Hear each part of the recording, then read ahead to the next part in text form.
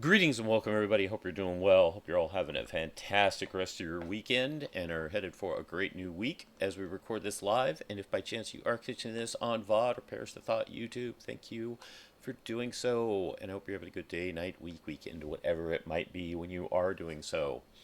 Welcome back to New Day Roleplay with my character Jason Langley, member of SAFR, senior firefighter and field supervisor. And since we last streamed, got him in for a tiny bit of fishing and a little bit of talking with Sasha. She's having a rough time. She opened up to him about the fact that her dad got injured back home. That's one of the reasons why she's taking her leave of absence. And a little bit of text here and there, and of course, some fishing. So nothing too major, but it was kind of nice that Sasha is getting even more open with him. She's always been a little on the private side, but they're very close now. They are definitely like family, so that's aw. And he knows Bailey is working towards getting into Saffir fully. So, since IRL, for lack of a better term, have tonight off and have some free time, and so does Bailey's player, the lovely Miss Eva. We're going to get in and get her a little more training once again. That said, we are waiting for Storm, hence why we haven't actually loaded into the server. We've got a few minutes left, so even though we just started, please excuse me as I take a quick break. Going to go ahead and clean a dish and use the bathroom and probably set out snacks a little bit early for Kitty so I don't forget them later. So I'll be right back in a few.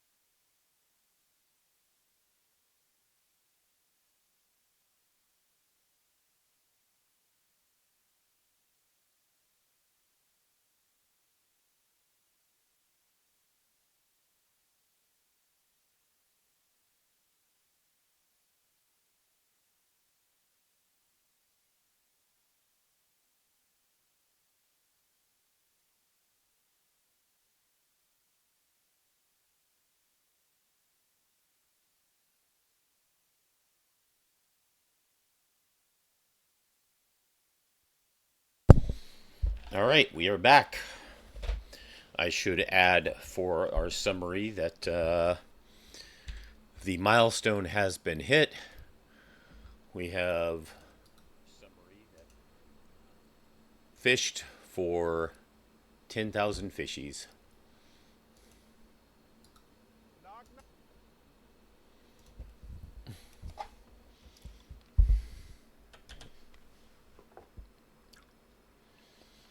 Bonus kitty.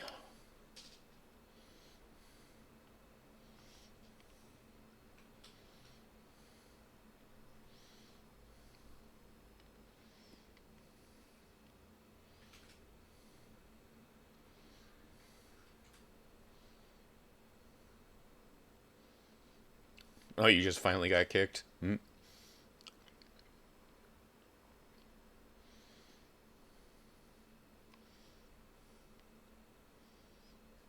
That's all you want for your treats right now, Blackfeet? You don't want more? Okay. Bye.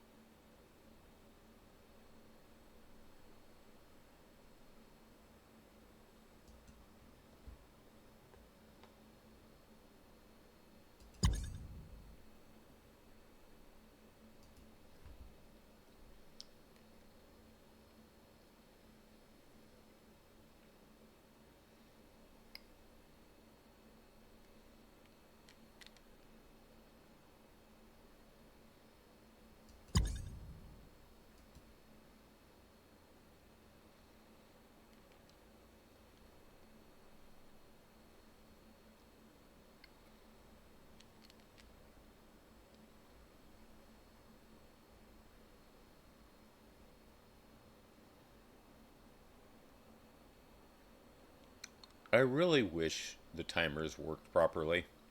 We tried to get those announcements to spread out so they don't spam like that. So I think when I finally have a brain, can remember, I'm going to get rid of several of them. Or try to, once again, at least spread them out more.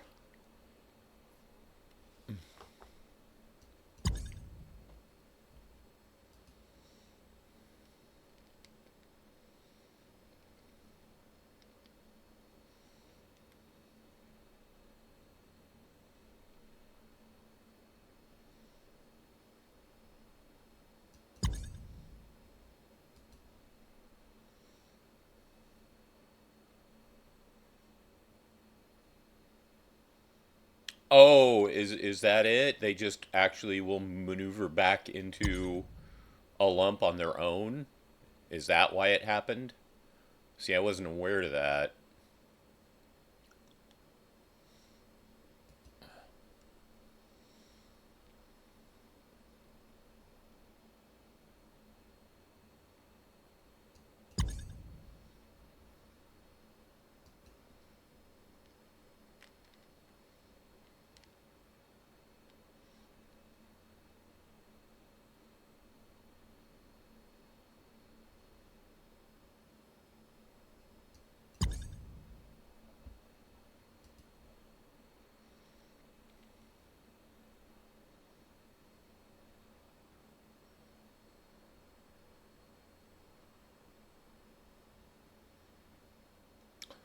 Right, I don't mind occasional clumping, but from what I've noticed, it seems like they don't work on a timer at all.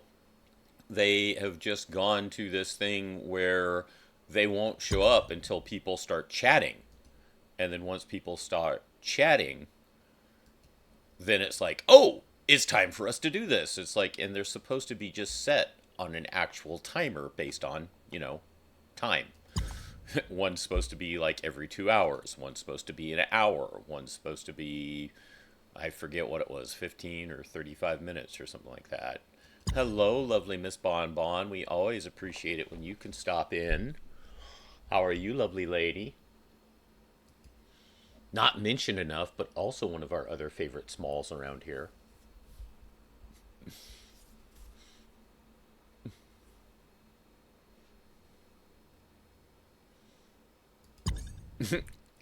EP, but getting ready to get back in server. Hmm. Shocking.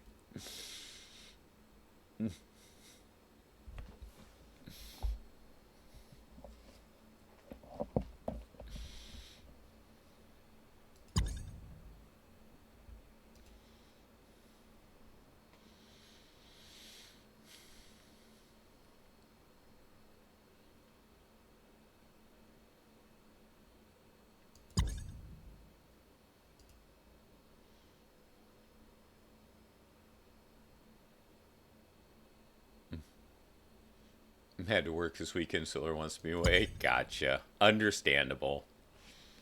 Understandable.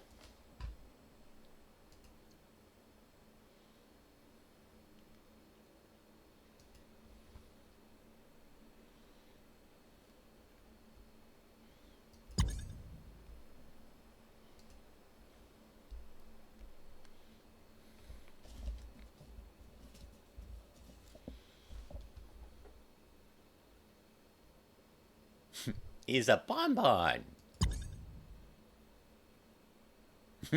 He's a me.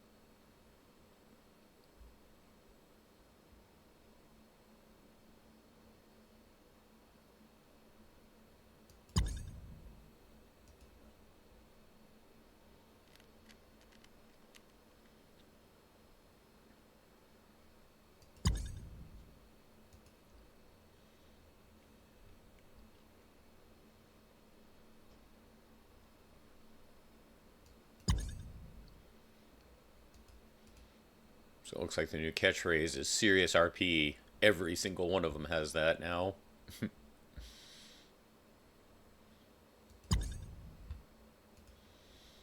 There was this other weird keyword that a lot of them were using. I don't remember what it was. But I'm not seeing it anymore, at least not here on the, whatchamacallit, top servers. I think that was it, lucid. Everyone was using lucid for some reason.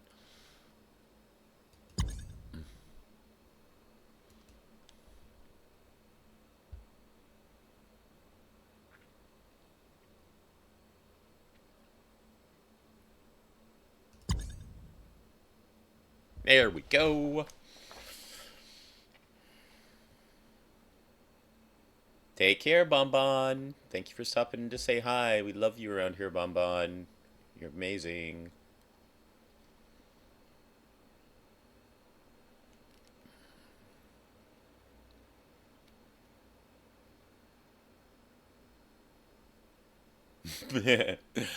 Yeah, like I said, it just seems to be the big catchphrase now that people are trying to use on that top servers.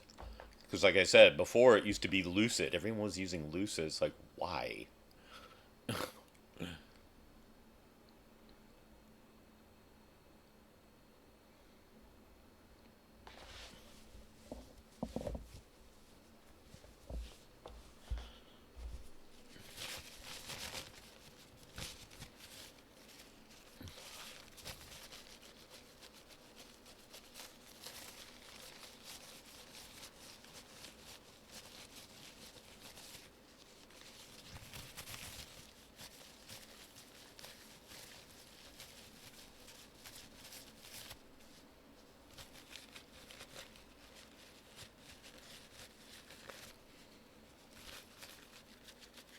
Shorty, random question for you, but it's just a little bit different from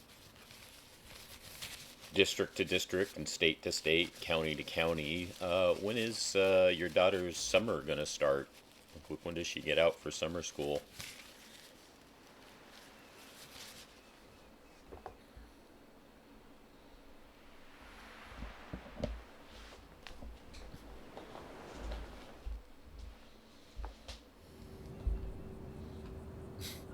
Where's Reaver to call Jason being a criminal?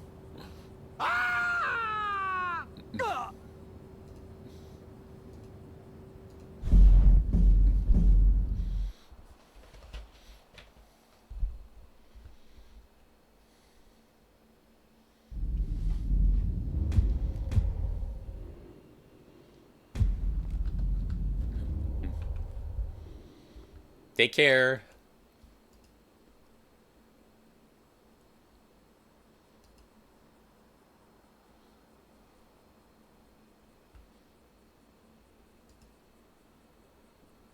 Aw, cutie Sasha.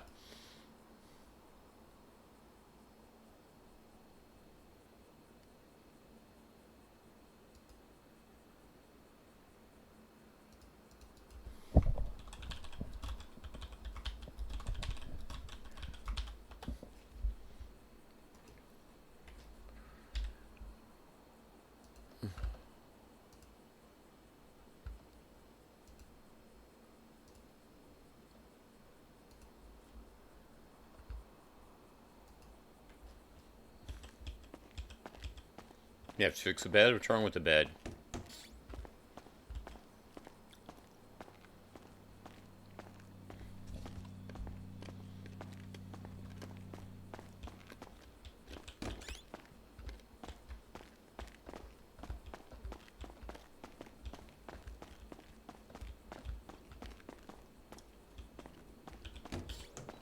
New sheets. Hey Ember, how you doing, baby?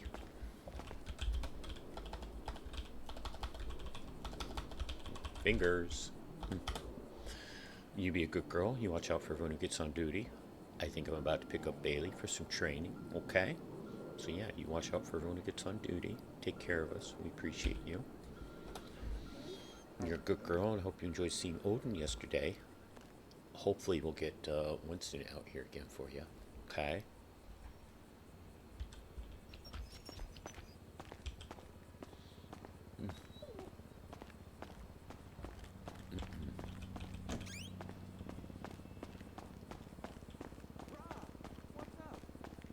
Hey Calvin, go ahead and give me Clarkson, please.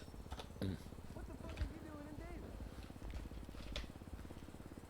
I thought you might have gone home with that little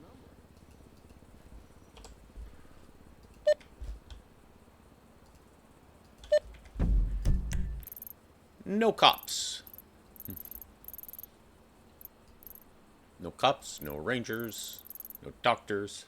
How about PW?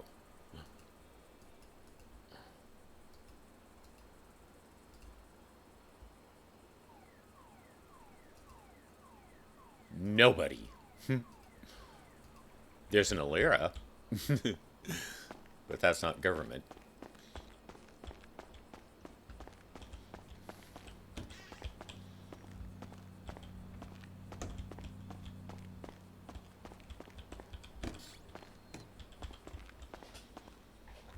Foxtrot 75 1041. And let's grab a Bailey.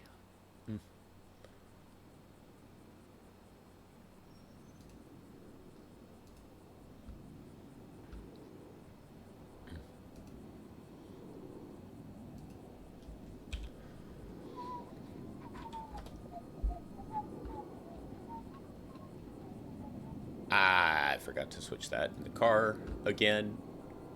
And that was not where I wanted that. Let's do that. Thank you very much.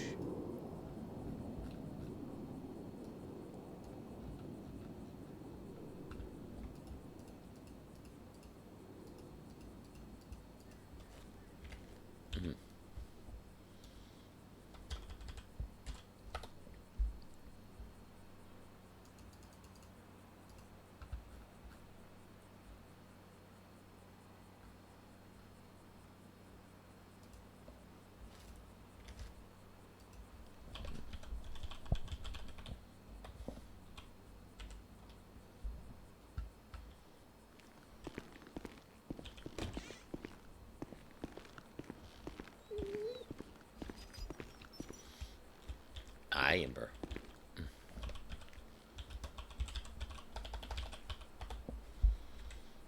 Right, let's take a look at Bailey's last ride-along report.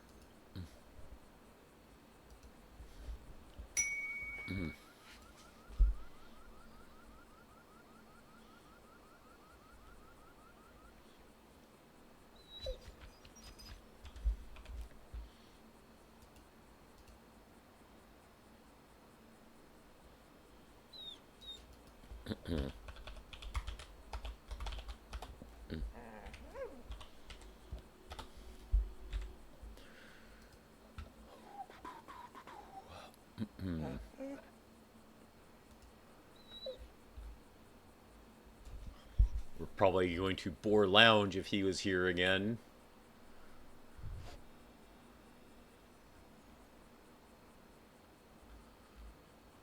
Because we may do some very, very boring stuff just to get it out of the way.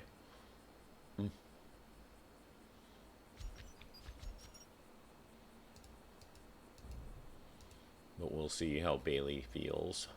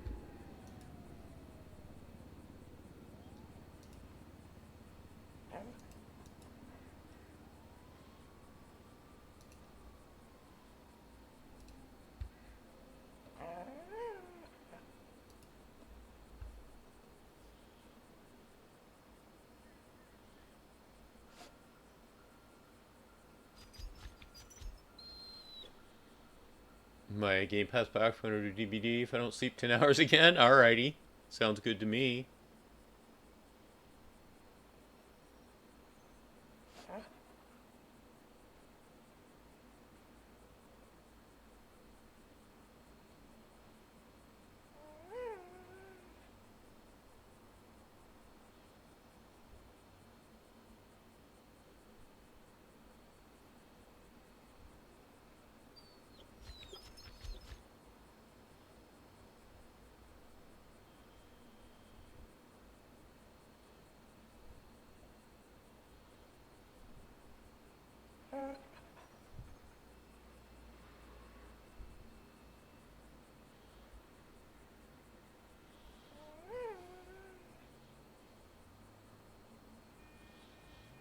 Well, I bet you needed it.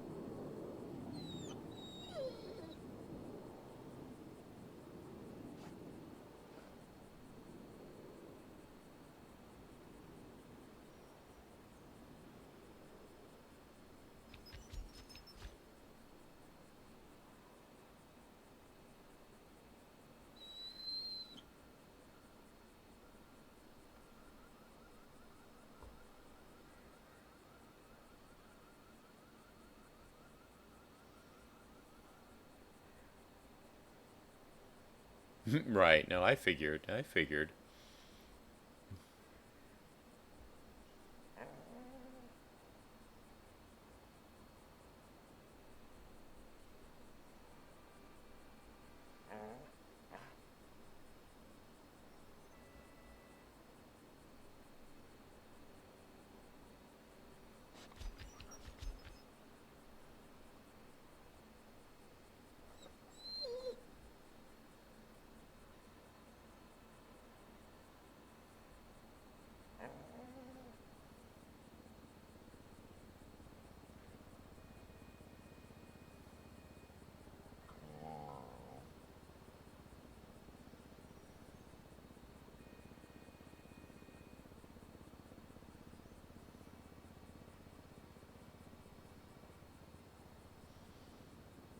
Yep.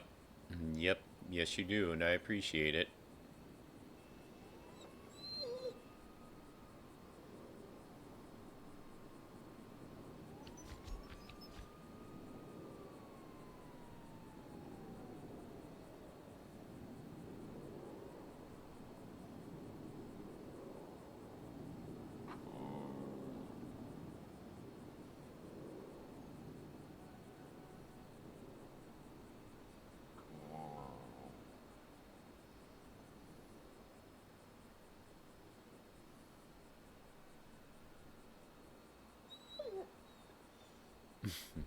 I appreciate that very, very much.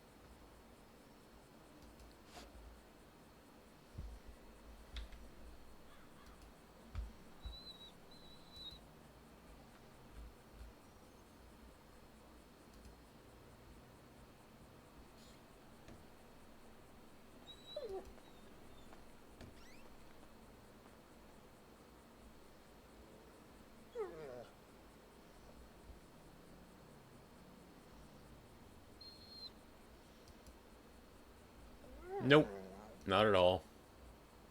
Not at all.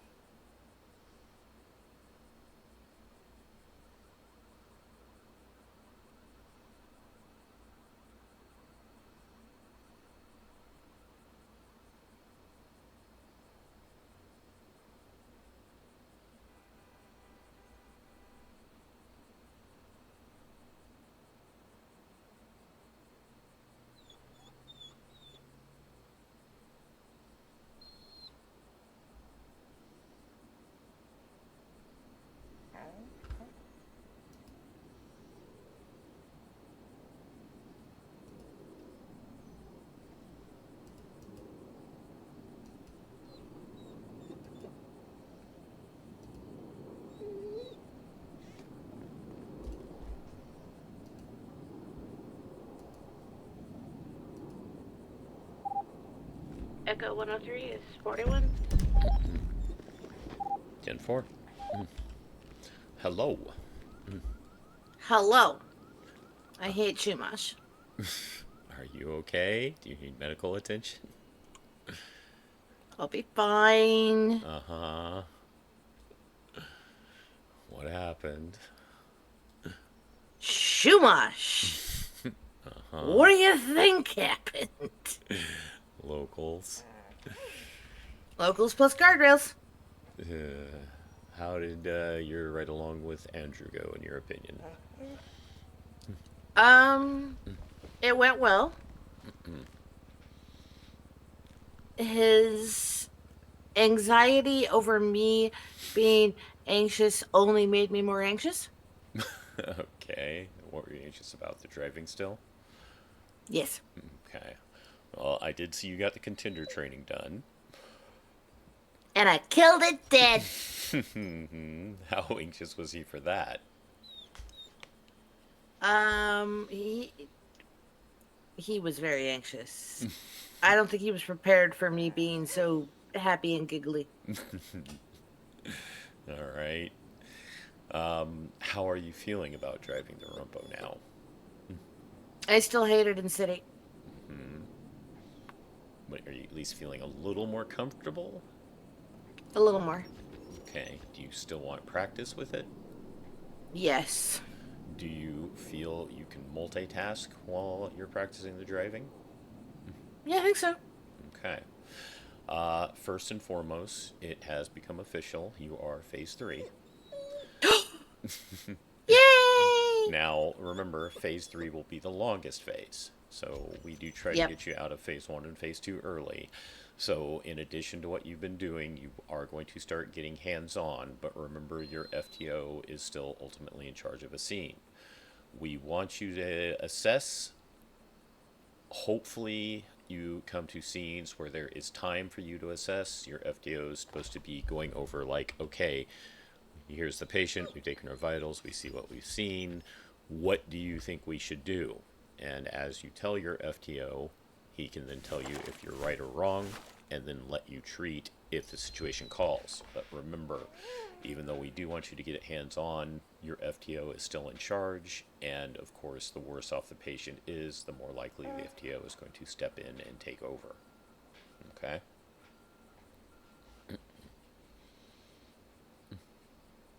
That makes sense? Perfect sense. Okay. Because, yeah, I accidentally told someone else, Phase 3, that think of it as your lead now, but you're not lead. I'm trying to think of a better term, but it's like when situation presents, you become point now, but you will not always be able to be the one to take over completely. We want you to learn, but we also, of course, want to take care of the patient. Yes.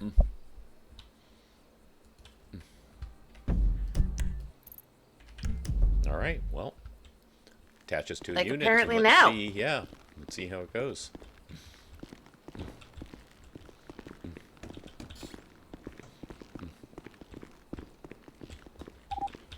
E103 attaching Med 1. Foxtrot 75, same traffic.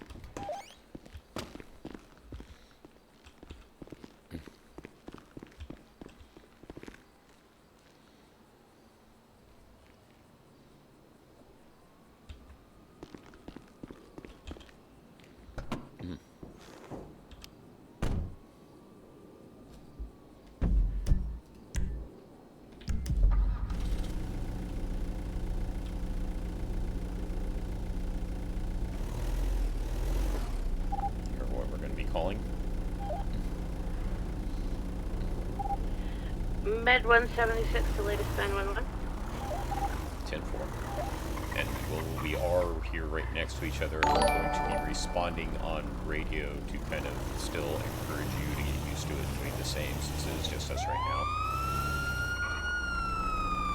Flashy, thank you for the raid. Welcome in, everybody. I hope you're all having a good night. Welcome into some New Day roleplay with my character Jason Langley, senior firefighter and field supervisor, and he's got a trainee. Shorty, can you get Flashy a shout out there, please, if you're still around? Now, did you have a chance to go over protected parking with anyone yet? Yes. Okay. That was bad. That's why we keep practicing when we can. I hate this thing.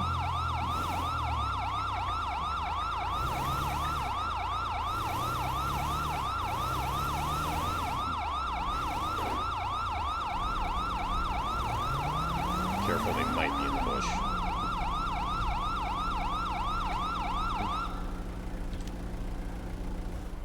Remember what we call now that we're here? Med 123 on scene. 10-4. Anyone sing? I'm sorry, it's a medical emergency. You can stop honking at me right Christ, now. move already! No, you move. San Andreas Fire Rescue, is anyone here? Can you hear us? San Andreas Fire Rescue, is anyone here? Can you hear us? Now, there's a good chance, since it's a motorcycle standing up, someone was with them. Yeah. And they already took them. But yeah, we want to fan out a little bit and keep calling as loud as you can. See if anyone does answer.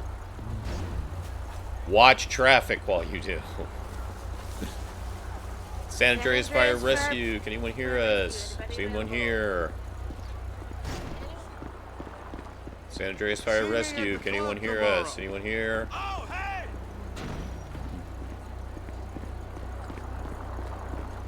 It's a medical emergency. You might want to calm yourself.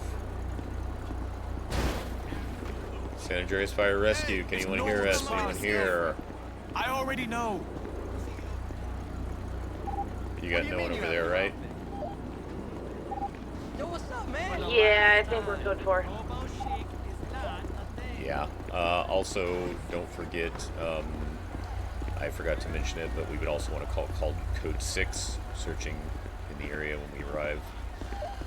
Go ahead and get in the ambo, pull over to somewhere on the side of the road, and I will pull up the cones and get out of the way.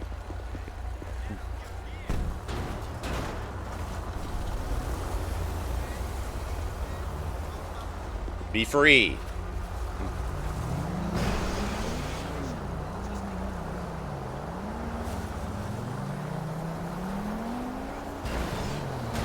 Yes, thank you for the raid, Flashy. Welcome in, Goldie. Welcome in, everybody else. Hope you're all doing well. Thank you for being here.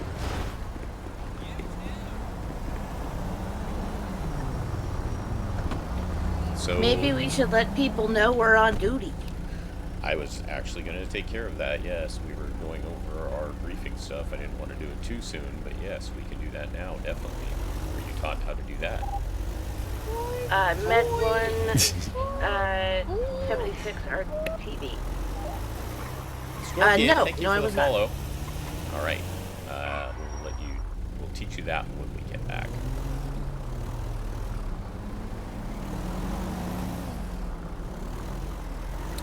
Then I'll be a good little bumpkin and do it normal. One. Peace off, dude. I was just gonna say, did we just see a local pause for you? What the hell? Oh, but then this one tries to, yeah, alright. Careful. I will just go forward.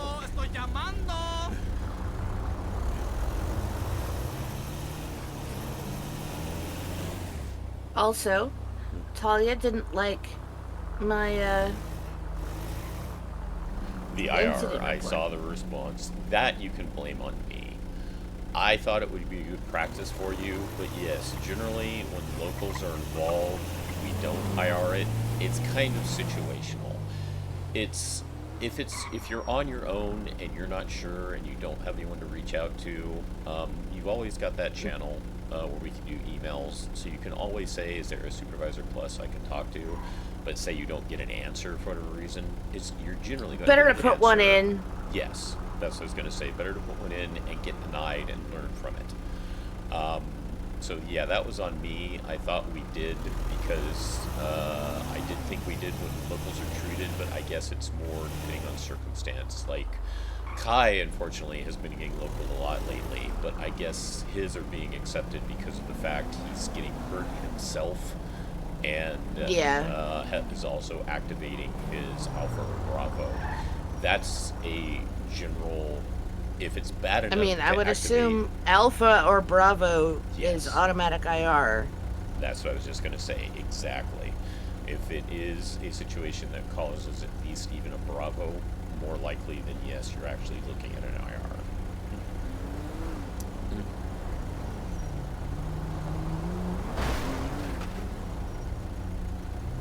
What the hell? Also, don't feel you're abusing your government supplies when if locals are getting that testy and dangerous, flip that to 2 and get out of the area. Oh, don't worry. I will. Okay, yes, so that was on me. Don't forget, in a situation like that, on arrival, if you don't see anyone, you can call yourself Code 6, because you are now canvassing the area.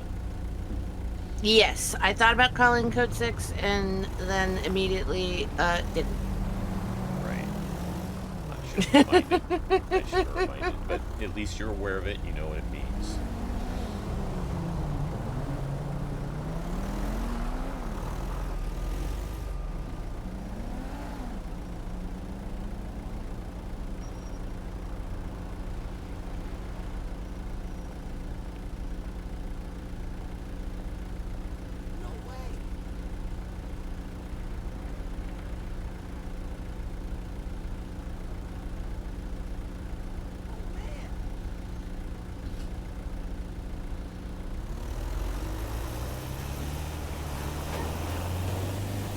Okay, don't go all the way into the base, just park.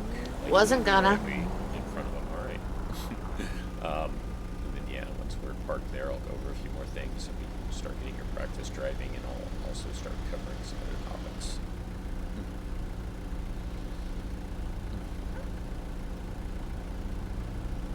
It's just us. At the moment, yep.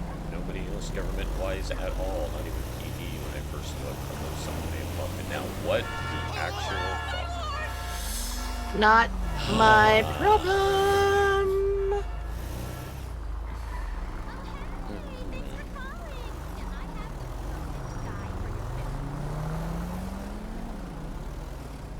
Oops, I'm gonna go lock that.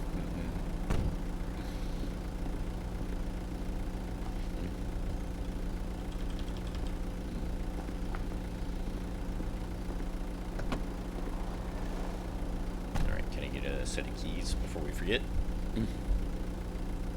Thank you. Okay. So, not your general tool belts, but I think of it as, we'll call it your, T-text activator. If you grab that and start with EMS alert, all as one word, you should be able to see that you can make a fire and rescue alert. You understand what I'm talking about? Yes. Okay. Now, what I like to do when it's a situation like this, I will notify people that we are on duty, but I will also definitely say that we are lightly staffed, so local services may still be required. You can phrase that however you want, and you don't have to do that, but I generally like to, especially when it's, if I'm absolutely solo, because you will find times when you're on a scene and another call comes in, and you basically have to respond to them and let them know, hey, sorry, can't assist, please use local services. So if you want to go ahead and experiment with your own alert, we'll know we are around and available.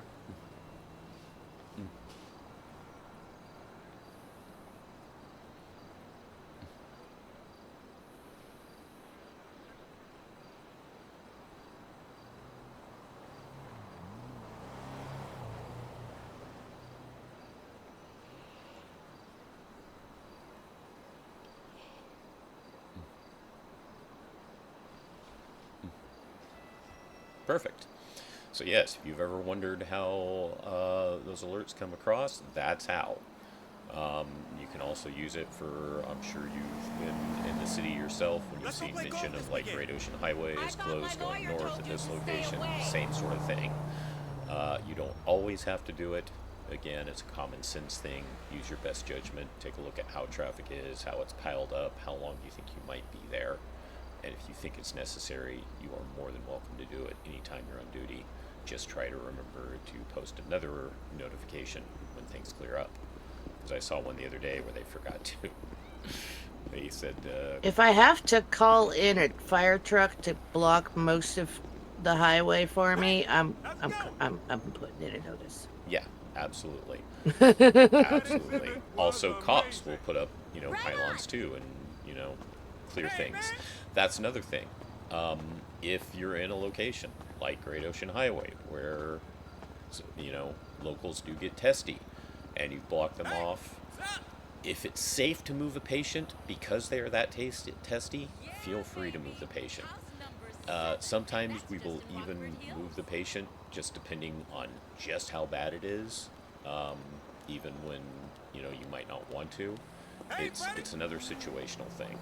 If they are in a case where they probably shouldn't be moved, try not to. But if it's really, really bad and it's going to be... Sometimes it's better to stick them on a spine board and get them to the side of the road. Yes, exactly. Sometimes the harm that the locals will cause is going to be greater than the harm of moving them that short distance. I mean, I'm pretty sure that I have a metal plate in my leg because I got run over by locals after biffing on my bike, so yeah. Yeah, exactly. Okay, so that is that part of things.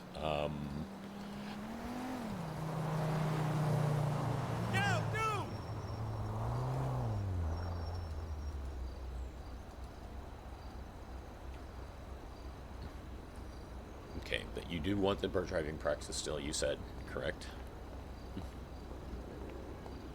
Yes. Okay. Yes, I do. Have you gone over anything medically oriented with anyone as yet? Nope. Okay. I mean, I have your basic first aid underneath my belt. Right, that's your personal experience. I'm talking about in the department, though. No one's gone over anything No. officially. Right, okay. So, go ahead and feel free to call us on patrol. And while we patrol, do you think you would prefer I go over the basic medications you can give as a... Yes, because I Okay. got pulled out of that yesterday. Okay, perfect. Let me get prepped up and set for that. Feel free to drive us. Med 1 on patrol. Why did that? Oh, that's why I hit the wrong button there.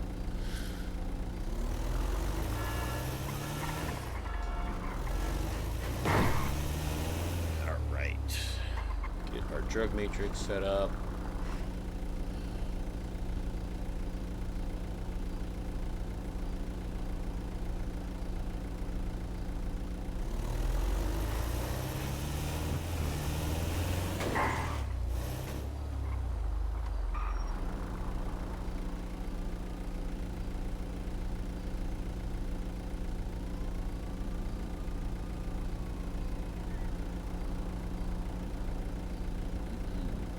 And then I forgot to pull this up in case I need it. Get this pulled up.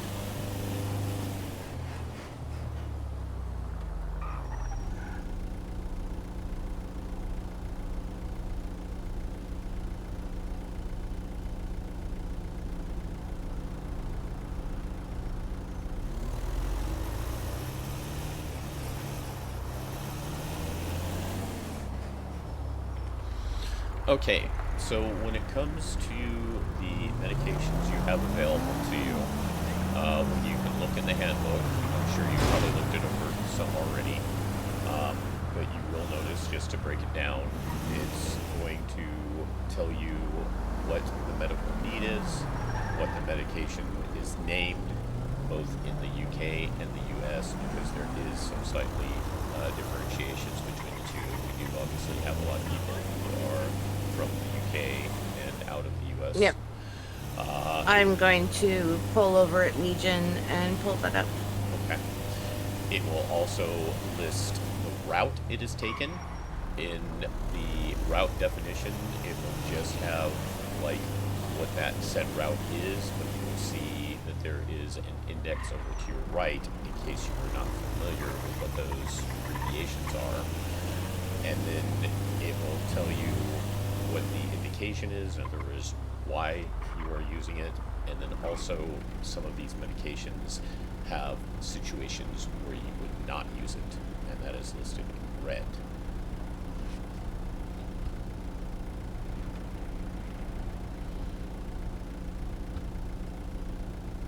AKA the contradictions. In other words, because this is happening, don't use this medication, even though it's what they're going through would normally have this.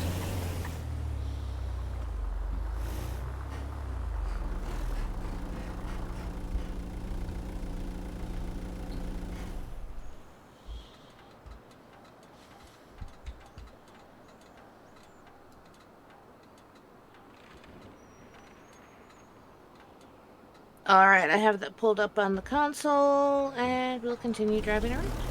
Okay. I'm just going to go through them one by one. First of all, in the case of ingested poisons, and this is for ingested toxins within a 1 hour limit. So if you have someone there, if they're not conscious, hopefully they can tell you that how recently it was taken. And this is what's known as activated charcoal. It's called the same in the US and the UK. And as you can see, its route is called PO, which is basically oral. It is something they eat. So generally, it's not something they're using if they are unconscious. There is a...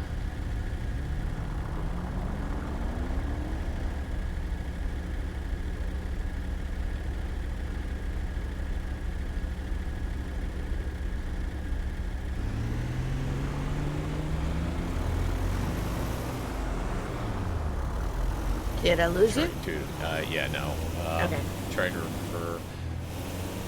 I think you can look at the other medications there. Dude. Piece of shit.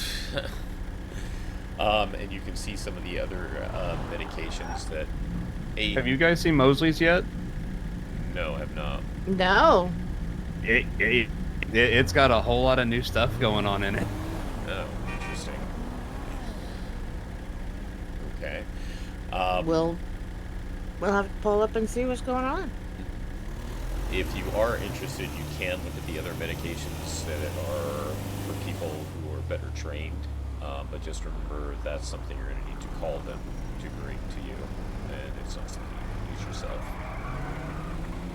Nice drift.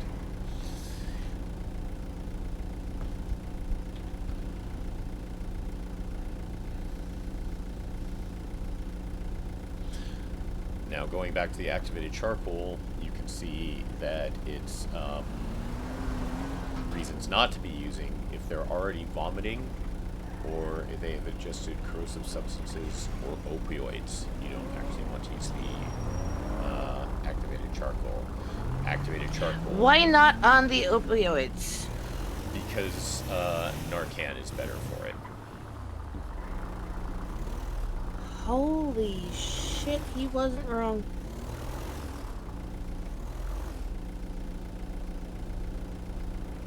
Looks like it's the full garage now. What the hell is happening? New owner, maybe? Weird.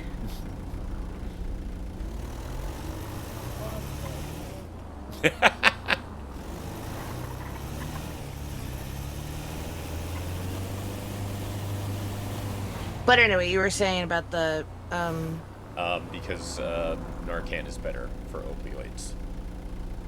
It's okay, but why not both? so the sorry, it distracted me momentarily.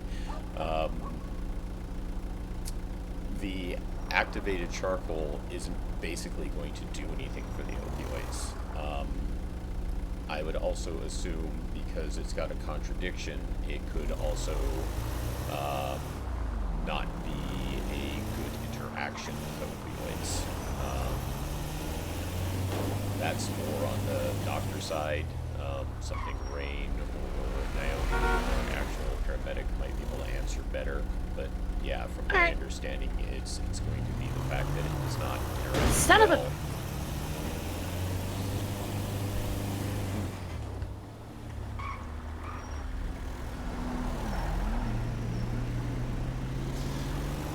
Got my way before I run you over.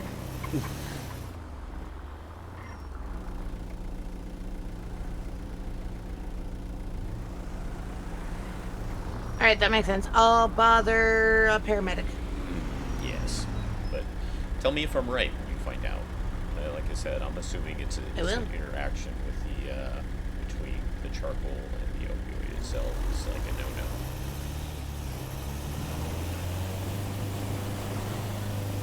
Opioids, not something I've dealt with much in veterinary medicine, so. Right. I would also assume that just the fact that the Narcan is going to interact better with the opioid, because that's what it's meant to do, and possibly the activated charcoal could interact badly with the Narcan itself too, making it not as effective. That could also be a factor. Anyways, on to our next one. Next we have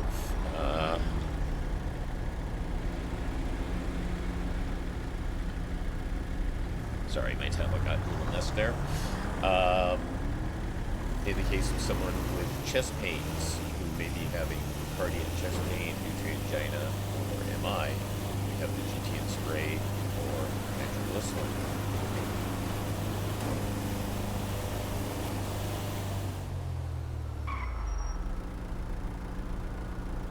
All right. That is And that administered- looks like it's under the tongue. correct. Now, you're not going to be using that in the cases of someone who has hypotension,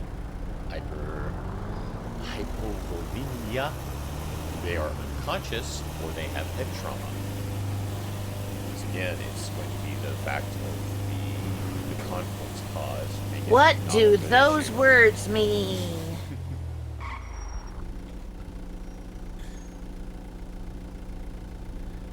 Give me a second and I will have the actual definition for you.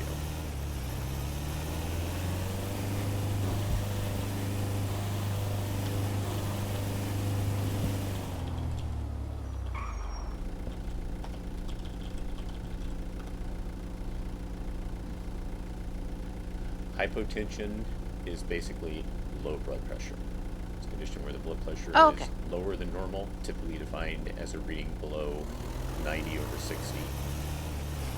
That can be insufficient blood flow to the heart, brain, or other organs, which usually causing symptoms like dizziness or fainting.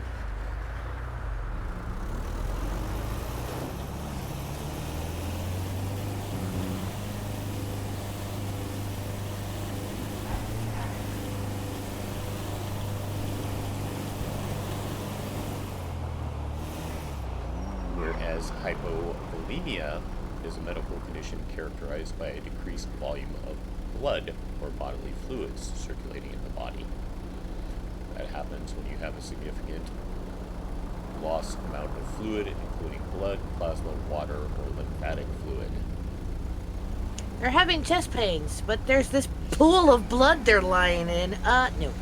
Exactly. It's going to probably be the same thing as performing a CPR on someone where you haven't controlled the bleeds.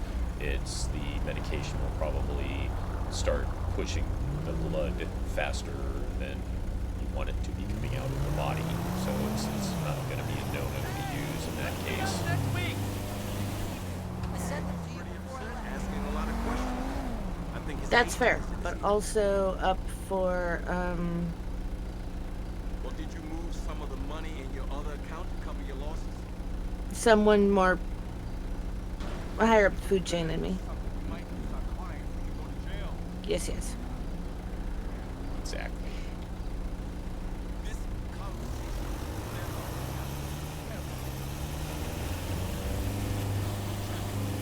All right. I know. I remember when the garbage men still spoke All right, English. next on the list. Oxygen. Slap that mask on their I look face. out my limo's window and don't even recognize the Correct. captain anymore. Anytime any sort of oxygen management is required. And I think you can figure out the contradiction in that case. The end button is what? Go boom! Exactly.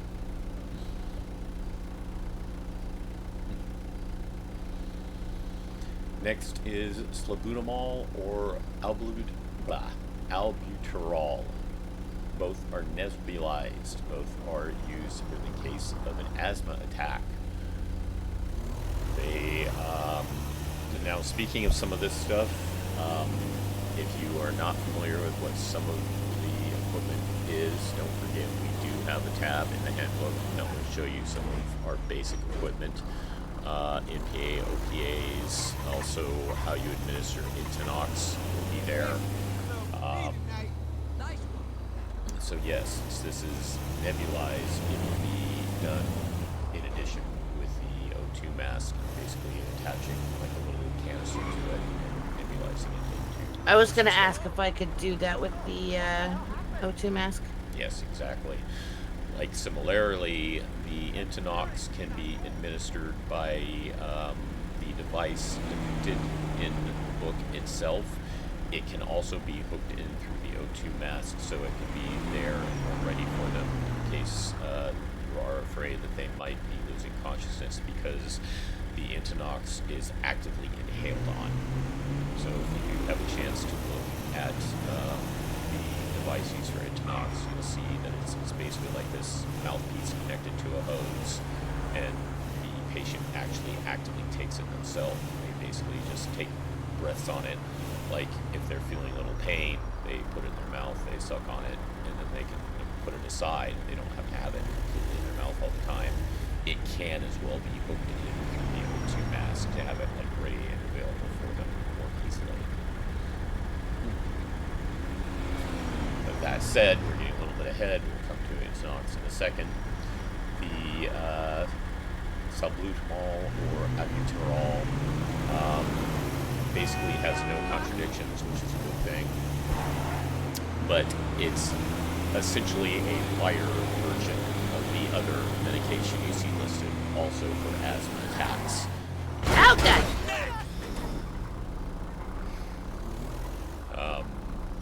You okay? Everybody drove away. Okay.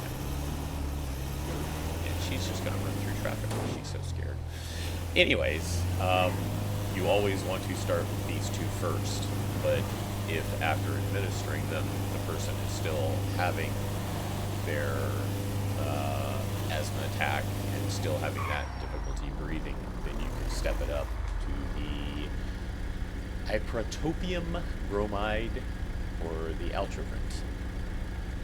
So it's basically a step process. You know, don't administer those unless you've tried the other one first, because we don't want to over-medicate if we don't have to. Makes sense. Sir?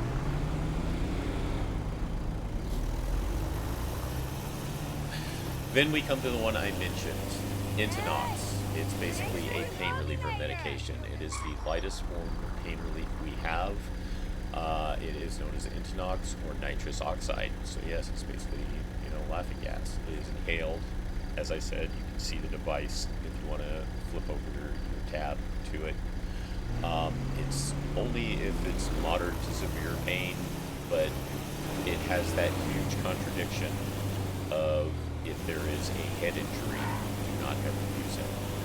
This is the only pain medication you will have access to until you're advanced EMT. So always be aware of if they are in that severe pain, that they do have a concussion, you are going to need to call at least an AMT to your location to administer an IV.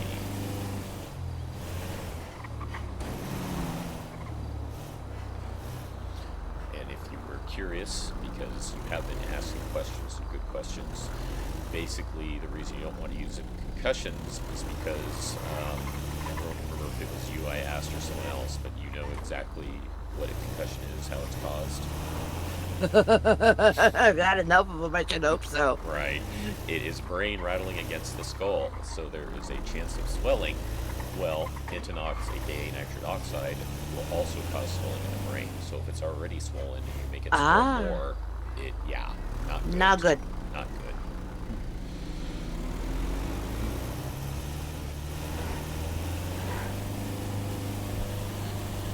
Alright, next we have the cases of anaphylaxis, aka an allergic reaction.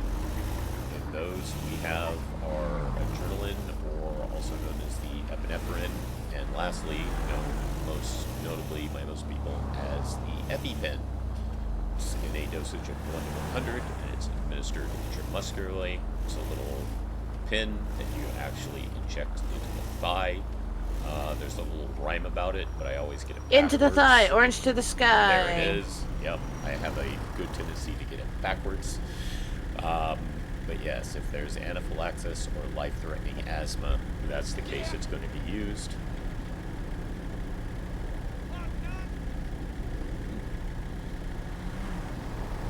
And the contradiction there is you do not administer IV adrenaline for anaphylaxis. You only want to use the EpiPen itself.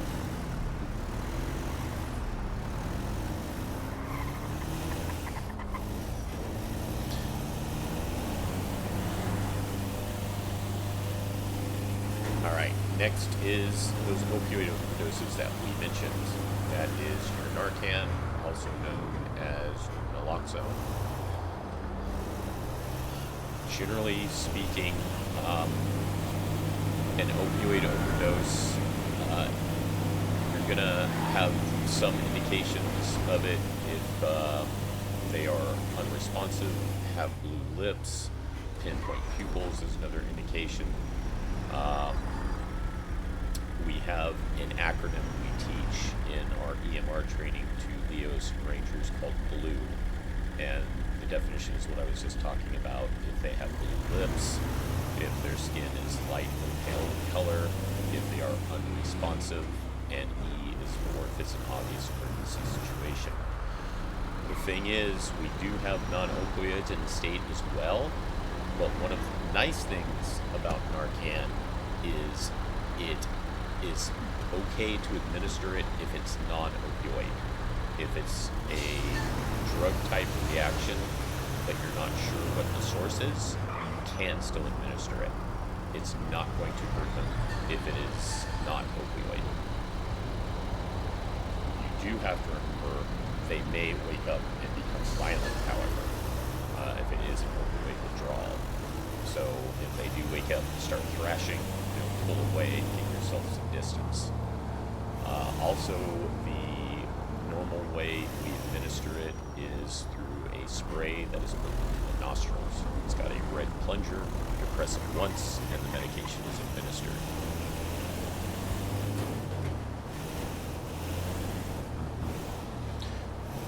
The only contradiction we have is not one you're going to find in Los Santos very often. I'll just let you read that for this case.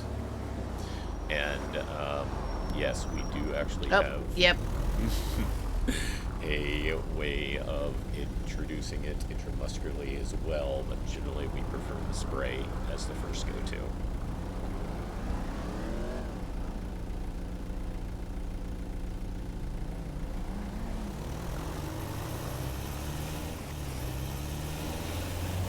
Alright, like asthma, we have two ways to treat low blood glucose level, but these are not a difference in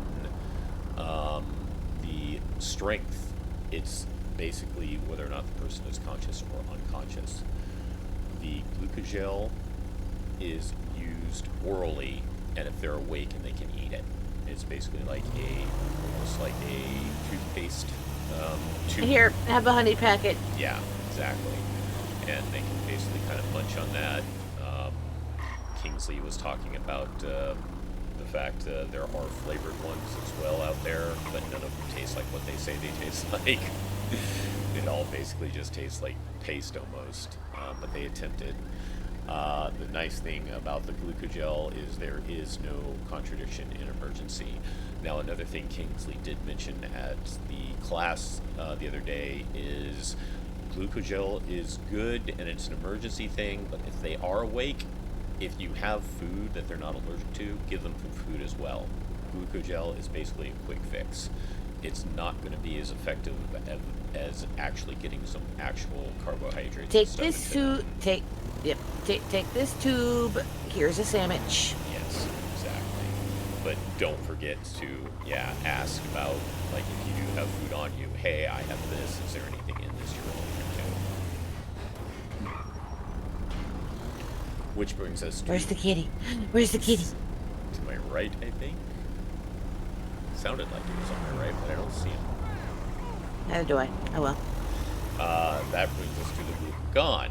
Glucagon, as I just said, is for the same thing, the low blood glucose level, but it is done intramuscularly, and that's when they are unconscious. They can't eat it themselves.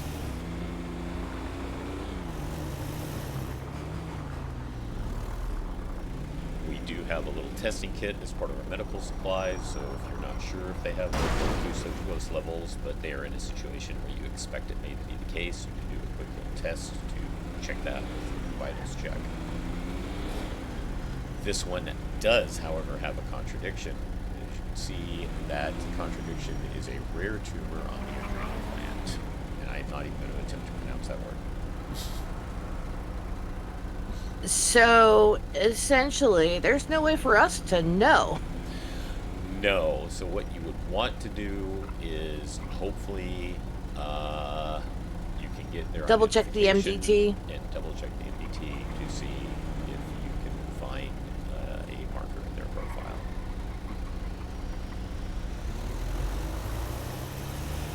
How do you feel about the drug matrix? I know I didn't have all your answers you asked about. Do you think that's fairly well covered? Fairly well covered, yeah. Hi! I guess you want to go hi. right. So this is a case where you can go to right. Just swing around right. There you go. 'Cause, yeah, he obviously wanted to go that way. Alright, since we have gone at least over the drug matrix, did you want more practice go 2 and 3 driving?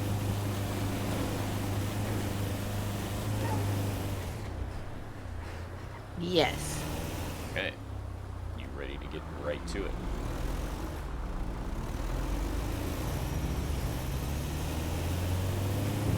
Tell me where I'm going. Go through the pillbox. We have 1 Cat 2 patient.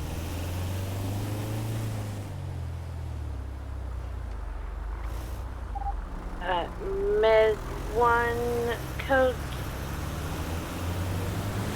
Med 1 code 3. Is that what you said? Is that what you said?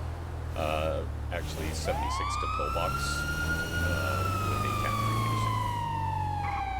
You don't have the mission. Med 1 76 pillbox with cat 3 patient. Med 1 will be doing practice code driving.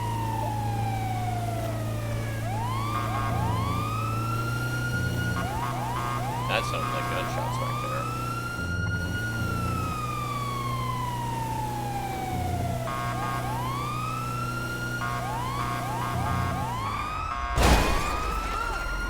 You okay?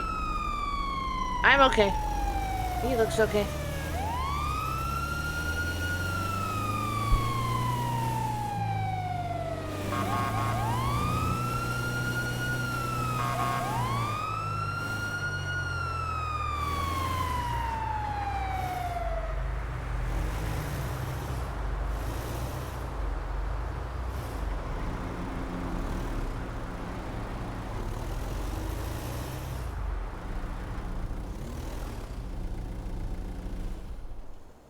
What's your arrival call? Med 1 23 pillbox. Perfect. Well done.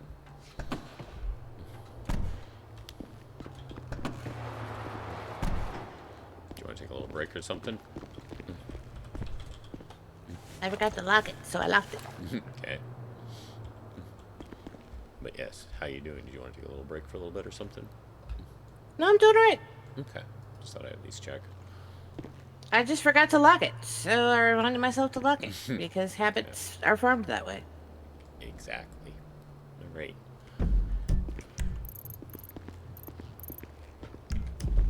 What's next, boss man? You still want to practice your code driving?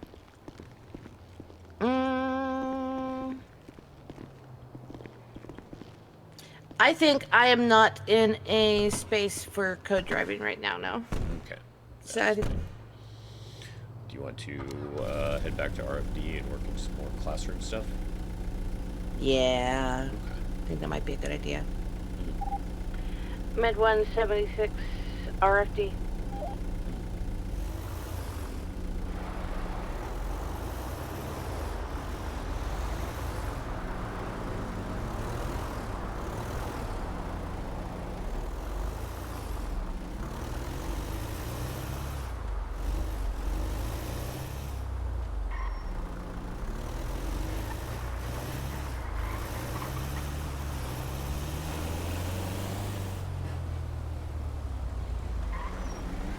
Yeah, that was what I was looking for earlier. Yeah, if you do get a chance to look at your drug matrix, we'll see there is actually an IV that Paramedic Plus can give people who have low blood sugar.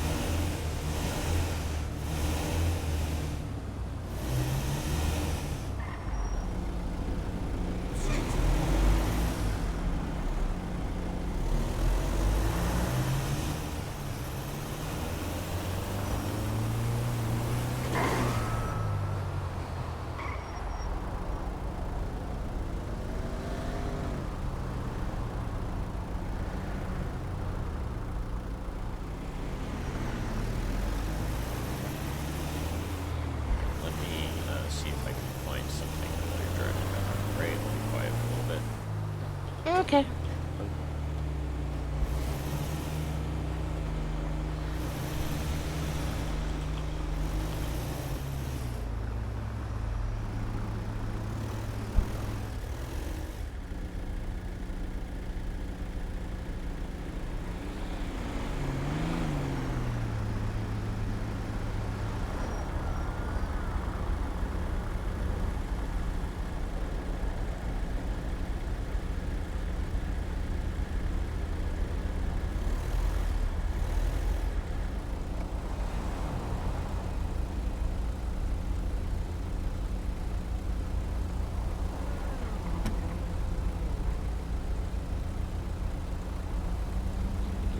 migrated reports.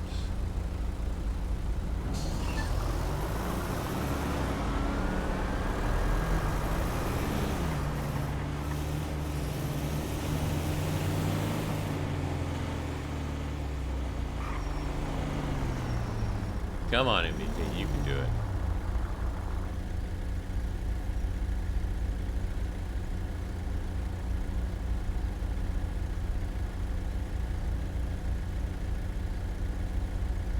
Come on, MVP.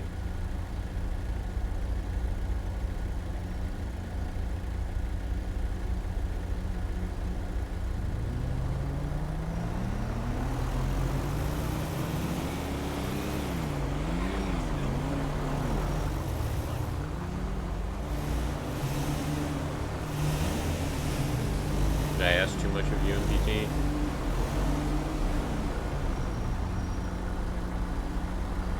Holy fucking shit! Shit!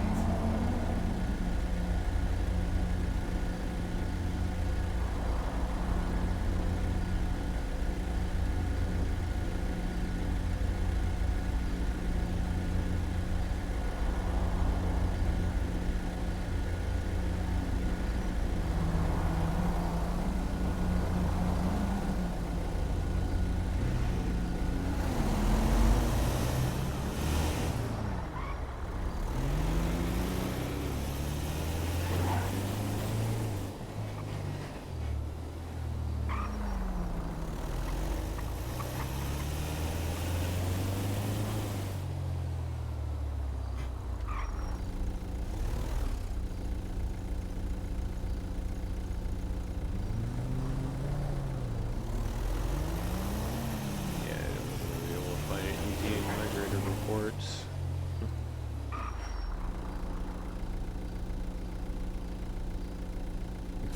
Cheeks.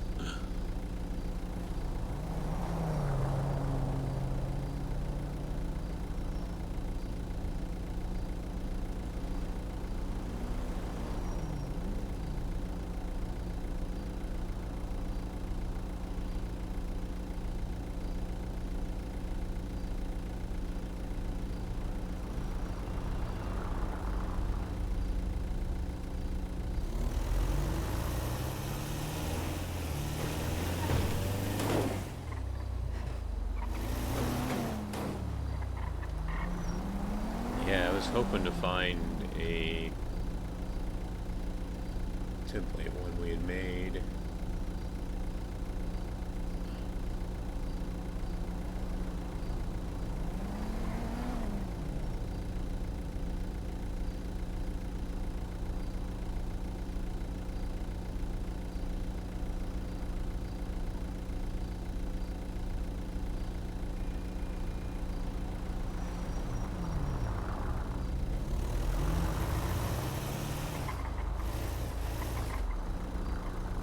Yeah, it's not going to be easy to find this way. We just have to skip it.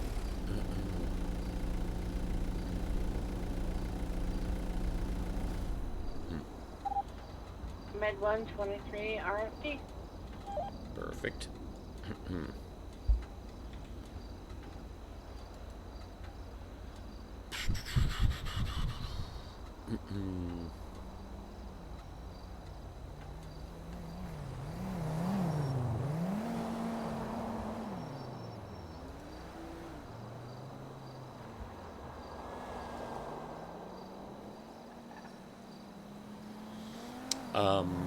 You were on a couple calls with Andrew, right? Yes. Did he help you poke into the MDT any, or did he handle all that? He did all the writing, but he went over it with it with me after. Okay, so you have a basic understanding of the MDT at least? Yes. Okay. Did either of those situations require you to go to Pillbox? No. Okay. One was taser prongs, and the other was just helped her get on her feet. All right. Are you familiar with the handoff? I've been conscious for it enough times. Okay, so yes, anytime you do deliver someone to a medical facility, you'll have to do a handoff to the doctors involved, and basically you want to just give a quick summary of what the person has dealt with and what you have done to treat said things. If there is anything outlying or outstanding that needs to be mentioned as well, you would do that as also. Give me half a second. I believe this is going to be under policies.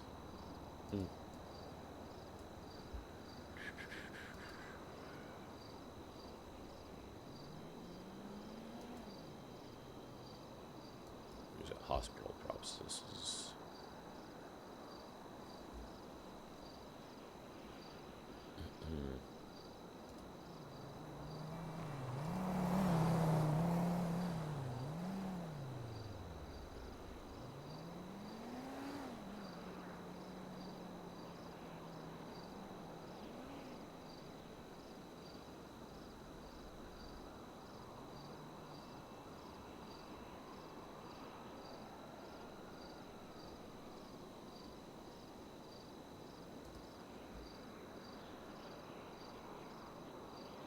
Where the hell is it?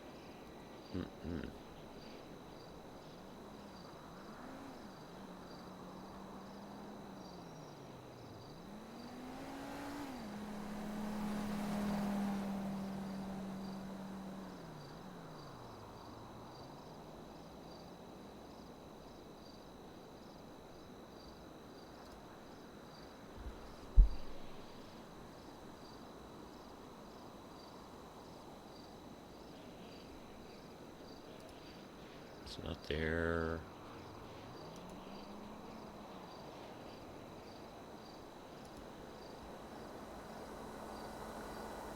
Did they get rid of it?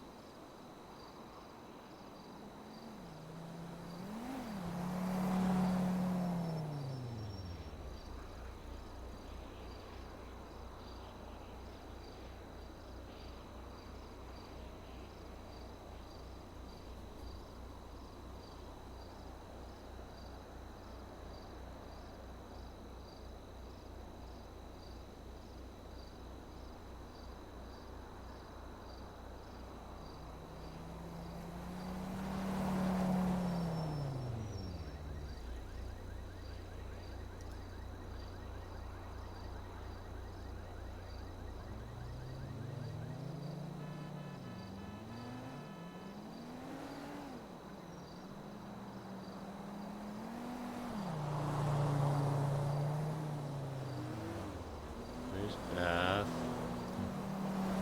Where the fuck is it?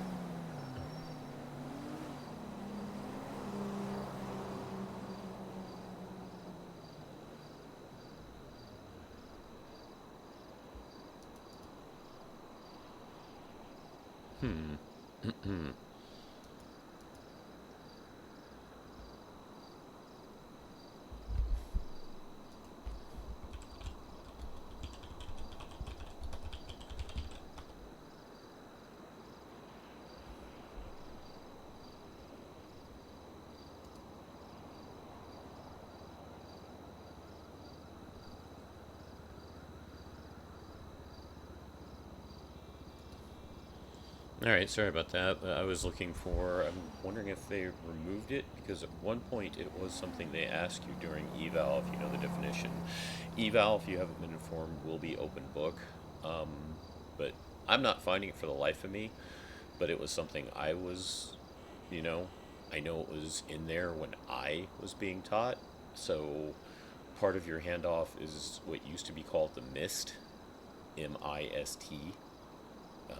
Maybe at your leisure you can look through the handbook and see if you can find it. I'm not finding it for the life of me right now, but it's basically a little acronym to try to help you remember what you're doing when you do a handoff. It's method, injury, signs, treatment. So in other words, the method is what happened to them, injuries, what injuries they have, signs, or things like their vital signs if you want to pass them along if necessary, and T is the treatment you did to the things that you just listed. But yeah, I just... So, like, MVA, bike versus car, broken arm and road rash, splinted on scene, treated with saline, and patient is conscious and aware with good vitals, but ouchie. Exactly. That's a pretty good brief summary, right? Anything also that outstands that you couldn't do for whatever reason, like I am only an EMT, even though they complained of pain, they have a concussion, so I was not able to administer pain relief. That sort of thing would also be something you might include. Hey! Yep. They legalized absinthe. Makes sense.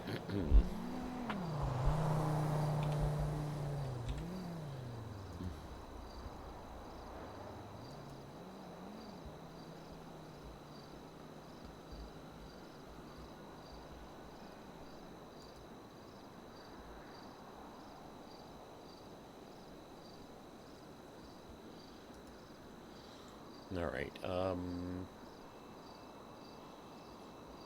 Do you have like how you feel, and you think you're good for a while to go? Yeah, I've got a bit. Okay. Why don't you go ahead and pull into the garage, park us for now. If you don't mind me taking a little time, I can set up something that will help me with future trainees. It'll just take me a absolutely. little bit to get set up. So we're going to go down to the training room for the time being, and I can try to get it set up down there. Is that locked? I think I locked it. Okay. Just checking. Nope.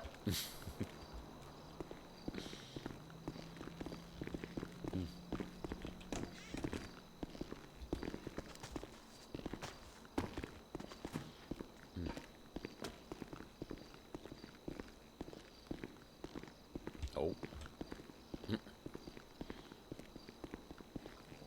I'll be down in a minute. I haven't said hi to Ember yet. Alrighty.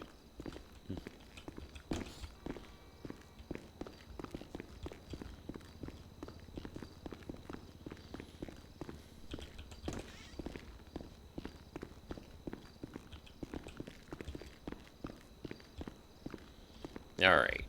Let's see if I can get this set up.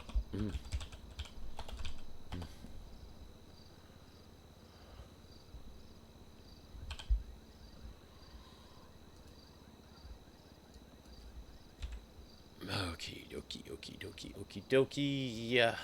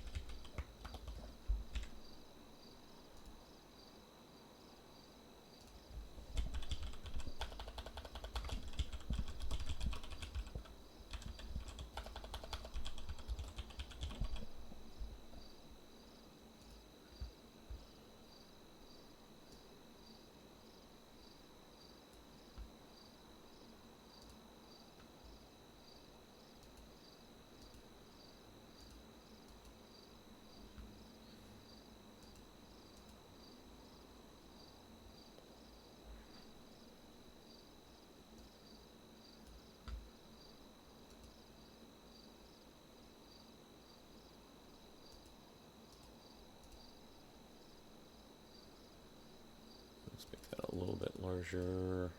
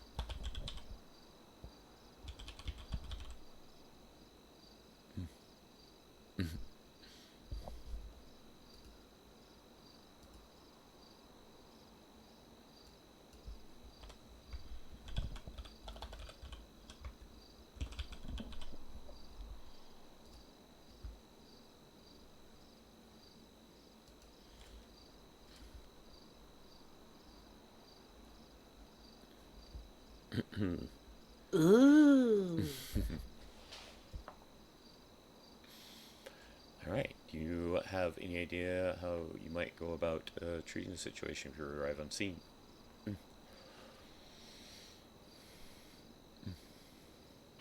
Well, first things first. I would be checking for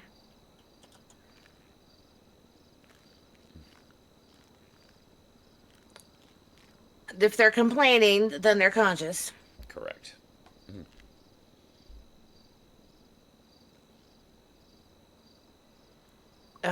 I would stuck up here.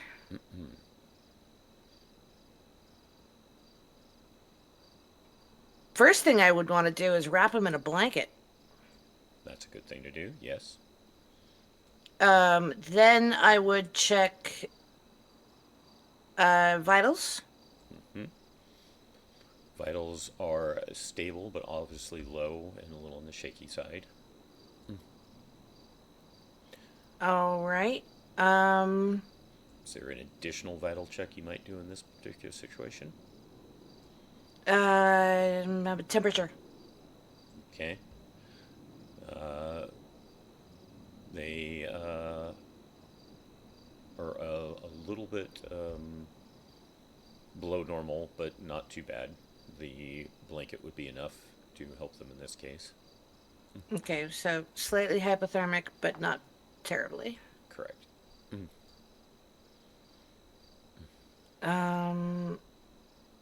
They've got the dry mouth with cracked lips and the headache and feeling dizzy. I would want to give them water and let me look that up real fast.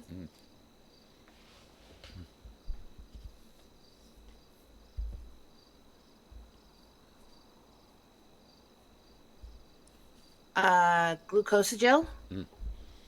Glucogel, Because it since has they are conscious. Yep. Since they are conscious and they are very likely haven't eaten anything in a couple of days, so the blood sugar's probably dropping. Exactly, that's what I was mentioning. So I'd about want the to get additional that vital up. checks, so you could check their blood sugar level too if you did have any question. In this case, it's probably a safe assumption, though. I would rather assume because I'm probably not going to do much damage, and then I would offer them a sandwich and some water. Exactly. Now you also know in the case of dehydration, when you are giving water, you want to give it just a little bit at a time, right? A little bit at a time, yeah. Right, a little bit at a time.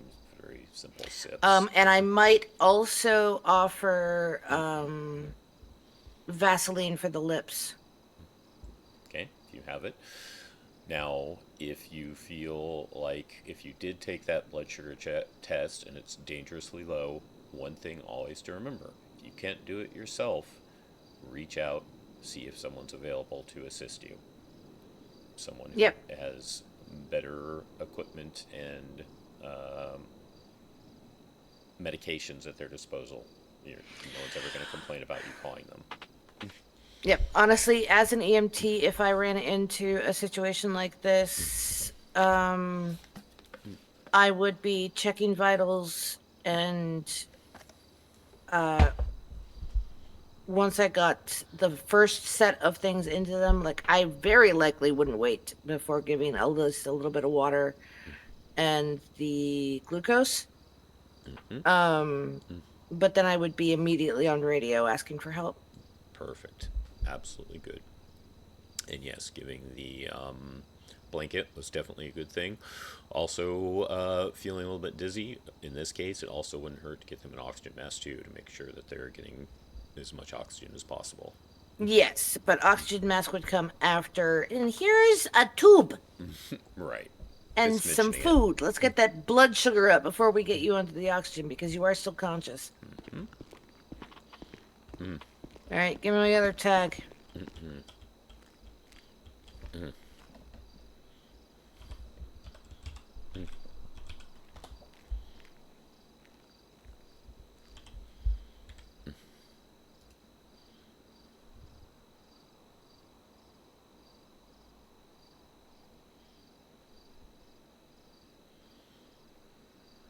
So what do we want to do?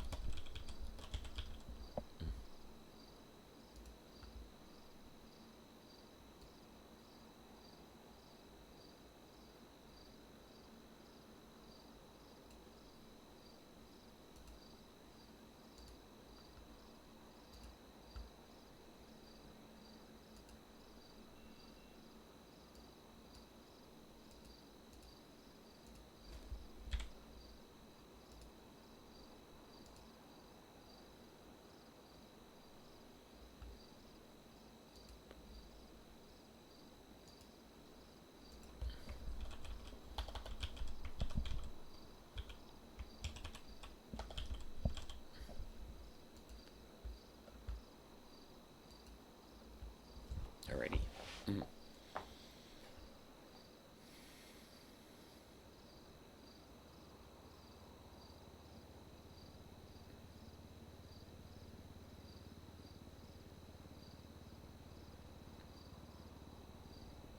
All right. First things first. Taking vitals. They are not breathing. Question. Do I want to take vitals first or put them into the recovery position first? So, since they are not breathing, you want to do that recovery position first. Now, the recovery position Okay. is normally on the left side. In the case of a broken arm, you can use the right side, obviously. Yeah, So with the- that broken arm, I would pull them to the right side. Right, exactly. Um, What can you do to try to get them breathing once you get them in that recovery position? rub. I would want to first rub the back and make sure that they don't have any broken ribs, because I don't want to make anything worse. And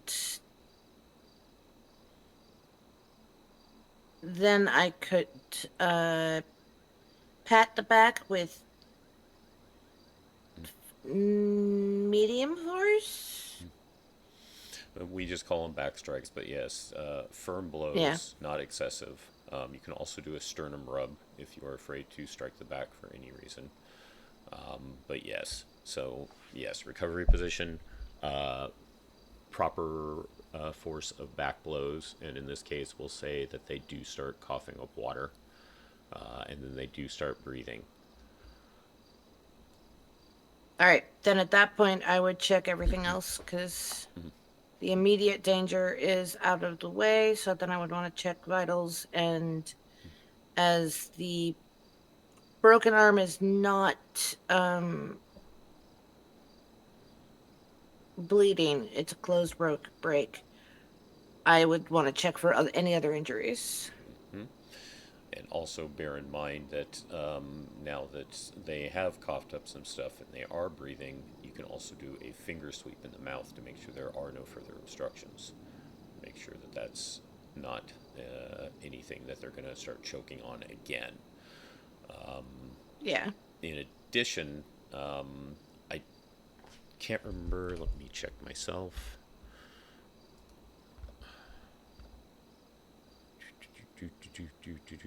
Where is the tab I'm looking for? There it is, EMS equipment. So yes, it's not pictured among our other equipment, but we do have suction devices. You can also try to carefully suction the mouth to also potentially get rid of any other obstructions or additional water. So we do have suction devices. You just don't want to use them constantly and incessantly. If it's to the point where the mouth keeps clotting with some sort of blockage, such as even their own tongue or blood, you want to switch to one of the things you do see listed, such as our ways of clearing the airway with the NPA, OPA, or eye gel, and I'll explain those in just a few. Okay? Sounds good. Since I did mention it, go ahead and take a look in your handbook, and you can see that Intinox administer that I mentioned before.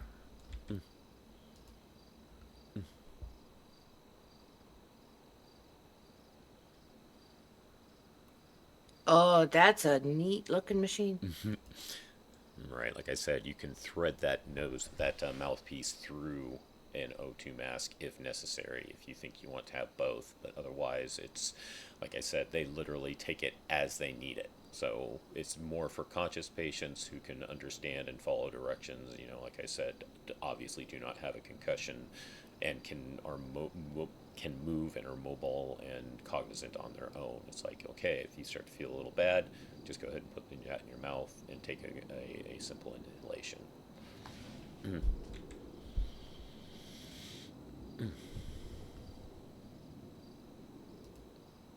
Okay, so like I said, this is open book stuff, but it's not a whole lot you can do for a broken arm with closed, but what can you do for it? I can splint it. Correct.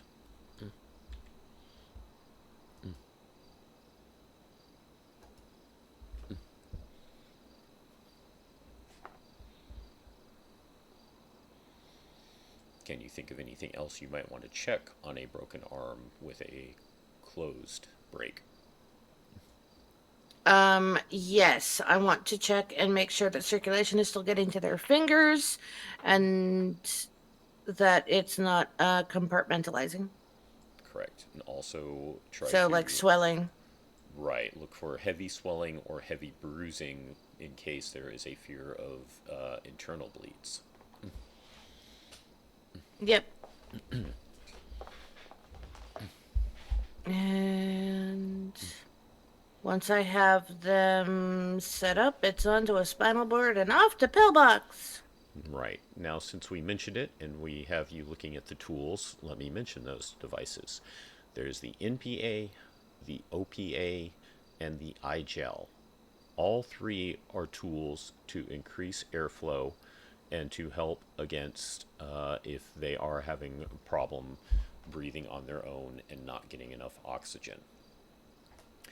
The easiest way to remember is the OPA is orally, the NPA is nasal.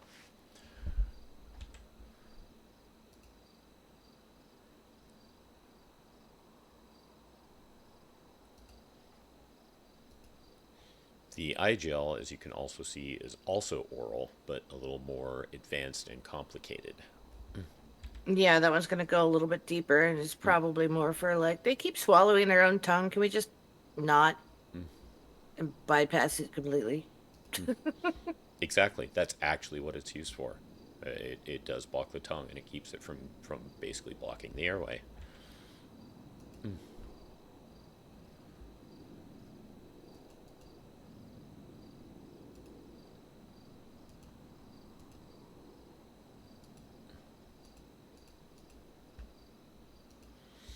Now, I had the hardest time with OPA, NPAs, and eye gels. Fortunately, we have more information on them. If you go to the treatment guide of the handbook, and then if you look under airway management, you'll see there's a link available. And if you click that link, it has an even further breakdown of the NPA, OPA, eye gel. Go ahead and take a look at that for me.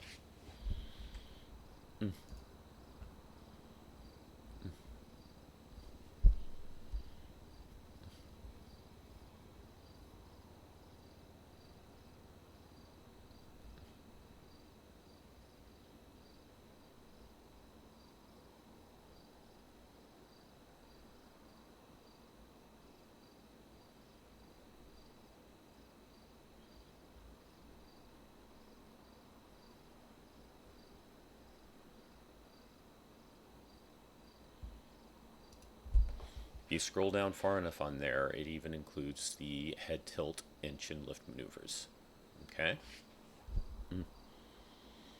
Neat. The big takeaway of this one is the fact to remember that both of the oral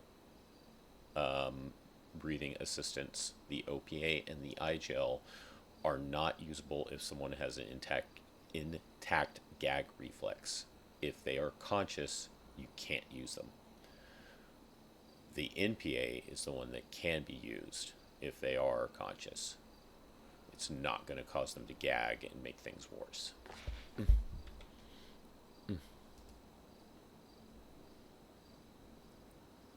That makes sense. The additional benefit of the NPA is it can be combined with an OPA if there is additional airflow needed. And lastly, note that at the top of that form, it mentions it's a step process. You don't want to go straight to that eye gel if you don't think you need it. You know, we want to be as least invasive as possible. Start simple, move up if things aren't working.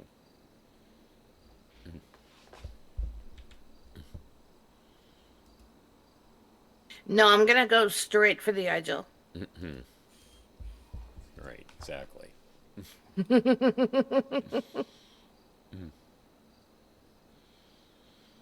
All making sense so far? Yeah.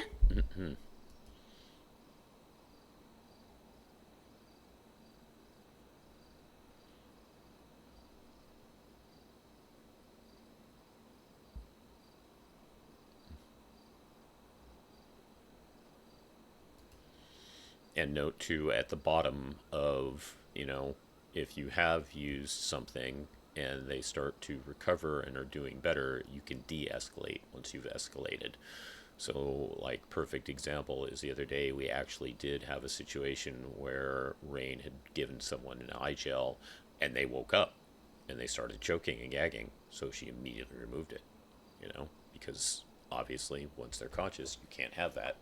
But then she still made sure to monitor them, and they still got an O2 mask just to make sure they were getting enough proper oxygen. But the eye gel came out because they did wake up while on scene.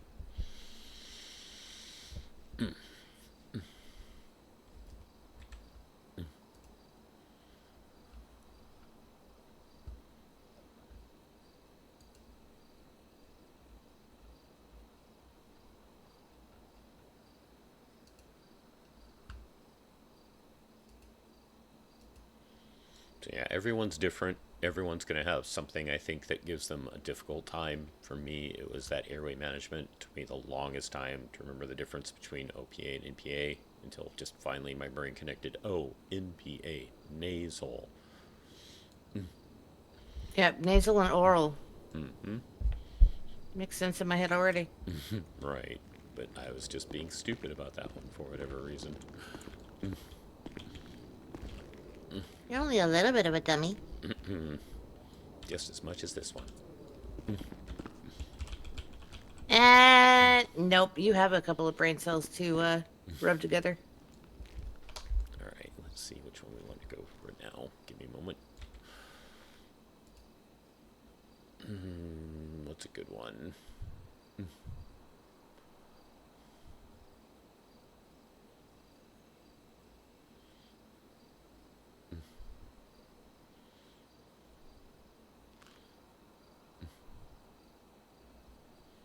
Yeah, let's go with that one.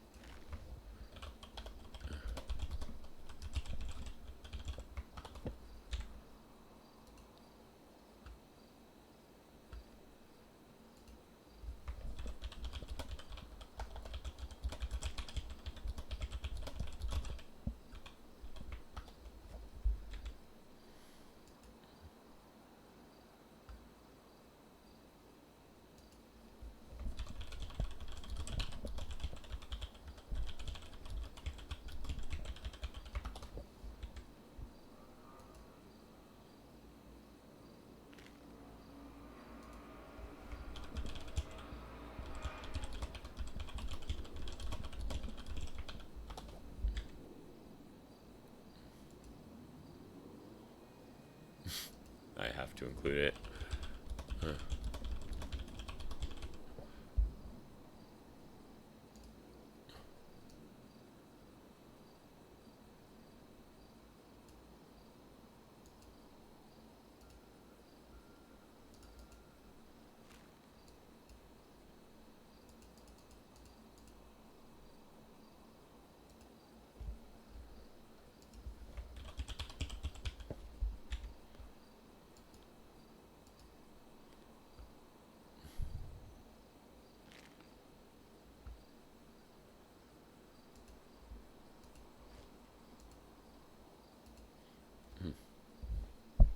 Alrighty.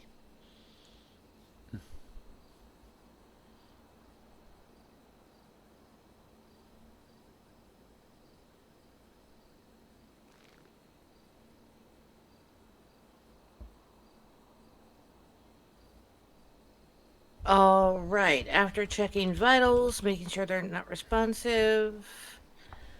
This is a case for Narcan. Yep. You remember how it's administered? I take the cap off the thingy, stick it up their nose, and depress. What might happen after the administration? They might wake up violent, so I will depress and then back away. What are some other things you could potentially do for them to assist?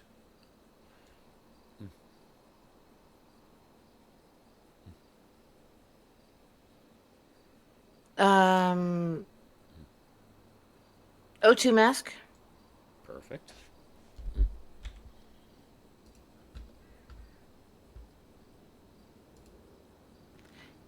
Is this a situation where I would want to wait to see if they wake up violent before calling in PD assistance? Or call it in first just in case? So, that's one of those things, go with instinct. You know, it's not Okay. necessary to do it because also frequently they're busy and they can't respond. So it is a case by case basis. The more unsafe you feel, the more likely you want to call them earlier. If it's just Yep. the one patient, if you don't have anyone else around, you know, if you've taken a look at the activity on our GPS trackers and you see they're busy, you know, probably you can go ahead and skip it. If they are showing signs of waking up, they are showing signs of getting violent, yeah, definitely get on the horn immediately. Also, if they're like, you know, you're in gang territory and there are other gang members around and everybody's watching, seeing what's going on, definitely reach out early. Say, hey, I might need a little Oh, assistance I here. already told Andrew last night if I'm driving to a call and there are gang members with big guns in hand, I'm not stopping. Right, exactly. I'm not stupid. Yeah, so it's always unfortunately a case by case basis. That's the one thing I have been reminded recently several times.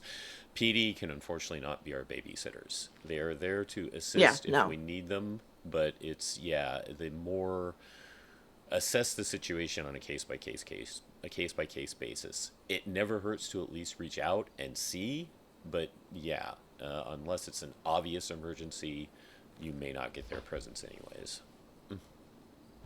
No, but take as a situation in a case like this with a patient like this, and I have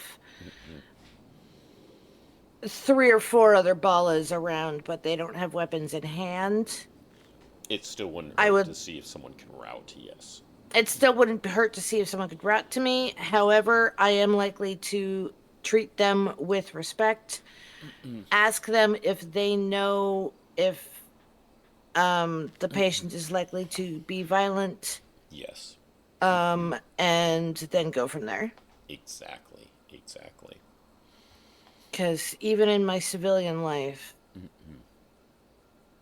showing respect gets you respect. So Exactly. And you could even Gonna tell keep them that what up. you're planning on doing. So, hey guys, I know you guys might not be the happiest with PD, but this guy might wake up violent. I don't want to get hurt. If he wakes up violent and just, accidentally swings his hand and hurts me, I won't be able to treat him anymore. So I need to get PD on scene, guys. I hope you don't mind. yeah, Okay. it's like none of you are in trouble. And also, if any of you are carrying weapons that maybe you shouldn't be, you can walk away now Exactly. because I don't care. But PD. Right. You see that rifle on their back, PD might say something about that.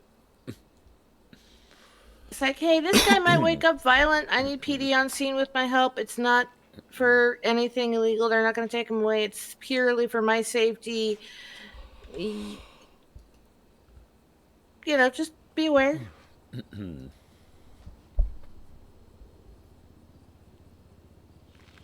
Anything else you can think of that might assist in this situation?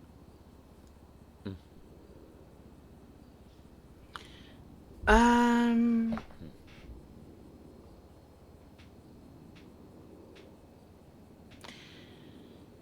how fresh are the track marks on the left arm? Because I might want to get that bandaged. In this case, I was thinking some were fresh, but some are definitely old. Yeah. Yeah, the fresh ones I would want to get bandaged. Stop any bleeding.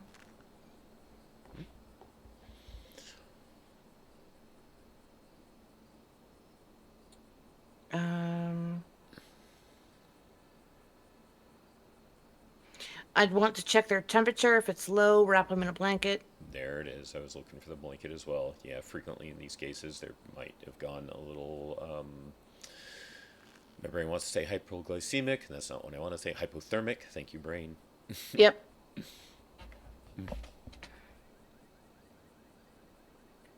My intrusive thoughts say, will it swaddle? Because then I don't care if he gets violent. That arm's not coming anywhere near me.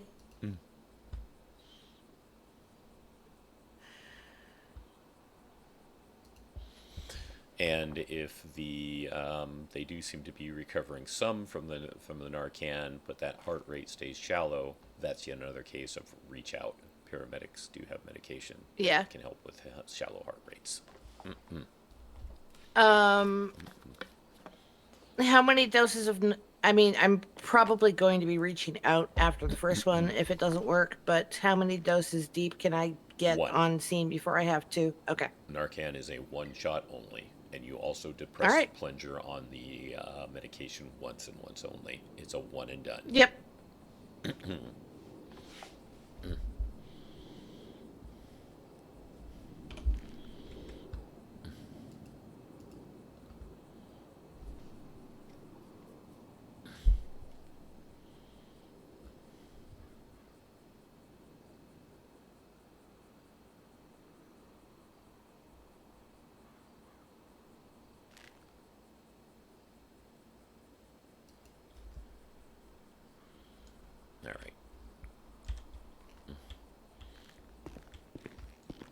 me at least one more.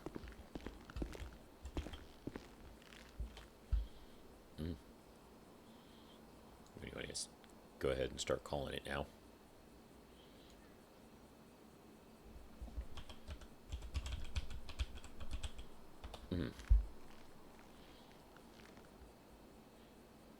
You good for at least one more?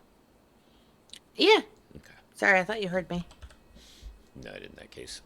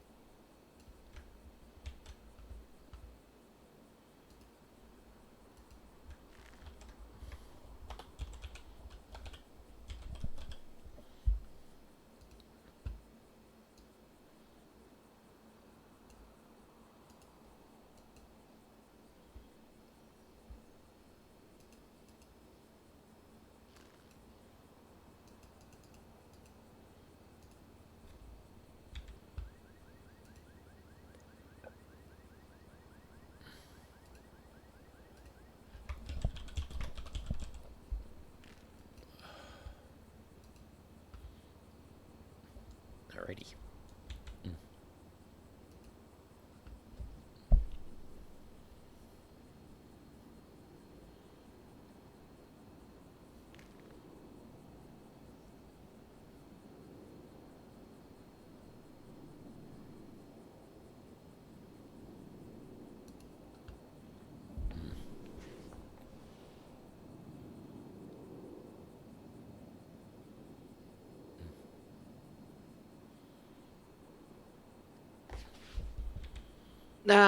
Checking vitals. What's their pulse feel like?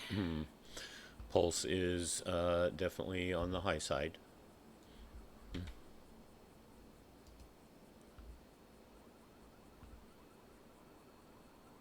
Okay.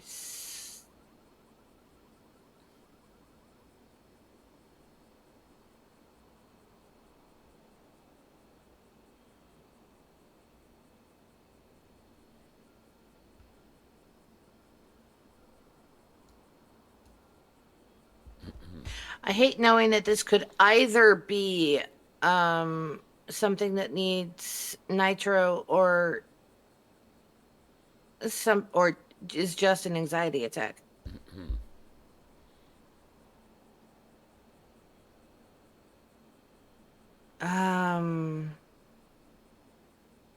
What other signs of... You're out of luck, I think, mister. Yep. Yep, no cops on duty still. Not our problem. We're med, not cop.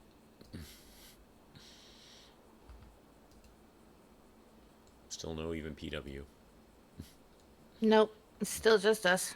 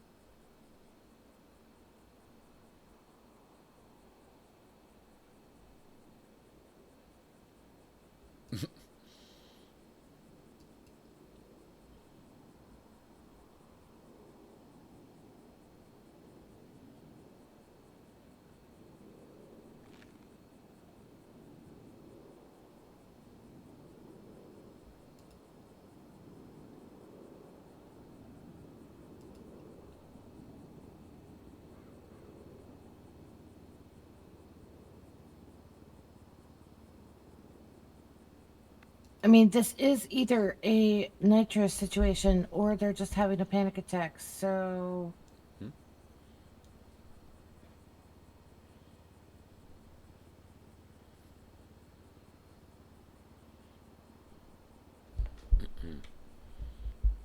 How do I tell the difference?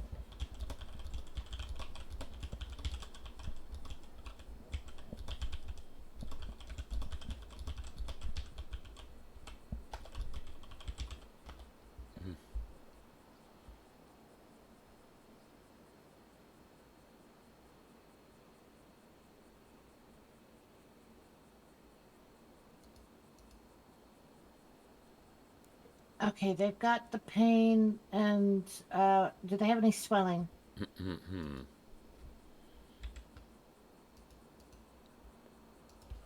No, that's the wrong area. Hold on.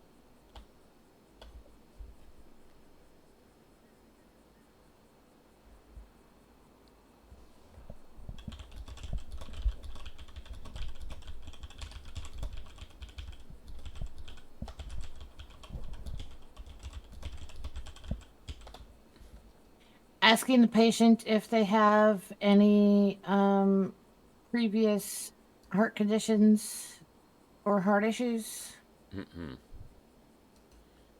Excellent. And yes, they tell you they do actually have a heart condition. Okay, in that case, we are doing the nitro. And that is a... In this case, one of the indicators is the jaw pain. The pain from an angina attack will frequently spread to the jaw.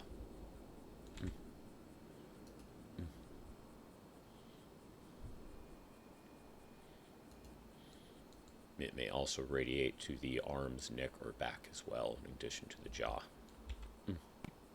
All right, so in this case, with the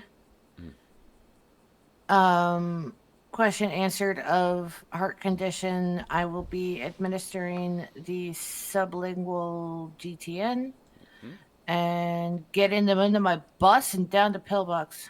Exactly. Same thing for the sweating as earlier. You can also do the good old thermal blanket once again.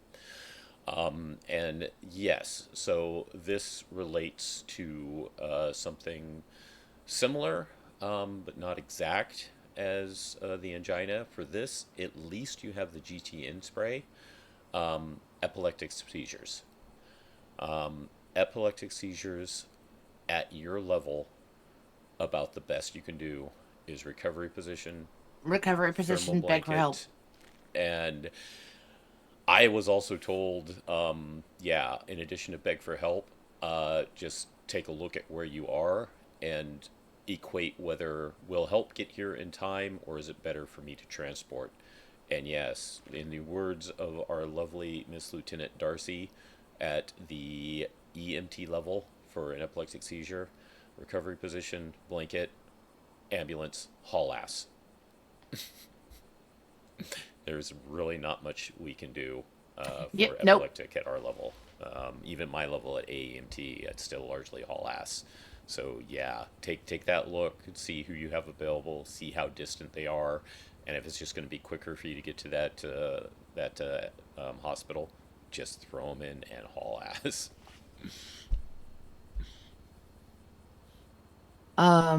Do we? What sort of restraints do we have to hold them on the stretcher if I'm alone and need to haul ass?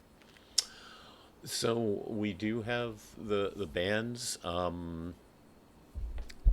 I would want to check. I've never heard anyone talk about restraining them that way. But yes, I know that thrashing. It's for their own safety. It's for their own safety.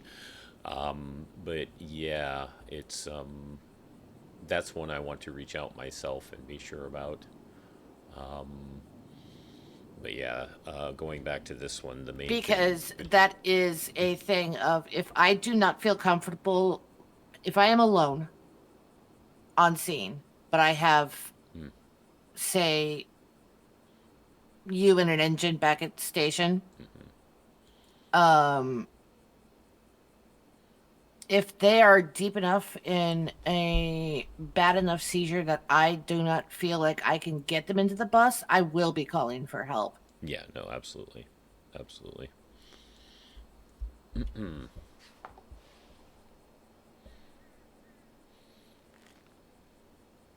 because at that point it is safer for me to keep them on scene and wait for it to pass than it is for me to try to put them in the back of the bus alone. Yeah, I had this same related question about time, and you don't want to wait too long when the seizure is going on because they may need that treatment. But yes, no, that's a good one. That's one we should reach out and make sure is covered. Yeah.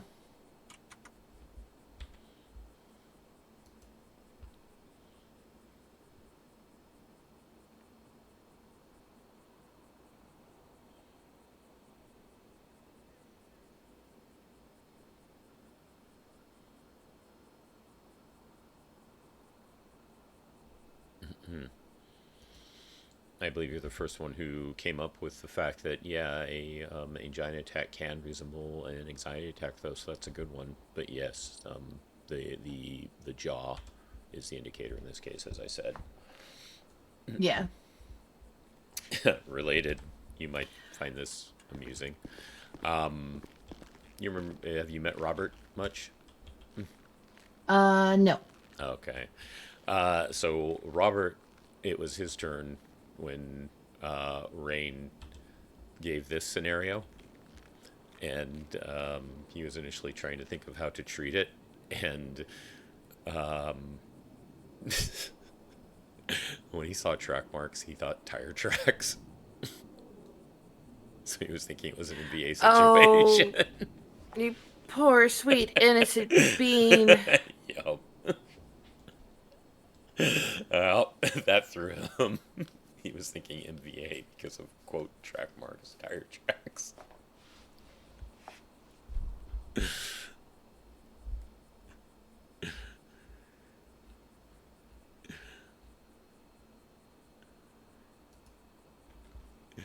Alrighty.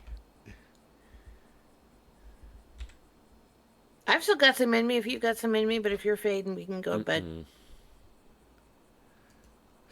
I was trying to think of something a little bit different. I mean, it's important you get these scenarios, and I try to cover the ones that you don't come across as often. So that's why I chose these particular ones. And yes, as I just mentioned with the tire track ones, we can thank Rain. She was nice enough to send me some of these scenarios that she came up with. So all props to Rain. Just gonna remove these notes I put on them for now.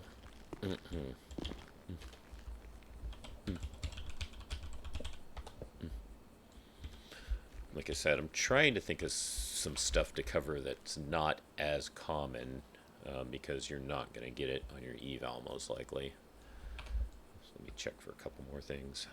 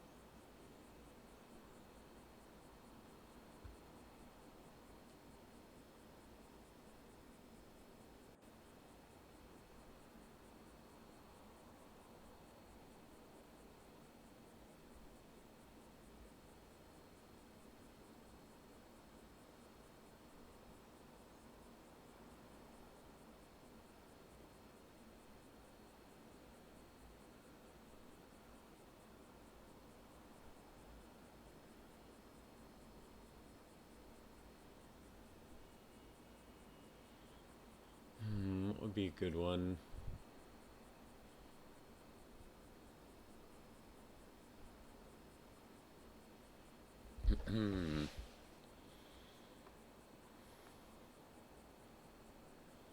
Hey, Mind, how you doing, lovely lady?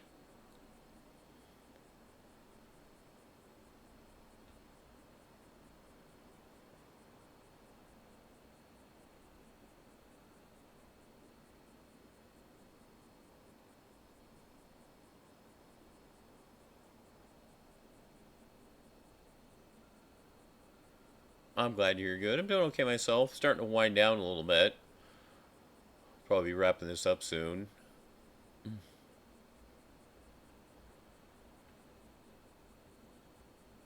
But thank you for stopping in and saying hi. Always appreciate your presence.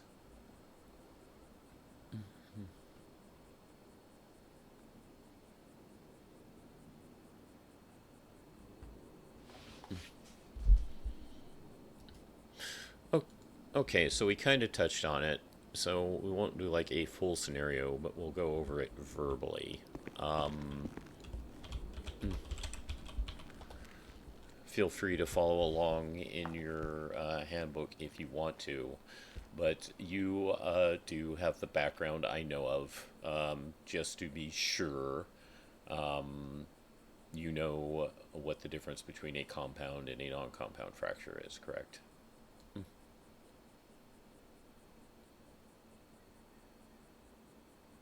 Yes, a compound fracture has broken through the skin and is bleeding.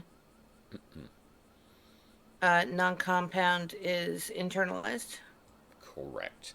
Now, when it's the compound fracture and it's broken through the skin, we don't do anything to try to replace that bone. That's outside of our scope. Oh, heck no. Right. What we want to do is we want to bandage around it. You want to treat it with the saline, and then basically you do your best to bandage, gauze around it first. Always gauze before bandaging. Gauze around it first to try to stabilize it as much as possible in place as best you can. Bandage and then Gauze, splint. possibly splint it to a splint just to keep it from getting worse. Correct. And then, yeah. On a human patient, if they've got heavy bleeding from the fracture, do I want a tourniquet above it or let it bleed? And just put, because I'm not able to put pressure on that. So it would depend on the location as usual. If it is a location, let's call it a forearm. Okay, you can go ahead and do the usual tourniquet between the elbow and the shoulder, because you never tourniquet a joint, and it's always above the wound. So in the case of a forearm, yes, you could use a tourniquet. Once again, as mentioned before, a case of heavy bleeding like that, and you're EMT still, and you're, not able to do anything more than TQ, you can reach out to AMT Plus to try to get some TXA going. That could help. But yes, tourniquet is also a viable option to try to stay. And if no one is available, tourniquet, solidify the wound, put in the back of the bus, haul ass. Yep. I mean, feel free to tourniquet anyways, even if you do have assistance, because it will help until assistance arrives. So yes. But it's going to be the same thing as either 2 inches above the wound if possible, never on a joint, and obviously only on a limb. Yeah.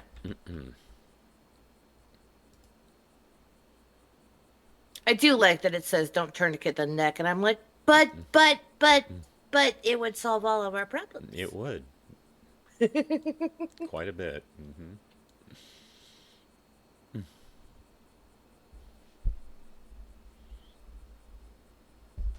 Also note under the handbook there that you can use a sling in the case of cervical or neck breaks.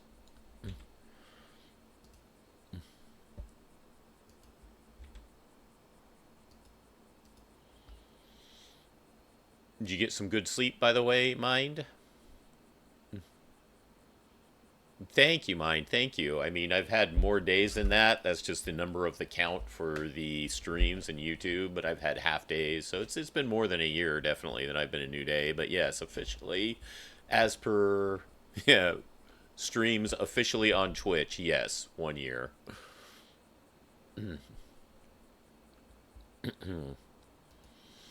What's something else that you might frequently have happen in bone breaks? Also, some Reese's Pieces for class. Enjoy. Loss of circulation below the break. Anything else?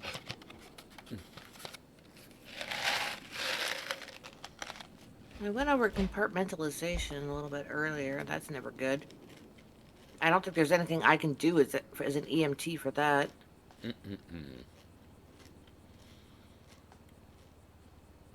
Always feel free to reference your handbook.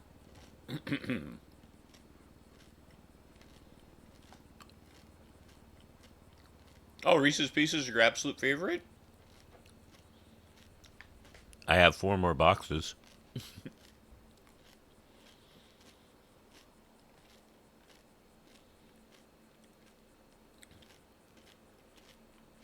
Reese's Pieces are frequently out of stock in our store. Oh, shock. Duh. There you go. I have a brain and I can use it. What's another way to treat shock in addition to that thermal blanket?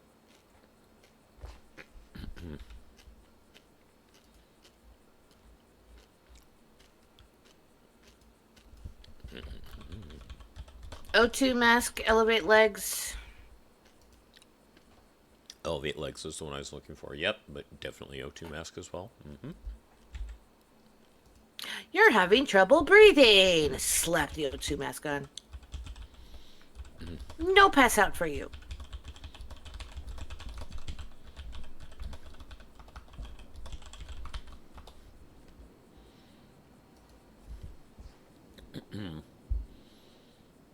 Yeah, so that's what I was saying. They're frequently out of stock at my store, so I've been ordering them in bulk recently off of Amazon. Just because they sell so well at my store, they're not there in the box form. Like the small bag is, but I like the slightly larger box, and I will stretch it out better. Yeah, I have a hard time saying my all-time favorite candy, but I love a Reese's Cup. Absolutely. It's very high on the list, and fights for number 1. But I kind of rotate my moods when it comes to candy. But yes, Reese's is definitely fighting for the top spot.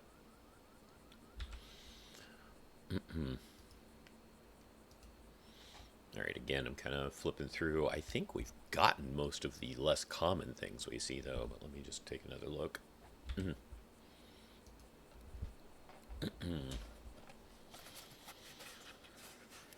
Nice.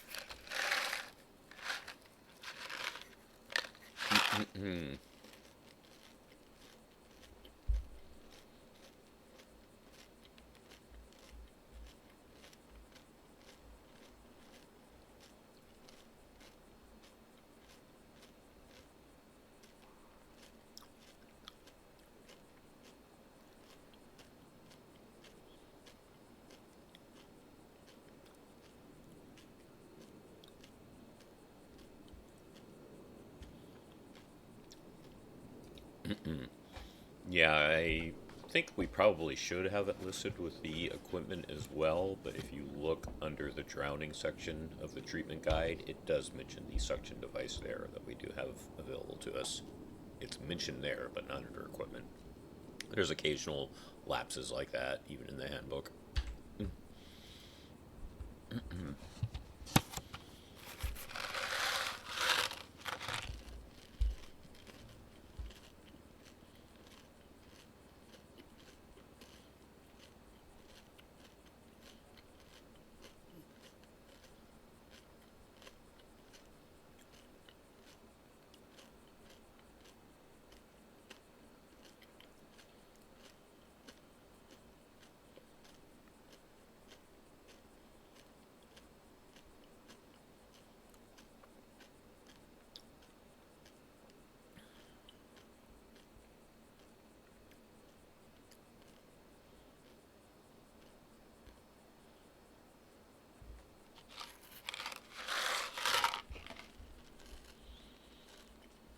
Your sister Candy Bowl, I'll grab a 5 some bags of everyone every time, and she yells at me when I do. And say they were my favorite. You know, I haven't thought to try the freezer for them. I will refrigerate them, but I'll have to try the freezer. I have done the freezer for Pop-Tarts. You can also freeze Pop-Tarts to good effect. Generally better for the chocolate type ones. Doesn't work as well for like the strawberry, raspberry, but it works well for the chocolate ones.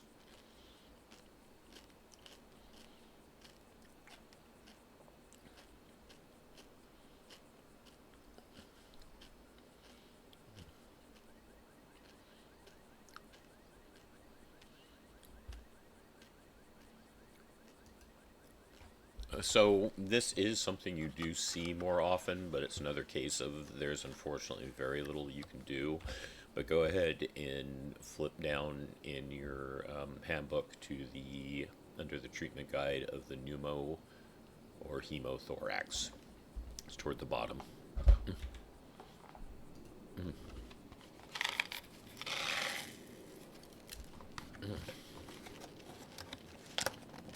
Sounds like all I can do is slap a mask on him and haul ass.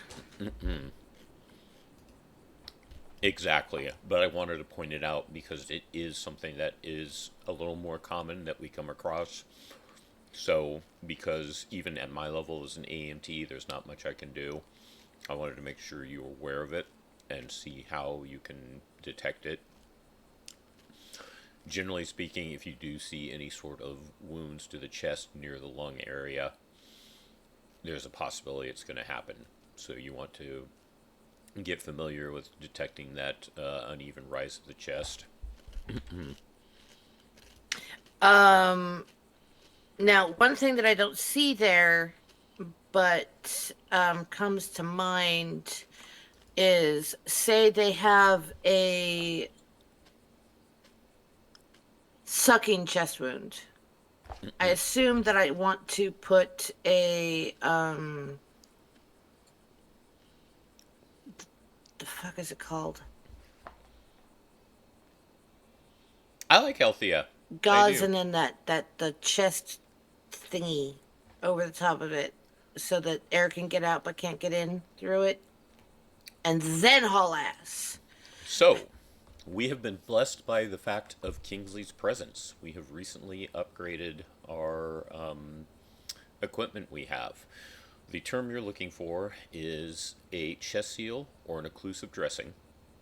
First of all, you don't want to put any gauze on that. The chest seal Right. or occlusive dressing itself takes care of it all. No gauze is required. Never pack a torso or abdomen wound. No. You don't even need regular gauze, just the chest seal itself. So when it comes to a sucking wound like that, it used to be you would have to put the chest seal on and kind of keep an eye on it. And then if you do see something going on with the fact of it was a sucking wound, you would have to quote unquote burp the chest seal or occlusive dressing. They actually have ones that basically are designed in such a way as they do have a small release that basically takes the place of burping and helps even in sucking wounds. They're very advanced. Excellent. And yeah, fortunately. So I can slap that on, chuck him in the back of the bus, and haul ass. Mm-hmm. Now, again, you know, if you do have someone nearby, if you do have the AEMT, that's where the higher scope of medications come. Ask if anyone else is available, and if not, haul ass. all I can do on my ownsies is slap that on and haul ass. Right. The only reason I am adding this additional information is to make sure you're aware of the other things we have, because hopefully you'll be able to access it soon. Also, because some people on evals will try to throw trick questions at you and see if you have been looking around. So I'm not doing this to be pedantic. I'm doing it to try to help you out in the future. Look, during this, I am okay with a little bit of pendency. Okay.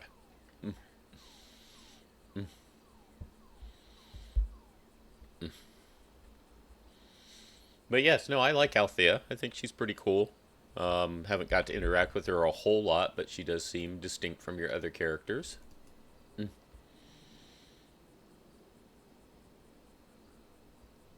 And I'm just going to safely assume that if it's a cougar attack up in the mountains, find them, and I can't get PD or rangers to come help me, find them, put them in the back of the bus, drive to safety, then treat? Quicker way, and what I have been told, is because sometimes you want to treat as immediately as possible, get them on top of your ambo. Fortunately, our cougars around here are not big leapers. Good. Yeah, so you can get them on the top of the ambos. That way you don't even have to take the time to drive. Just drag them up there with you. All right.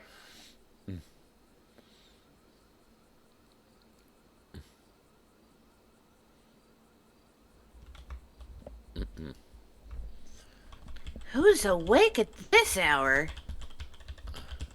Lyra, for one. She just said she's heading to sleep, though.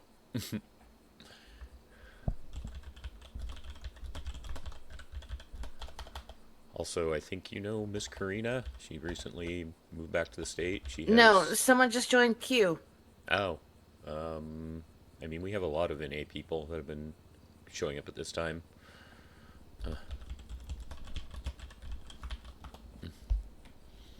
Ha ha ha, supervisor privilege. I can find out who it is.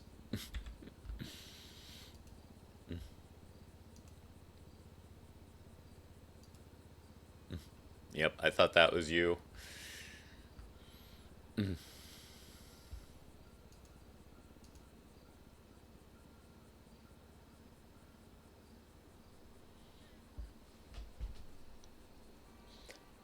I wish I wasn't winding down, otherwise I would definitely grab you, mind. I would.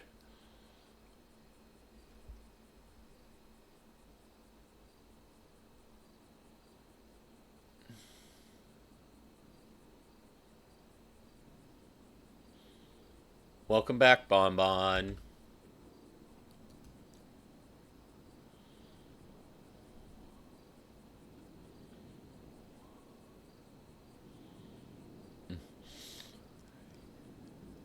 I appreciate that, mind. I appreciate that. I just know it's been hard for you to get time, you know?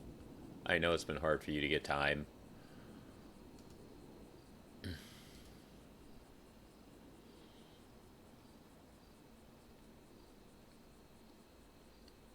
But as far as pulling a cougar attack onto the top of my ambo, the only reason I wouldn't want to do that is if I am all alone, is put them in the back and drive to get to somewhere that's I know that a cougar isn't going to be, so that I don't have to worry about getting us, both me and my patient, stuck on top of the ambo. Right, that's obviously a factor too, but hopefully the cougar spray would come in handy. Yes. But I've seen cougar spray not work. So... Yeah, I've heard the same. Yes, so it's an option, yes. So again, weigh your, try to take in the situation as much as possible, but whatever you think is safest and quickest, go for that. Just wanted to at least let you know on top of the ambo is an option. Yeah, and more, she does. More of me, getting them into the back and hauling us to someplace where I can actually treat them is more for this time of night when it's like just me and no PD. If there's PD or Rangers on duty, but they're busy, we can hang out on top of the ambo until someone with a gun shows up to make Kitty go away. Yes, she does. I love her streams. Mine's a wonderful, lovely lady.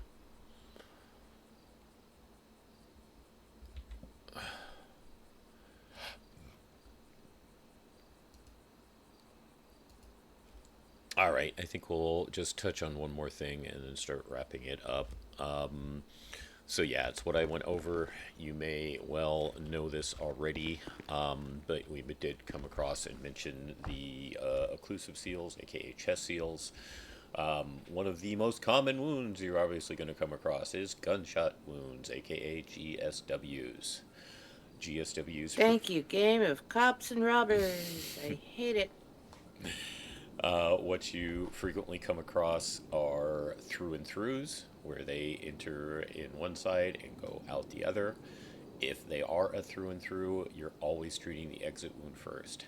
Exit wounds frequently tend to bleed more and bleed more heavier and have more damage. Oh, there's more damage there. Exactly. Yeah. So that's why you want to treat them first. Any case of any extremity, arms, legs, even the neck, with one exception, you want to pack with gauze, and the reason we pack is because that's actually applying pressure. So you can look up videos on this if you've never actually seen it.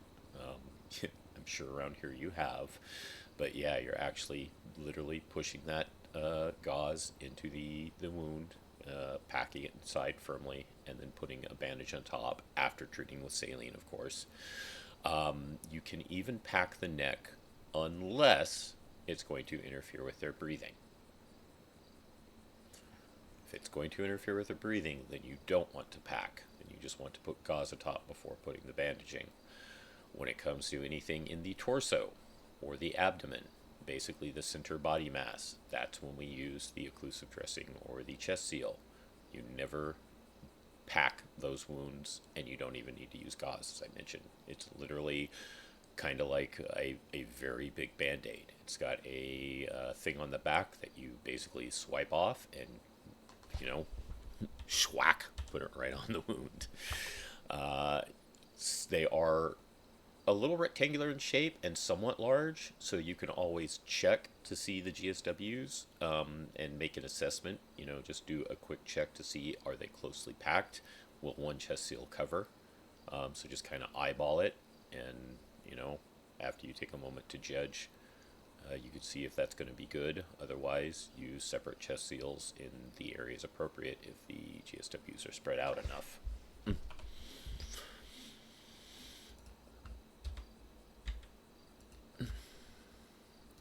Makes sense.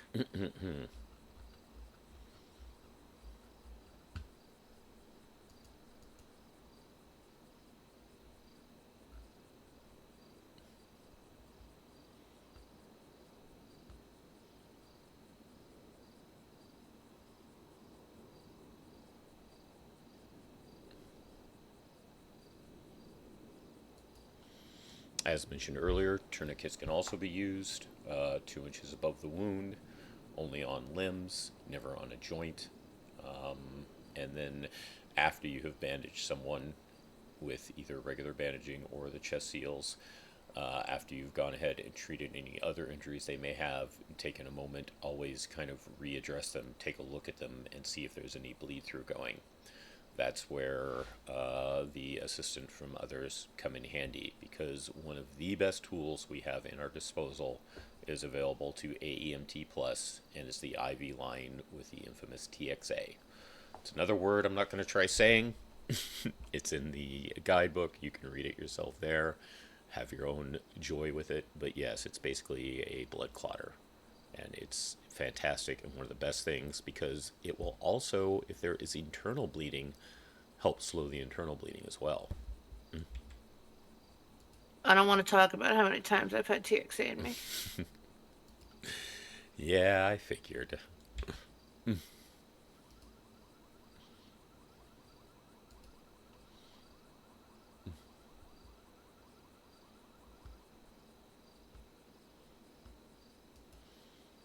think it's tranexamic acid.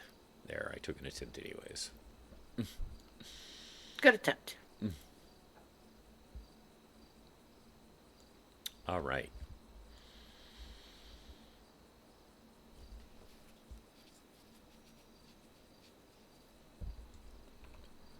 So, as I usually do in a summary and wrap up, any questions, concerns, comments, complaints about me?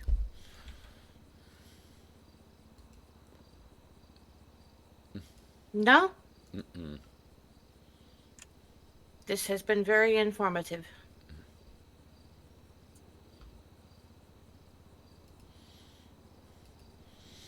Good. How do you feel about the things we did go over? Do you think you have a decent understanding of the drug matrix first and foremost? Decent, yeah. I'm gonna probably go over it and study it again Oh, no, absolutely. on my own.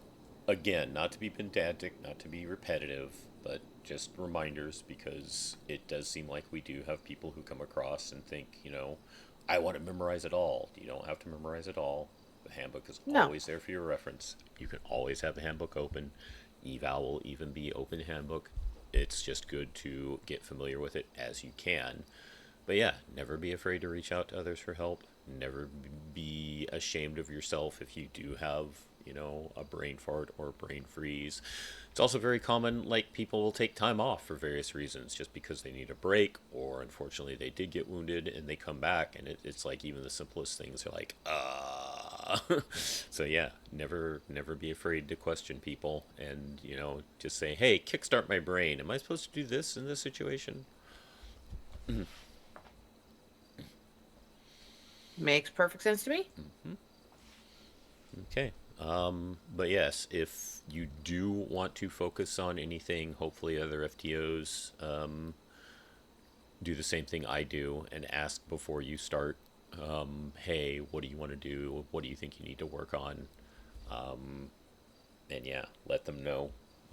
Don't be afraid to say it either. You know, if they have like, I'm going to do this, and you're like, well, I really want to do another bit of driving because I'm having problems with that rumpo, let them know. Tell them. Yeah. Okay. All good? All good. All right. Go ahead and get upstairs so I can be next to Ember as I write up your ride-along report. Yay.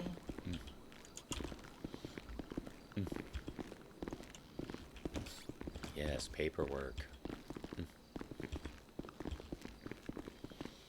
Now, if you haven't gone over that part of the guide, in the future, if you are interested in training people, you don't have to be an FTO. You can take people out as a non-FTO.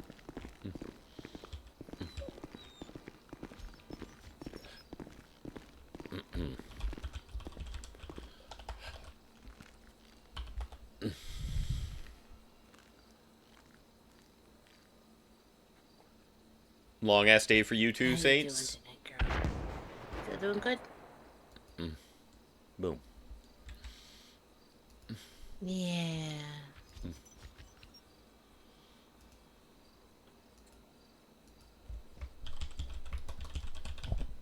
Hey, mind.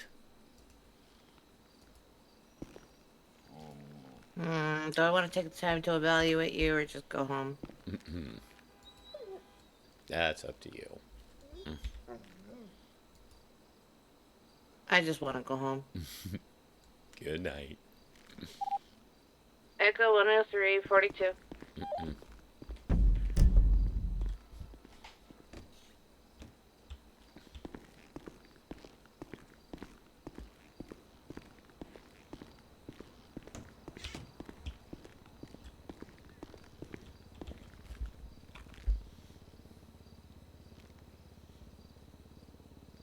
Hour ago after being out with friends all day. Well, I hope you had fun.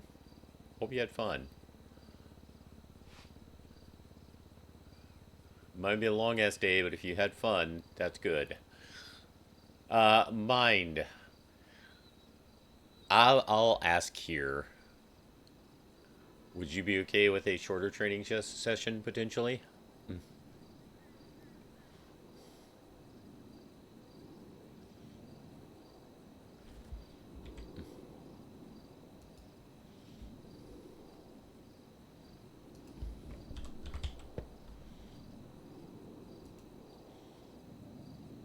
Good. Glad it was a good day, Saints. That's the important thing. Yep, right now. If you prefer a longer one and hope to get another FTO, that's fine. But I might be able to go for a little bit more and get you at least you know, an hour or so. Maybe a little bit longer. I'm just waiting a second here with Bailey.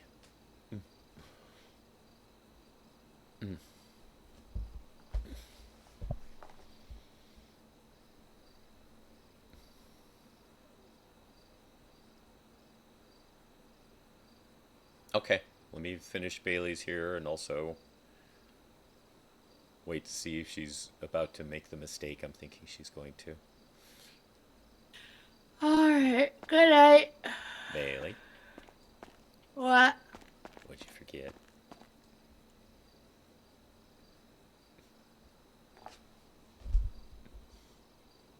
I did echo 10342. Yeah, no, actually, I just now remembered. I thought you hadn't earlier, but it's No, me, I did forgot. it before I came No, in no, here. not that. I thought you hadn't parked your Embo, but you parked it when we arrived, didn't you? Yeah. Okay. All right. Because you told That's on me me. to because we were doing classroom work. Well, I meant park it when I said that is like park it inside, not give it back to the mechanic. But yeah, that's fine. It's on me.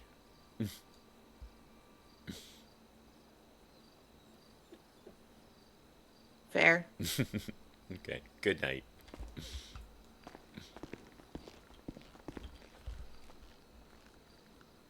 All right. Sweet dreams.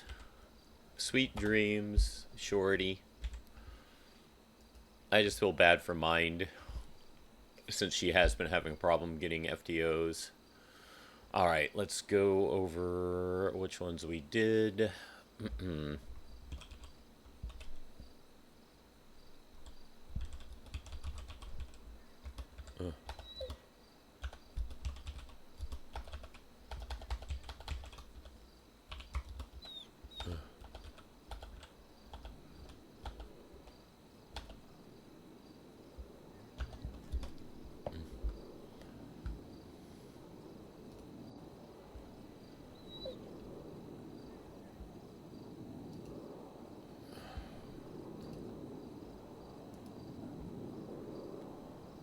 Alright, here's where I want to be. Okay.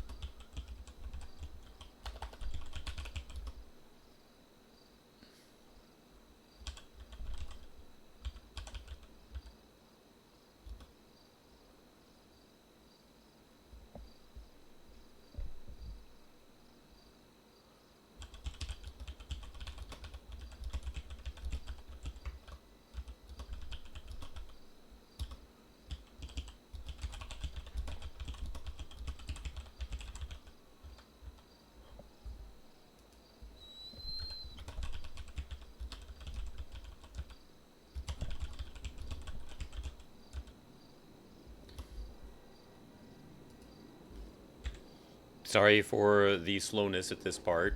Just need to make sure I cover all this properly.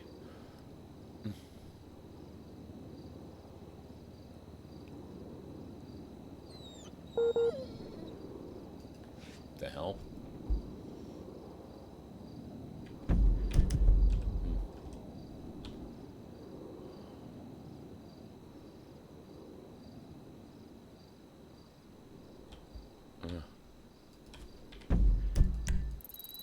he's already in pillbox.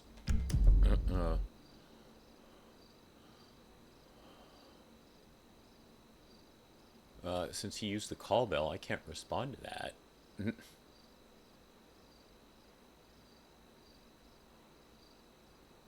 Well, he's already gotten a pillbox.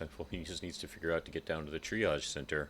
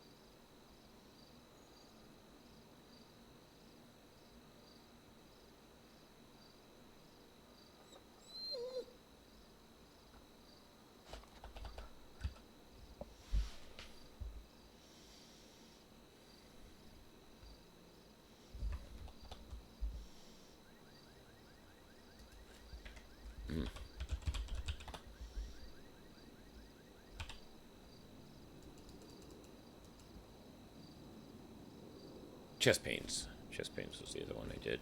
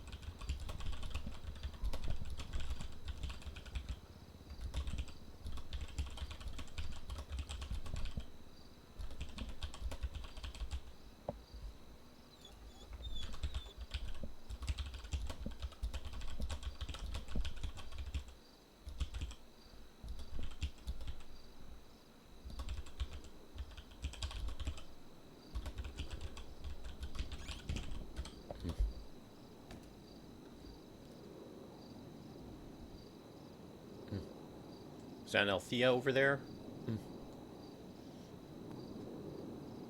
Good morning. How are Hello. you? Alright, how are you? I'm okay. I can get changed. Okay.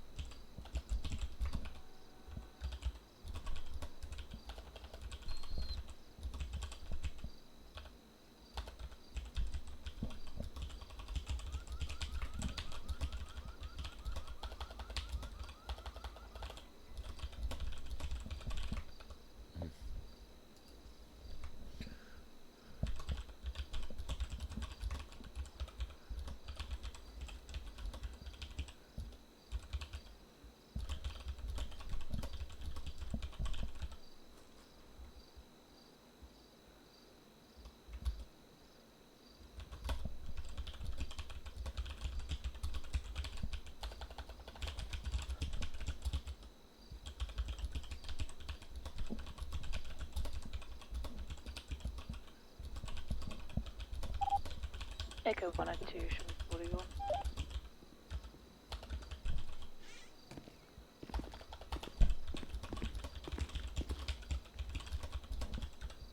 How have you been? Doing well myself. Give me a few more moments to finish up with what I'm working on. Yeah, of course.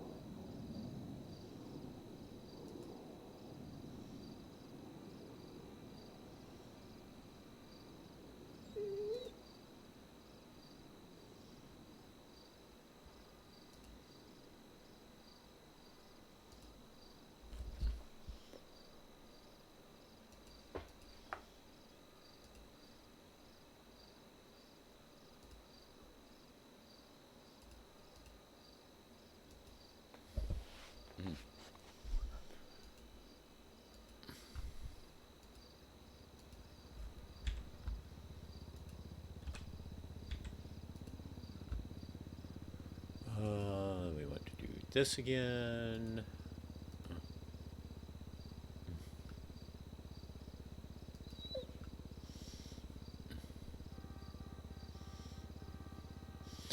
Alright, I'm going to read your last ride along, and I'm going to be very deep in thought while I'm reading this one.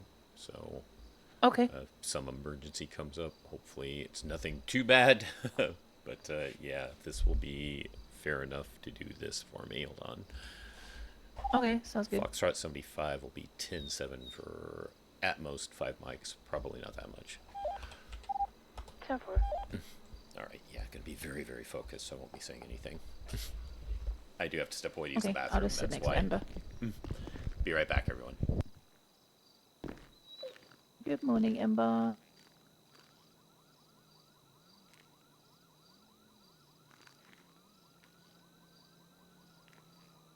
You don't mind if I sit next to you, do you?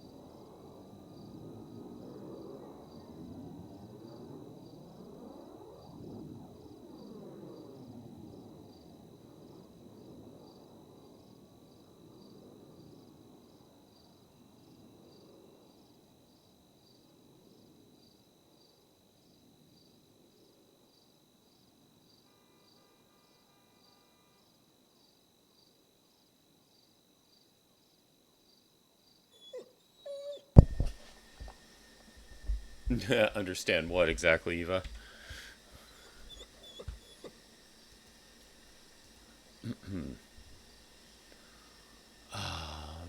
Don't need that anymore. Don't need that anymore. I will need this.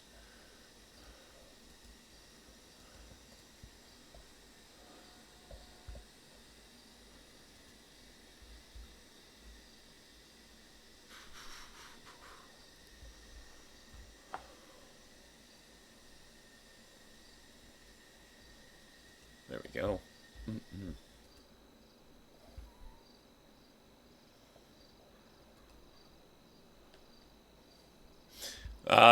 Yeah. I mean, she's been joining at this time anyways, recently.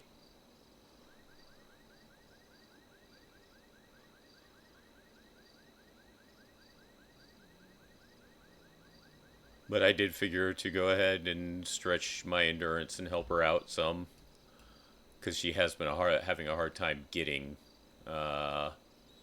ride-alongs.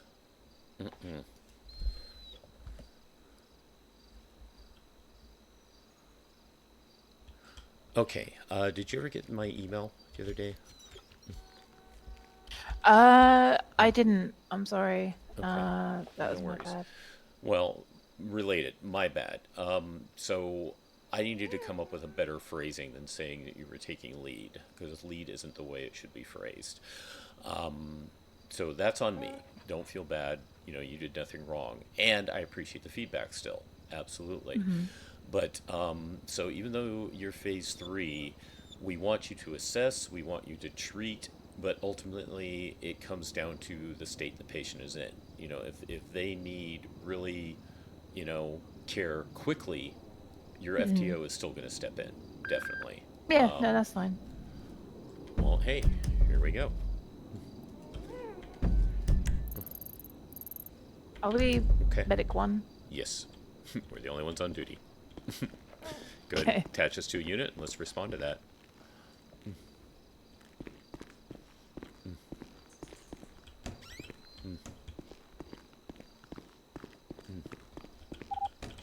Echo wanted to show me attaching to medic 1, 76, the latest anomaly. Foxtrot 75, same traffic.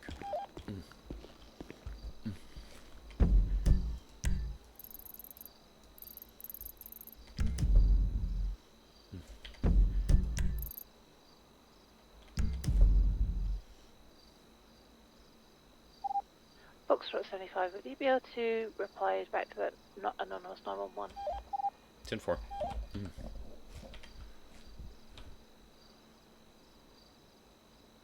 6221. I'll grab a bus.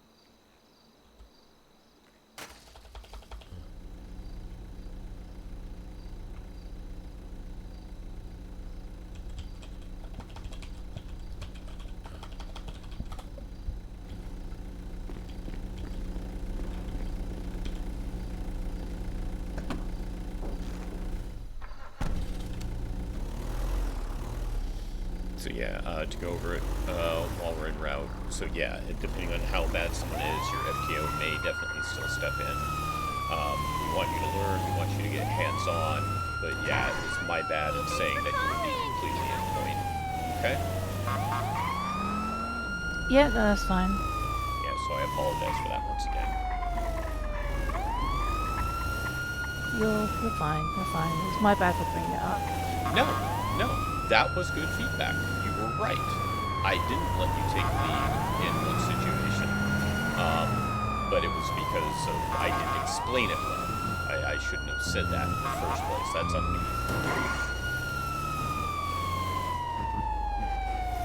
But no, do not feel bad. Maybe I'll hit the jackpot.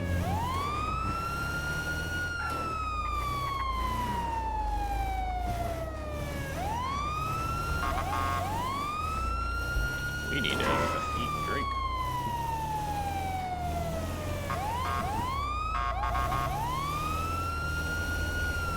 Dude, can you fucking split?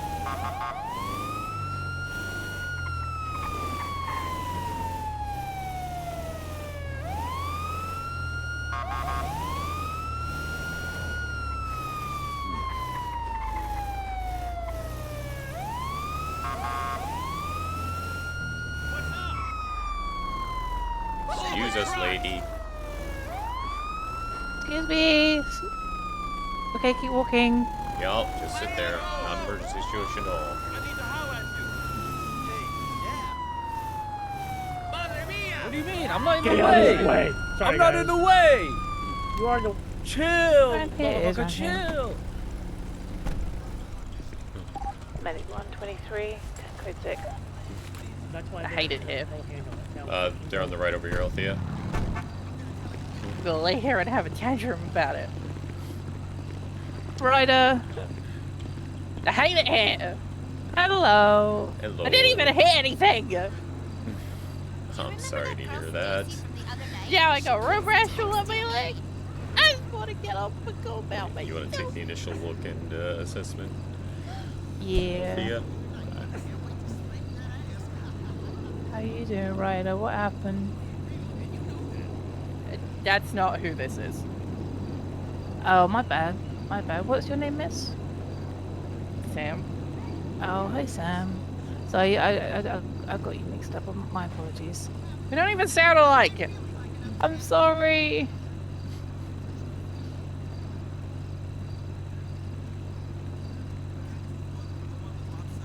Okay. Got some road rash. I'm just gonna clean it out with saline, and then I'm gonna put some wet gauze on there, okay? That's the proper procedure, yes indeed. Alright, I'm gonna put a neck brace on there as well, because did you fall off your bike by chance? I don't feel like I need that. Okay. It is a I precaution. I feel like I would like to just have an ice pack and be able to stand back up. It is a precautionary measure, and I'm Jason Langley with Sapphire. This is Althea. Althea is a trainee, so I would be, appreciative if you could let us take some steps that we might not, need to. It's just a process. We can take it off afterwards. It's fine. I'd be a lot less mad about all of this if I actually had hit something. No, I understand that. It was amazing. The blonde one called But yeah, the if we blonde one a find no fat problems dumb slut with you, and we then can got her definitely revenge by get you sleeping going with her on your husband way. and her dad. Okay, this is gonna sting a little bit, okay? Well, come over next I'm really week. I sorry. think they're having an all-day marathon. Fine. I'm a tough cookie. Okay, sweet dreams, Saints. Thank you for being here. Appreciate you coming by and just saying hi.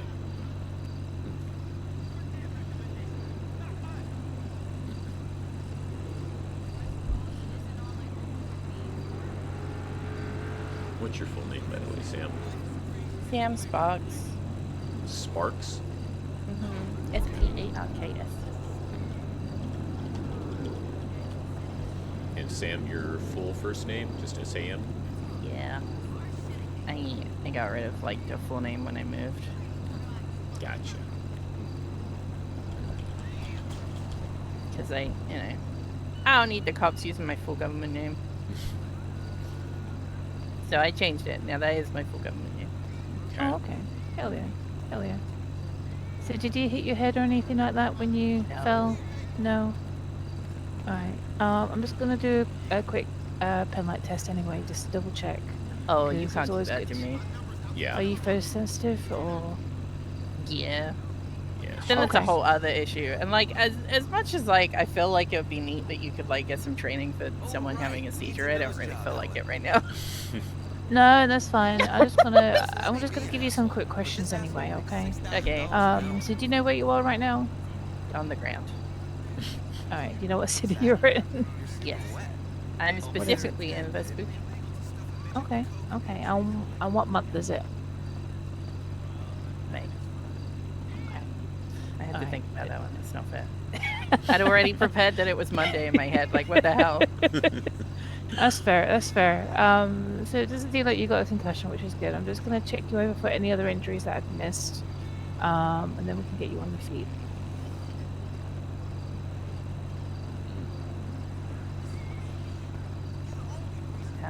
Ow. Nothing feels like it hurts. So if you haven't gone over this one before, Althea, a common question we will ask them is if they can move their arms and legs, as well as their fingers and toes, because that can rule out nerve I can do that. damage. Oh, okay, yeah, that's what's gonna come out next, yeah. Sadie, can you wiggle your fingers and toes for me? Hell yeah. Hell yeah. Get wiggling, right? Yep. I saw the wiggles. Alright, so let me just get you on your feet, okay? Yeah, it's good, because my digits is a favorite part of both my hands and feet. Okay, that's fair. If you feel any dizziness or you need to sit down at any point, just let me know. It's okay. There you go. How you feeling? My pride hurts, and I'm mad about everything, and now I have to go fix my bike. Oh, okay. Let me just take I'm the gonna brace go off. home, flip a table. You're welcome. You're welcome. It's okay. He's sorry you did have to go through that. It's Hope you're fine. feeling all Like right.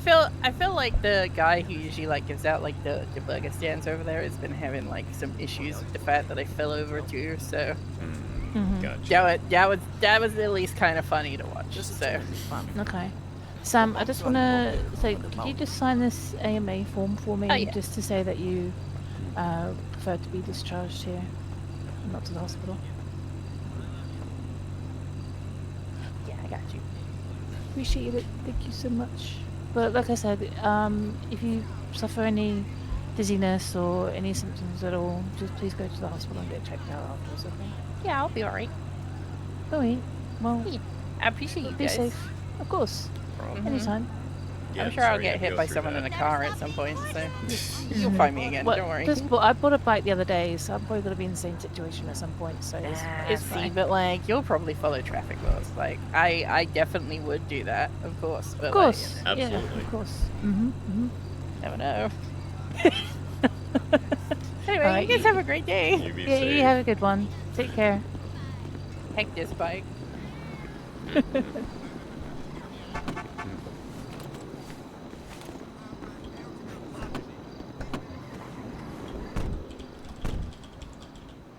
Got to give you keys. Yeah, no, we were in a hurry. I always understand that when we're first going to a call, that might be missed. Yeah.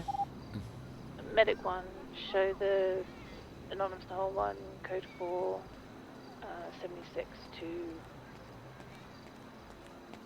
What was what is the one behind us? The Oh, lifeguard station, is that right? Yeah, lifeguard. If you want to go back there, sure. Yes. Yeah. Lifeguard. Medic 1, 76 to lifeguard. I can do the paperwork there.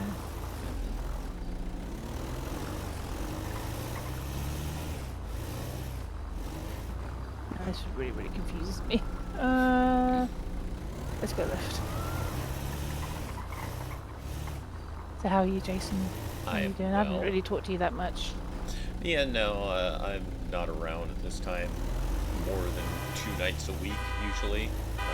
But I had been working with Bailey and saw you jumped in Q2, so I can take you out for a little bit, but unfortunately I don't have a whole lot of time, so I hope that's okay. Yeah, no, that's fine. That's fine. But as go ahead. Just a precious little time is very good for me, so. Right, that's what I was going to say. As a supervisor, I can see who's in queue, not just when, but who, and I know that you have been queuing for several days and haven't really been able to get anyone, so wanted to at least try to get you a little bit extra right along time. I appreciate you. Thank you. Did the same thing for Rain last class. She was one of our last to Did get you? trained. Yeah, because she unfortunately had some family issues back home in Australia, so she had a long bout there where she couldn't do any training. And then by the time she was free again, it was close to the cutoff date, and I was like one of the few people who had a schedule that matched hers, but I went ahead and even adjusted my schedule a little bit more to match it even better to her to help her out. That's really nice of you. I mean, I try to. I'm kind of in that situation where sometimes I can do that, just not all the time, definitely. Yeah, because to be honest, I'm not really expecting any like special treatment or anything because of my time zone. So Yeah, no, it's don't think of it as all special good. treatment. It's just, yeah, unfortunately, we do have people that don't have the same time coverage a lot. So yeah, this is one of the, like, if it happens again Tuesday night to Wednesday morning, that will be the last time I can do it this week. After the rest of this week, I won't be able to get around at this time. Yeah, that's fine. But I'm just really appreciative that you did take me out even for a little bit. So. That said, how are you feeling about the various things you've learned so far? Is there anything you feel like is still something you need to work on most out of everything? I think it's just trying to remember all the processes and like just trying to get them stuck in my head. I think I'm doing pretty good, I think. But that's just my point of view. I don't know from your point of view how I'm doing, but I feel good in what I'm doing. I'm always like looking over everything, trying to keep it in my head. Yeah. Right. That's good. Like I keep Yeah. telling others, that's what the handbook's there for. Yeah, refer to it as often as you want. Remember, it's a resource, it's a tool to be there for you. Medic 1 shows 23 at the lifeguard. Yep, that's it. I don't know what else to say with the radio. That's good enough. Now, that's something I can teach you. So, this was someone we helped up on their feet. We're out in the field. It's a good thing to go someplace where you feel safe and you can take your time. But remember, you don't call yourself 10-7 when you're doing reports. No, I remember that. Yeah, Rain told me that. Yeah. Yeah. So normally, like if we transport to Pillbox, we can just sit there and fill it out there, and we don't call ourselves back code 4, 10-8 until we're done. But yes, when it's in the field, you know, it's not always safest to stay right there. You can kind of, you know, take your feel for it, take a judge for it. Like if you're literally in the middle of nowhere and no one else is around and you're not afraid of anyone showing up, you can take your time to finish things there. Granted, normally if you're in the middle of nowhere, you're probably not going to be helping them with their feet, but if it happens. Yeah. So again, just kind of, you know, assess the situation, use your common sense. But just realize if you do have to leave an area to write your report, you may end up getting another call, so make sure you take good notes and have them available and can get back and do your MDT report later if you happen to go to another call before you're finished. Okay, sounds good. Because I'm not gonna lie, I did have that happen, and I had about 2 or 3 calls back to back, and I'm just like, I did try to remember everything. Yep. But yeah. You will find that happens, that there are situations like that. Like you want to get the report done, but you help them to your feet. You're in the middle of, say, Legion Square, and you see people eyeballing you who you think might want to kidnap you. Yeah, get back to base. Do the report there. And if you get another call, you get another call. Deal with it and get back to that report later. You do have, you know, I always mix it up. It's in our handbook, but MDT reports, I think, have 12 or 24 hours. So it's nothing that needs to be done immediately, just as soon as possible. Oh really? I was under the impression that it had to be like done fresh straight away. Oh, okay. I didn't know that we have Let me check, see if I time can limit. find it again. Again, it may be something they've updated, because they have been updating and changing things. But let me see if I can find it again.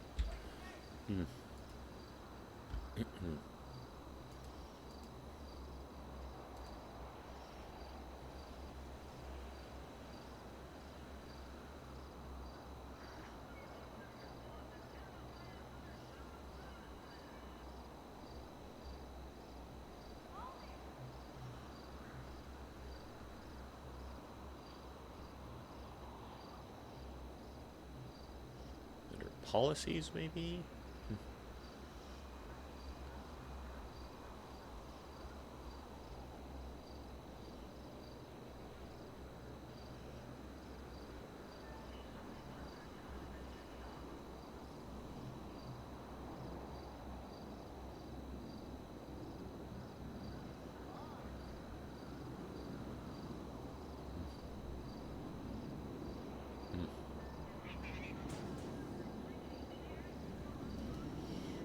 Under policies, line 50, MDT reports, 12 hours.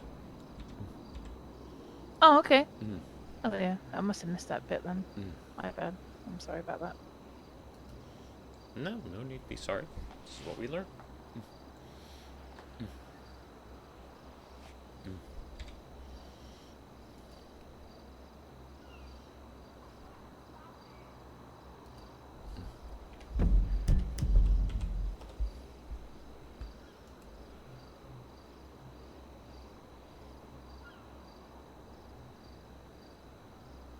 Come on, MDT. There we go.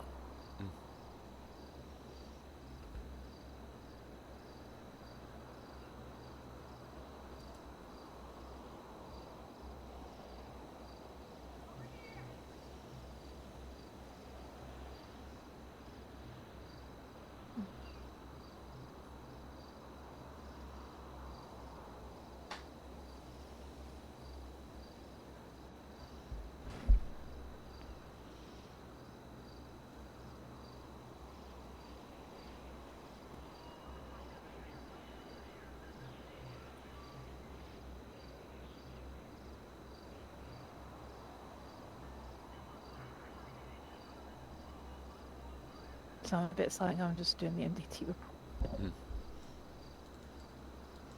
No problem. I am watching. Oh.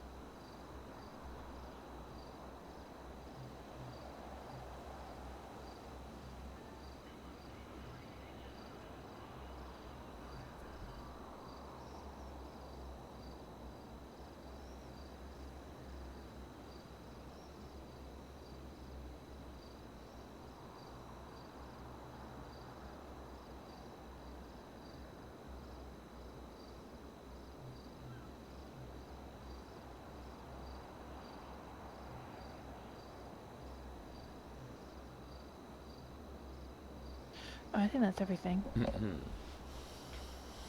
Is there a little bit of non-deleted stuff under transposed for you, or is that something I'm just seeing?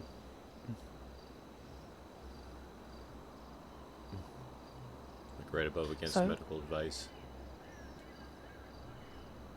What, none found? I suppose I don't need to say that. Do I? No, under against right above against medical advice, I'm seeing delete und unseen. I don't know if I'm seeing it right though.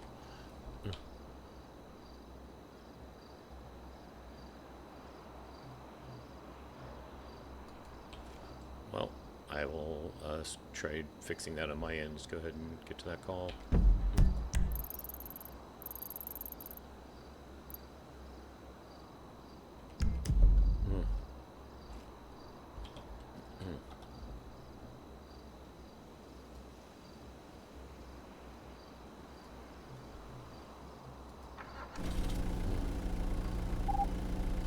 Medic 1 shows 56 for latest number 1.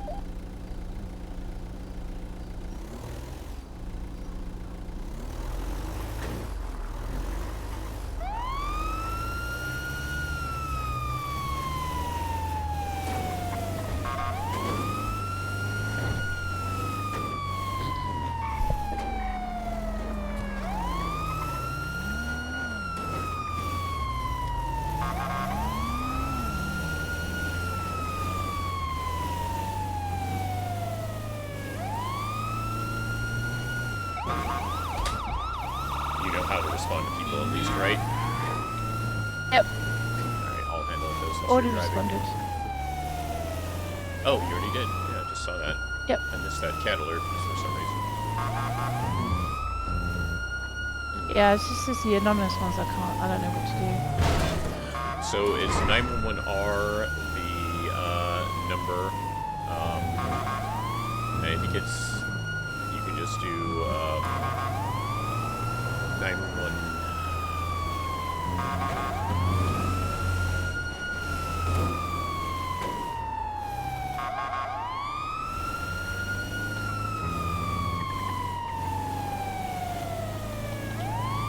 Yeah, I keep messing that one up too. I'll make sure I get that, find that one out for you. But I believe it's I appreciate it. or the ID, and I think ANOMWY for ANON, Anon on my way. Yeah, that's what some people have said, but for the life of me, I don't know how to do it.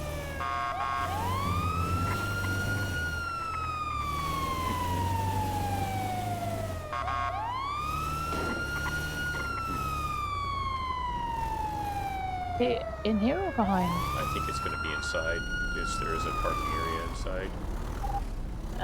Medic 1 shows 23 code 6. All those ones. Over there to our left. Good job Oh, yeah, they remembering are, the yeah. code 6.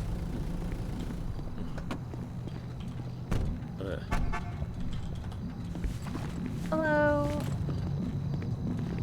Hey, can you hear us?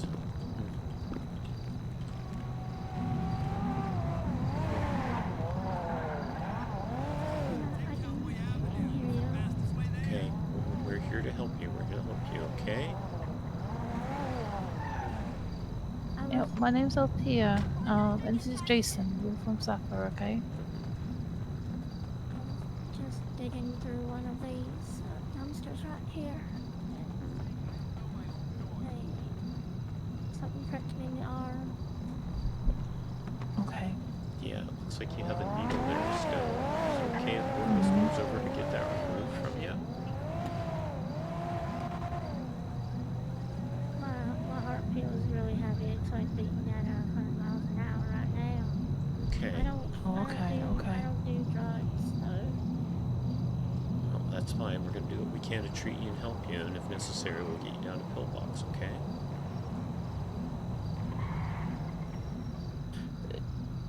So just a question, Jason. We don't take it out, do we? Or do we? Just to...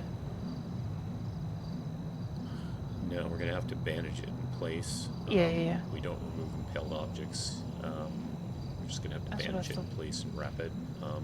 Still want to go ahead and get some saline on it, and then basically kind of gauge it in place as best you can carefully. And I'm going to go ahead and get an O2 mask on you. Is that okay? Miss? Okay. Yeah, it is. Okay. Yeah, why don't you go ahead and start doing what I just said. Yeah, that's what I'm doing, yeah. If I hurt you at any point, please let me know, okay? I'm just cleaning the area and just securing it, okay? Oh, okay. I'm also going to get a vital check on you, and since you are shaking a little bit, I'm going to go ahead and wrap a thermal blanket over your legs at the moment, since we don't think we have to treat your legs, okay? What is it? Thermal blanket? It's just a blanket to keep you warm. No, what's in this needle? We don't know. We're Yeah, not we going to be don't able to know, but we're going to get to we're probably going to have to take you to pillbox, and they're going to be able to examine it there, okay? Okay.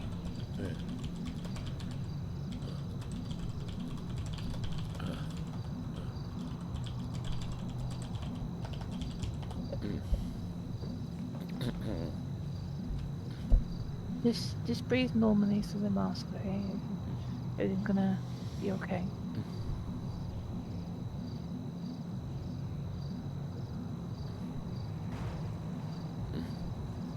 Althea, since you're over there bandaging it, take a look on the needle, see if you can see anything. I don't suppose it might be marked or anything like that.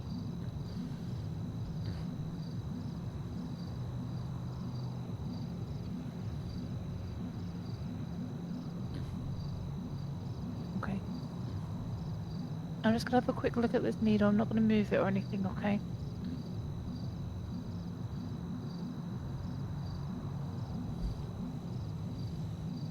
Also, what's your name, miss?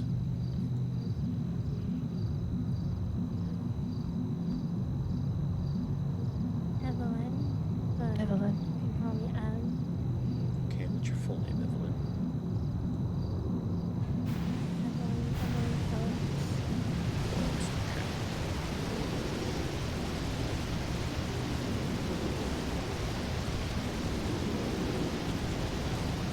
Let's see, I will check out real quick.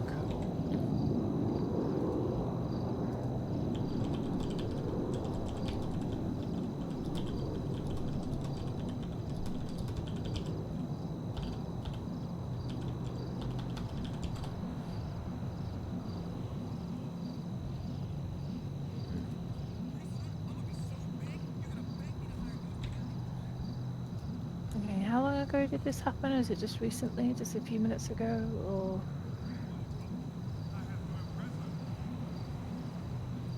Wow. Maybe not. Hey, Dumney, how you doing? Let's go. Okay, alright. Dude, I can't see any of the liquid on her skin, so I think they've it's penetrated, so Okay. all I can see is the blood. So I think we need to get her going. She might be under the influence, maybe, I don't know.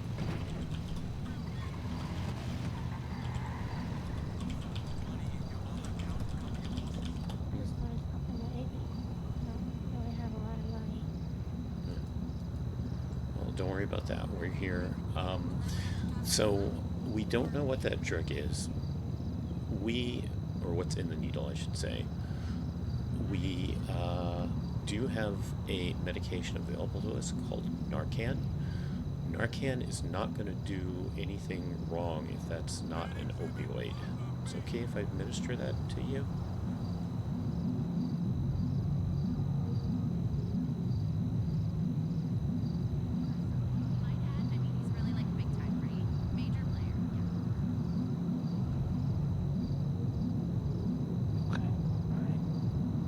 Is that going to be okay, Evelyn? Yeah. Okay, I'm I gonna think so. Okay, I'm going to carefully remove that O2 mask, and what it is, I'm going to insert this carefully into your nostrils, and I'm just going to basically squirt the medication in there. And if it is something, opioid related, it's going to help counteract it. If it's not opioid related, it won't do anything. It won't have any harmful effects, okay? You alright with that? Okay. Yeah. Good.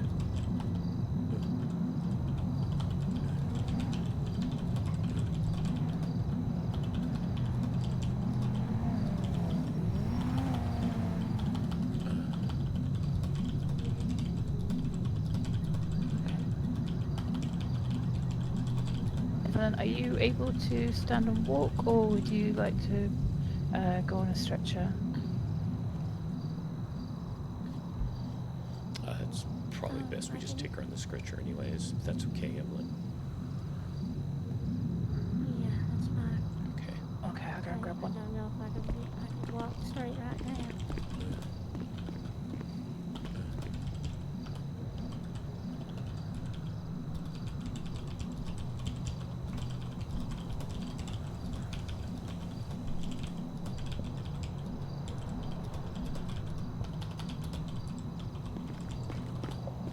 So let me take a quick check, see if this Narcan might have helped out with anything.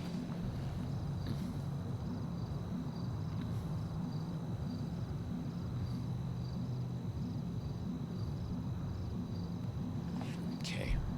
Alright. Unfortunately, all we can do now for her is get you down to Pillbox, and they're going to go ahead and take care of you there, okay?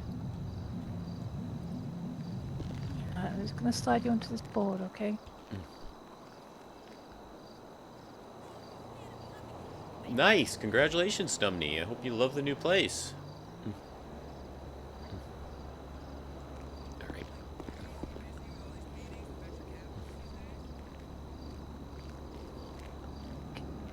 I'm just going to get you going, Evelyn, alright? If you feel sick at any point, Alright. I'll go ahead and ride back there just in case. okay.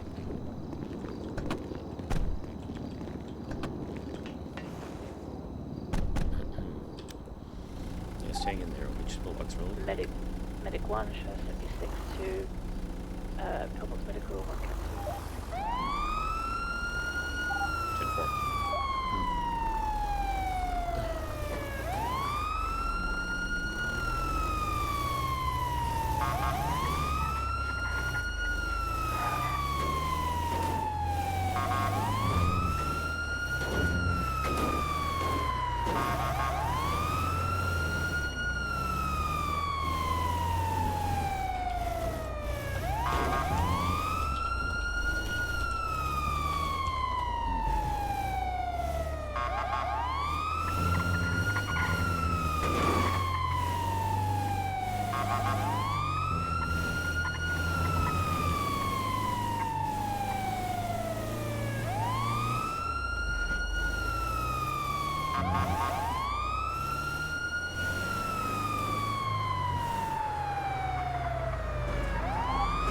Medic 1 shows 23 Pillbox Medical 1 cancel.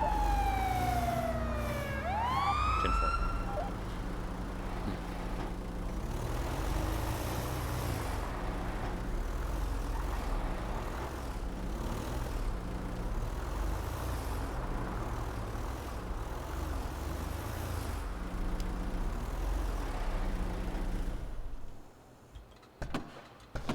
Okay, we're here, Evelyn.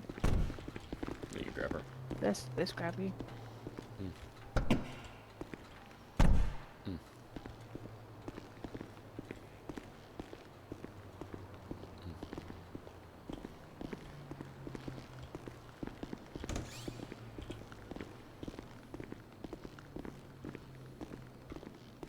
Have you done a handover before, Althea? Yep, I have.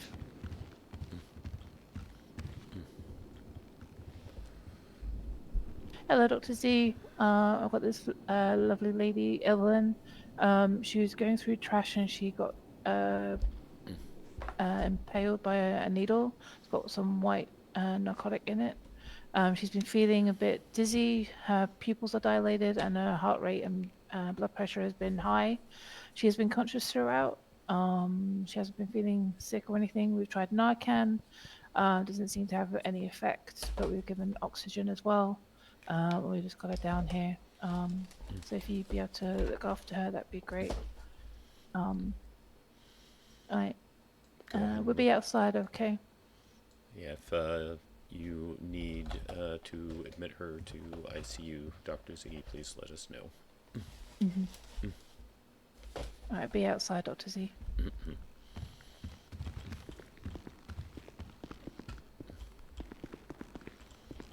Okay.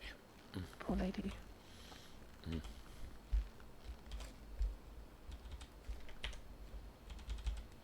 Yeah, unfortunate.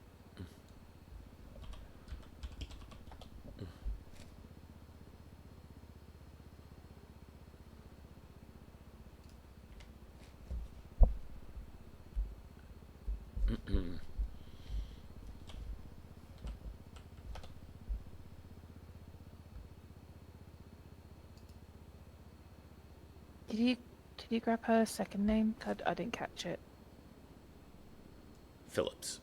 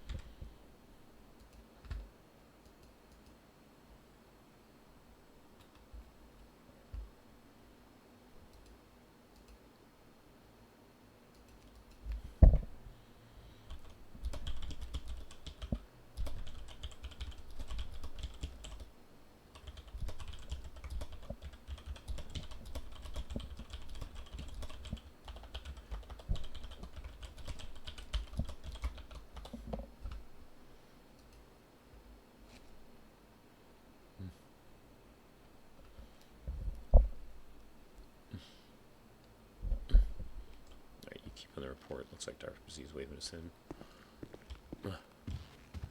Yes, Dr. Z, we're going to need ICU here.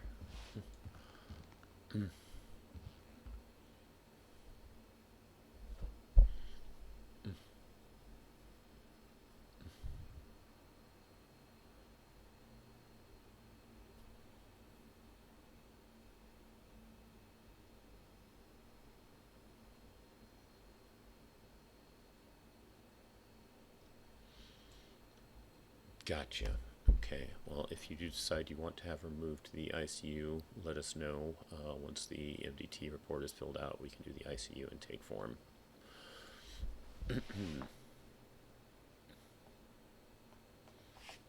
Alright, no problem. Evelyn, if you're still conscious... Thank you. Yeah, no problem. I hope you feel better soon, okay? Okay. Okay, if you do have any questions, like she mentioned, she's Althea Williams. I am Jason Langley. Good luck with things. No, I don't have any questions, but tell her I said thank you too. No problem. I appreciate it. No problem. Again, all my luck. Sorry that that happened to you. Yeah. Well, they, after I'm arrested, will they take the mask and everything when I check out of here? Yeah, you can either, when they're done with their treatment, you can either check out with Linda right outside, or there's even a little tablet right here, right around the corner. You can check out with that, and a nurse will assist with taking care of all of the things that need to be taken care of anytime you're brought in like this. Okay? Okay. You fairly new to the city?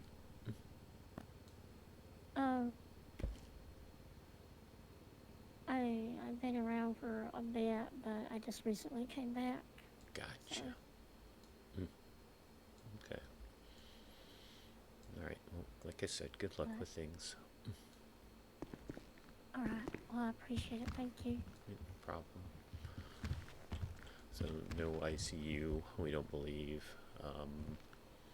But she did want to pass along her thanks again. Of course. Hope you feel better, ma'am, okay? Thank you. Of course.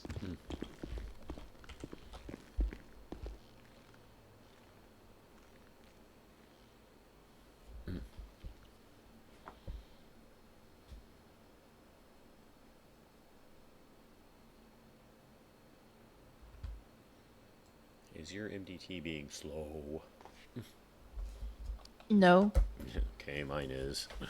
Oh no.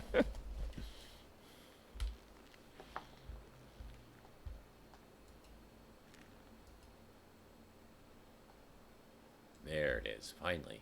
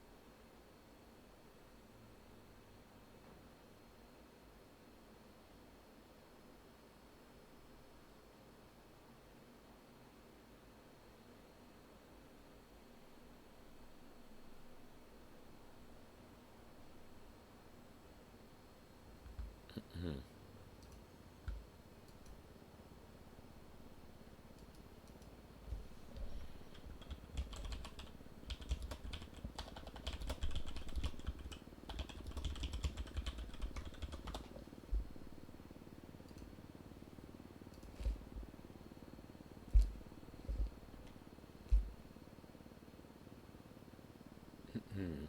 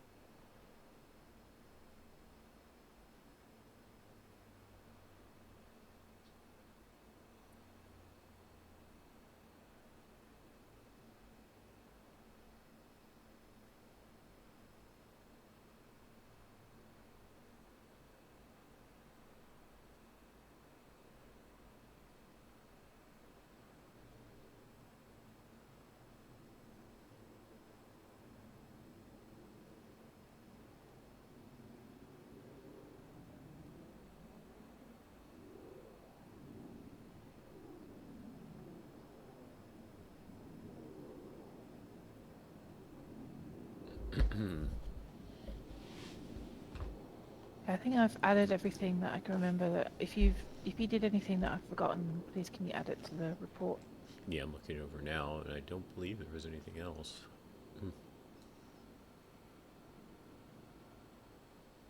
Okay. Yep, well done. It's a good handoff too. Thank you. I was just trying to remember everything that we did, and Yeah, that's the difficult part. Always is. I had a hard time with handovers, but it is definitely something that the more you do it, easier it becomes. Yeah. Any other questions about that scene? What we just went through? I think I didn't know what to do with the needle. I knew that we couldn't take it out because it had a liquid in it, and it could make it worse and everything like that. But for the life of me, I just forgot, and that's why I asked. No, what the procedure was. That's one that I'm going to ask about that as well. The clinical process is you don't remove impaled objects. However, that was a needle. So I think as long as you secure the plunger in place and make sure it's not going to depress any more of the medication, I think that's still what we should do. But I'm actually going to check on this one with myself because it's something I never thought to ask before. Because I know back home, if there's like a needle stick injury in the hospital, they don't remove it until you get to the emergency room. But I wasn't sure on if it was different here. Yeah, so if you haven't covered that yet, generally speaking, impaled objects we do not ever remove. There's only going to be 2 cases where you do remove them. Now, do you have any guess what those 2 cases might be? If you remove them, it might give out more damage, more bleeding. That's why you don't remove them, but there are 2 cases where you will remove them. Do you remember what those cases might be? If it's obstruction the airway, and if it's obstructing the treatment of the patient, we can try to remove it as best we can. Only if the treatment is going to be CPR. If it's anything else, it actually stays. So, like if it's a knife, plunged into the leg, it stays. If it's in their side, it stays. If it's in their leg and you need to do CPR, it stays. Now, if it's up if by it's in their the chest, then you can remove it if you need to do that CPR. Yeah. Okay. Yeah, but I know that if they get impaled, like say an MVA, you don't remove it. You just cut around it. Just try and get them out, and that's it. Exactly. Yeah. Right. Impale objects never get removed except in those two cases. A, it's obstructing the airway, or B, you need to remove it to perform adequate CPR. Okay. Other than that, it stays. But yes, since a needle is small, and in this case the needle could potentially administer more medication, I want to ask a paramedic about that and see what they say. Yeah. So we'll find out. Yeah, sure I've got a one. feeling not to remove it like you say, because it's not safe to do so. But yes, secure the plunger, I'm thinking. Make sure that the plunger cannot be depressed further. Yeah. Once you find out, can you let me know? I'm interested. Oh, definitely. Hell yeah. Okay. Cool. Did you need to get out of here, or? I just wanted to check to see if you're seeing what I'm seeing. Take a look at Sam Sparks' report again. Like, look right above against medical advice. I'm wondering if it's just something I'm seeing or not.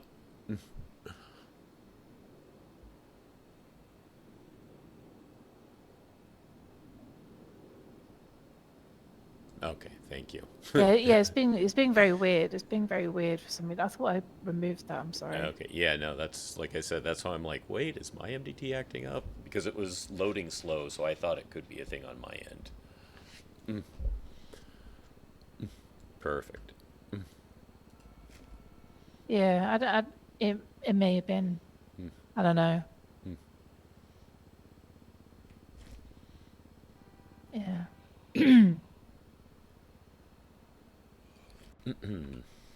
I think that was pretty good. No, it was. It was excellently well done, both cases. Just going over it, I'm not saying you did anything bad. This is more for my own making sure it is covered. But yes, like with someone who had minor wounds and is looking to get to their feet, I know they might be impatient. I know they might be upset, but definitely do what you need to do. Don't let them bully you into no, get me to my feet. You get me right now. It's like you have procedures to follow. They might not like it, but you have to do it. That's why I felt that she was getting agitated when I was thinking about doing the pen light test. And I said, well, it's just a precaution. I'm just gonna give you some questions, and then if it's okay, then we can get you on your feet. To placate, just to calm her down. Exactly. That's why I tried to step in a little too verbally, about, hey, this is a trainee. Yeah, no, like I said, that's what we're here for. That's why, again, I wanted to apologize for the last ride along. Like I said, you are more hands-on now, but it's not like a full, like you're taking over everything. We're here to guide and help, and if we do need to, we'll step in, and we're here also to help you at the same time. Yeah. Absolutely. And sorry if I'm being too impatient. I just love this thing, and this is just like my dream job, being impatient is actually in a way a good thing at times, absolutely, because it's gonna hopefully help you learn and study more and pay attention. But just realize we make mistakes too, and that, like I said, that was my mistake. I didn't fully explain phase 3 before. Because I know there's other places that do allow people more direct, absolutely hands-on. But with us here, because it is, sometimes life and death, we're going to step in still. We want you to get your hands-on. We want you to learn, but we also want to make sure the patient is properly taken care of. Yeah, no, that's fine. That's fair. That's what I expect. Okay. Okay.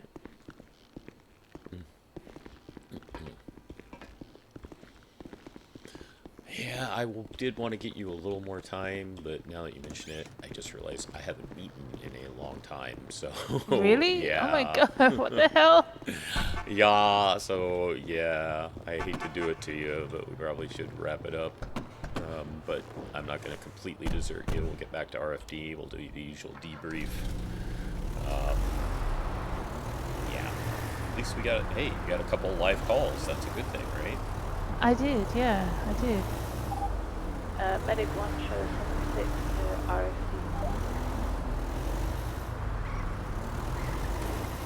Now, even though we're going to do the debrief and we're going to be clocked in for that, we're just going to try to not handle any other calls. Has anyone taught you about how to put out an EMS alert? They've told me about it, but I've never actually done it before. Okay. So it's what I refer to as, you know, we've got our general 2 belt and that sort of stuff available. It's not there. It's what I call, you know, your text relayer. You understand what I mean? Oh, yep. Yeah, your text relayer. You're gonna pull that up. You're going to type in EMS alert as one word. Okay. And then you can give out whatever message you want to. Some of us in the department have preset messages. You can ask around and see if they don't mind sharing them with you. But you can always put your own fresh one in every day. So right now, if you could, just to get the practice with using it, go ahead and mention that Sappher is now off duty. Please use local services until further notice. I caught you going to Hundredth.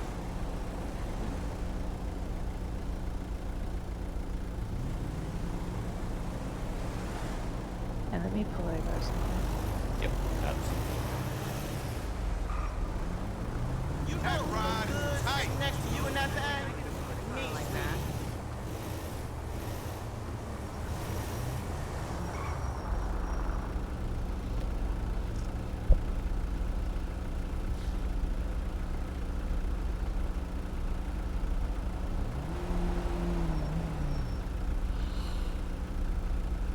Yeah.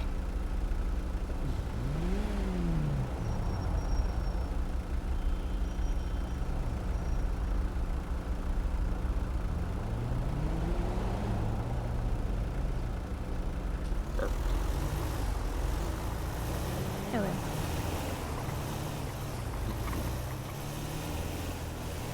Now you can use that tool for situations, say you're like on Great Ocean Highway, you have to put up cones, and then traffic starts backing up. You can put out a notice saying Great Ocean Highway is blocked. You know, try to give a general location. You don't want to say exactly where it is, but a general idea.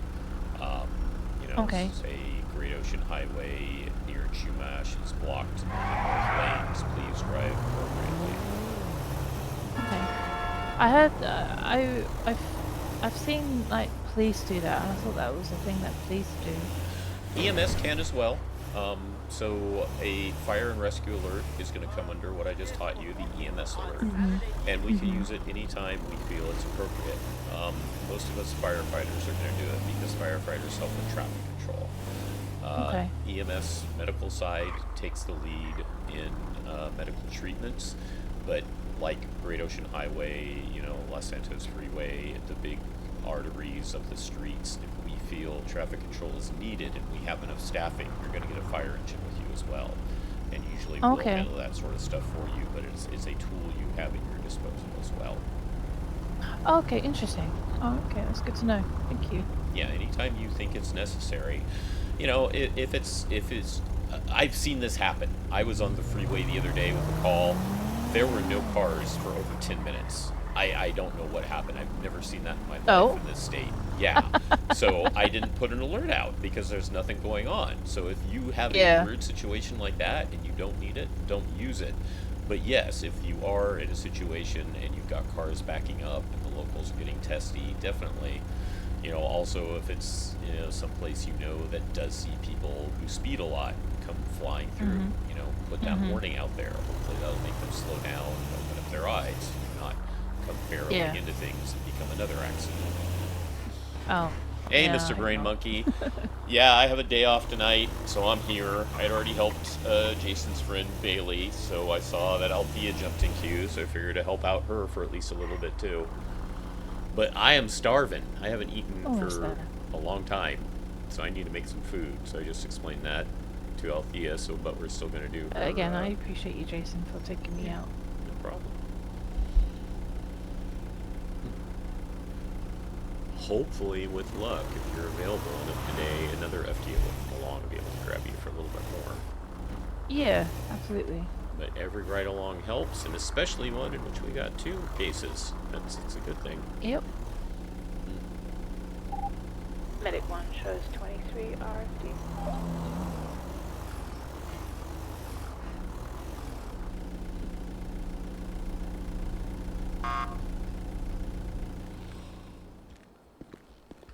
All right, let's head over to Ember. Okay.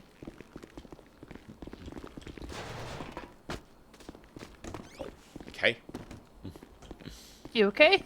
Yeah, just stumbled unexpectedly there.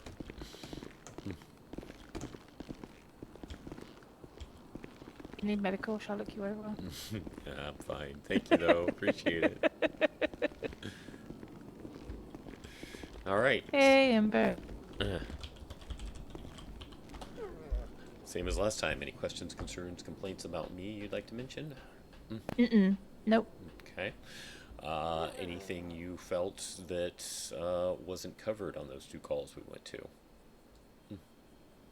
I don't think so. I think we covered much as I've already covered before on other calls. Yeah. Although the needle one was a bit sticky. Yeah. No pun intended. Right. That I wasn't sure what to do, so that's why I asked. But And yeah, that's, other than that, yeah, never be afraid to ask. Always remember, if it's outside the scope of your treatment, you can always ask for help if help is available. There are some medications a paramedic plus could have administered to Miss Phillips if things were going south. I don't have access to them, being only an AMT myself. But if, say, Naomi was on duty and you know she's free, you know, get on the radio, say, hey, I have a situation that I believe needs a paramedic. Can you 76 my location? And if they're free, they can get over there. So yes, never be afraid to try to request help if it's something outside your scope. Now, if they can't get there, or if you're closer to pillbox than it would take for them to get there, yeah, it's pretty much what you also said. I heard you mention it on scene. There's comes a time when you just load them up and you haul ass, and don't be afraid about that. That's a good thing, because you're getting them to where they can get the further treatment they need. yeah, exactly. Okay. But yeah, I just want to go back and, you know, you didn't do anything wrong. I'm just reassessing it for my own information and feeling confident that I did cover it. But yeah, like the first case with Sam, you know, like as I said, don't let people bully you. Do what you need to do. Go through your procedures. Don't forget, when it does come to an MVA, that is a good question to ask in addition to the general parole test about whether they can wiggle their fingers and toes. Because if they can't wiggle their fingers and toes, it could be nerve damage. And nerve damage that's going to be hard to see any other way. You're not going to really find it in a vital check or anything like that. So yeah, MVAs, a common question is that wiggle fingers, wiggle toes. Can you move your arms and legs without pain? Okay. Yeah, I have to remember that. Other than that, excellently done. I saw that you did a really good job with your driving. You were maintaining your speeds excellently. You were clearing your intersections. You didn't have any problems seeming to navigate. You called us code 6 for Sam, which is a good one. Good that you know that. That is the thing. I had a situation the other day where we were having a really hard time finding the patient. If you don't see them initially, get out and kind of wander around where the call came from and kind of go in a widening circle and shout as loud as you can and just basically announce San Andreas Fire and Rescue here. Can anybody hear me? And keep kind of widening that circle and give it a few minutes. And if you don't find them in a few minutes, something to keep an eye on is the cat alert. I believe you are well aware of the fact that after it's been about 6 minutes, local services can swoop in. So, you know, if you've arrived on a call and there are 3 minutes left, you might want to wander around for that full 3 minutes. However, if you don't get to a call, you know, before 7 minutes have elapsed, you know, at least do your due diligence. Don't just immediately leave, but, you know, wander around a little bit, give that call. And then, yeah, if you can't find them and it's been over 6 minutes, you can go ahead and leave after that, because probably a friend grabbed them or something like that, or Yeah. the locals Okay. grabbed them. Yeah. Okay. Mhm. Is there anything else that you feel that I need to work on? So I've only worked with you like 1.5 times, so it's a little hard to say. Um, I would say, have you done medical stuff before in the past? I can't remember at the moment. Yeah, I was trained back home as a doctor, but Okay. that was more like theory with a little bit of practice. But that was Okay. mainly like in a hospital and a university setting.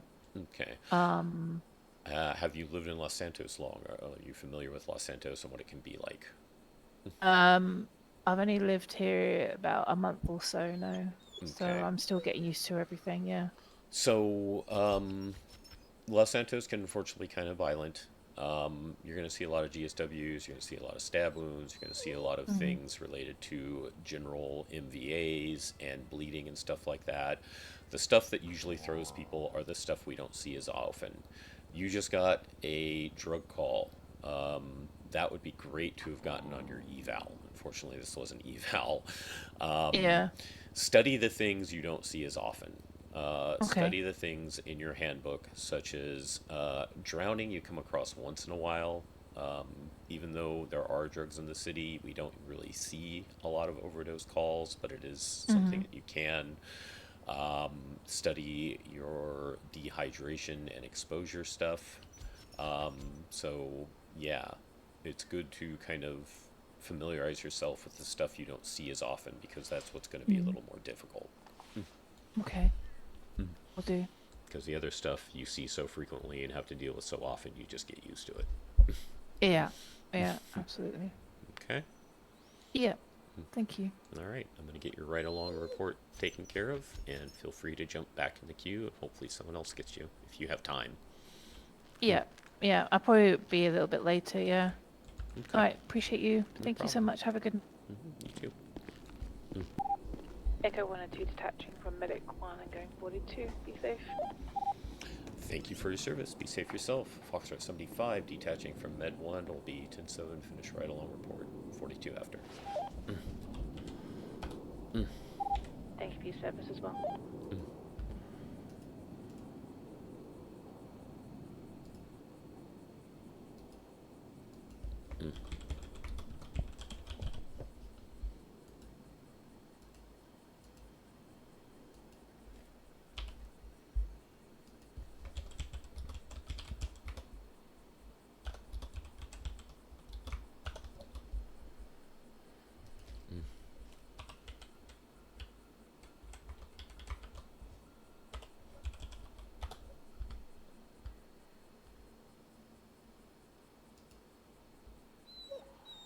How did we get the hyperlink to these?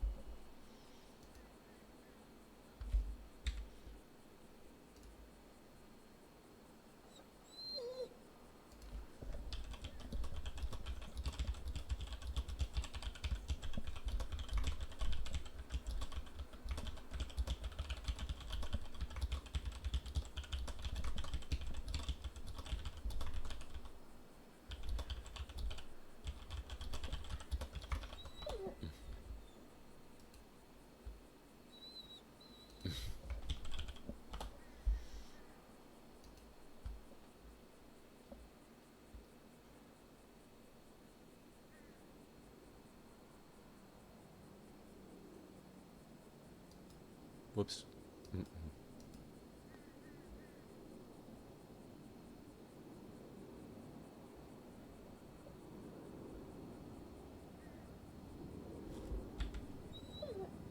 Maybe it's in here?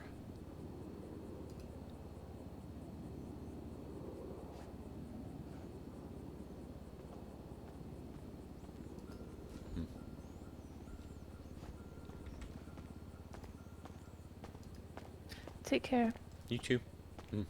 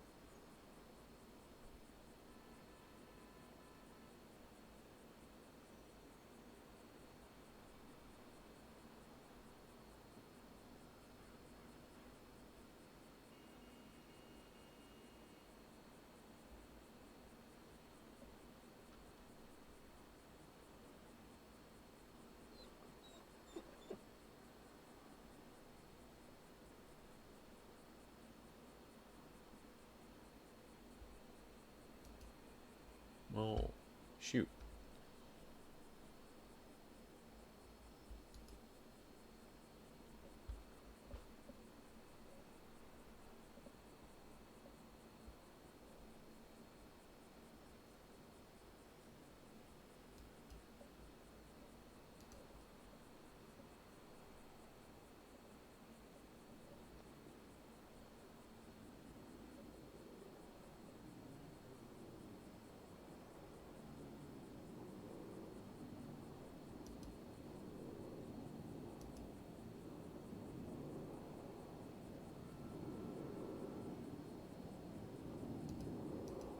Mm-mm.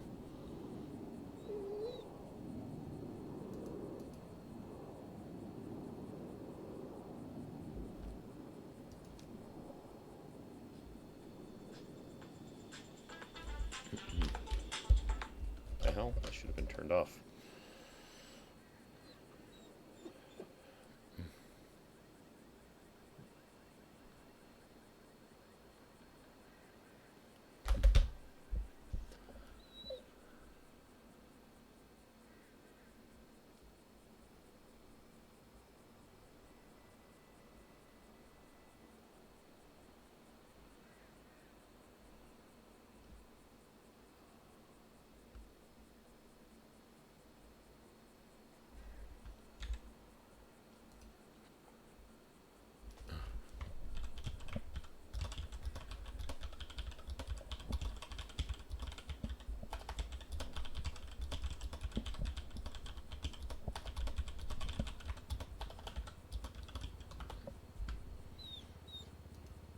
Alright, let me work on the other one while we do this. Mm-mm.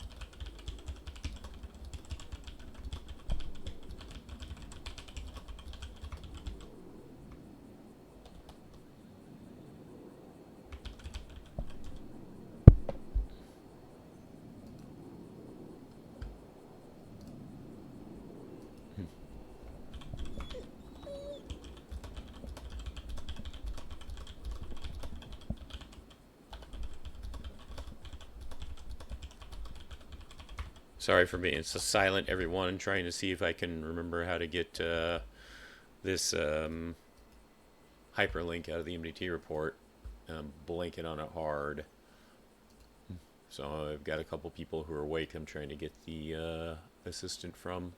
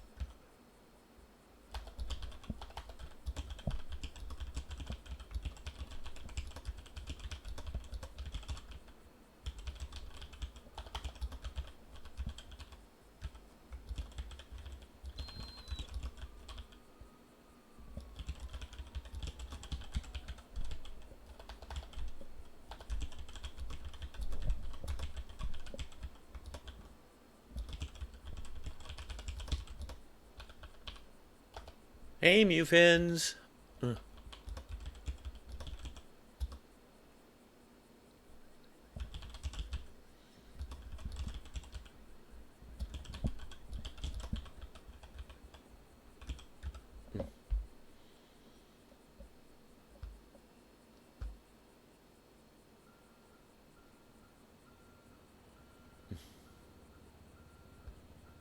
I need helpies with getting the hyperlink to the report to put into the ride-along report.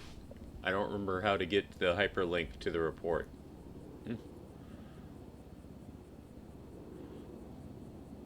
Yeah, it's my day off from work, and I helped out Bailey earlier, and I saw Althea jumped into queue again. I'm like, alright, I'll stay up a little longer than I should to help out Althea too, to at least get her a little bit of training. And we got 2 live calls! Hello, Wakwas. Whoa, if I'm pronouncing that right, and probably not. Yeah, the instant ID. However you link the, isn't there like a hyperlink type of thing you can do? It's like what we put into our, ride-along reports.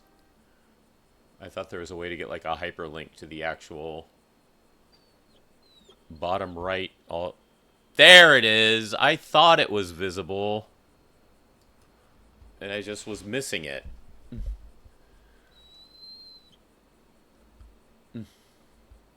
Thank you. It's just so grayed out, yeah. And plus, I still wish I could get this to look larger on the, whatchamacallit, the, new computer I have and all that.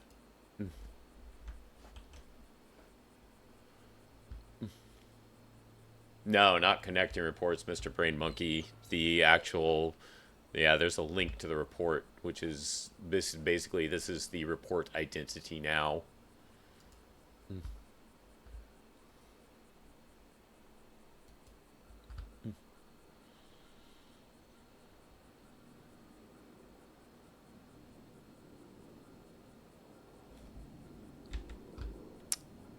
Jason's going to have a question for Rain in character too, though.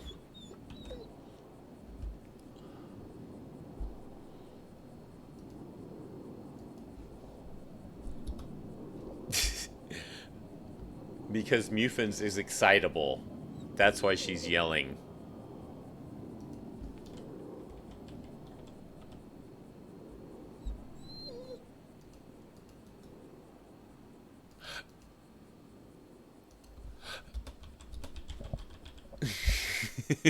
See?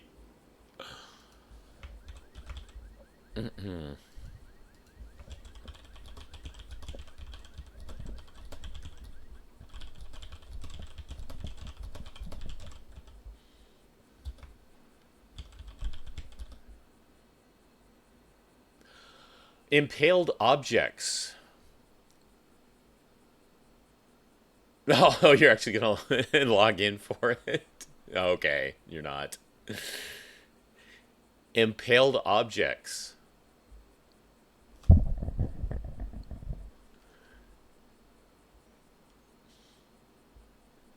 You ready?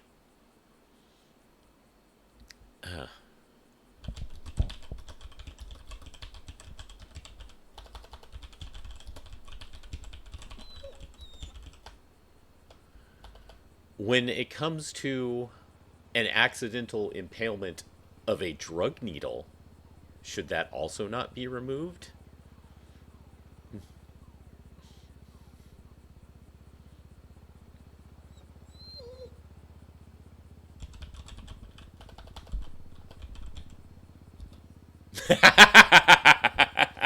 Yeah, that's how I felt. Yeah, that's how I felt. Someone was digging through the trash. Someone was digging through the trash and said they got accidentally impaled with a needle.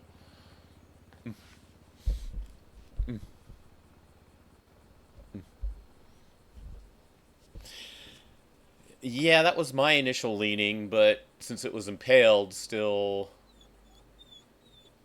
No, no, no. Althea was there with Jason. Althea was there with Jason, but he told Althea he's going to check with a paramedic.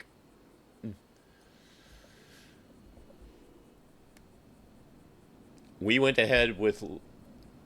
Yeah, yeah. We went ahead with going ahead and leaving it, but we made sure that we mentioned securing the plunger so it can't depress more. So kind of like a mix. But yeah, that's what I was feeling, that it should actually be removed. But like I said, we're going to ask a paramedic to be sure. Yes, exactly. That was the fear. That was the fear. Ugh.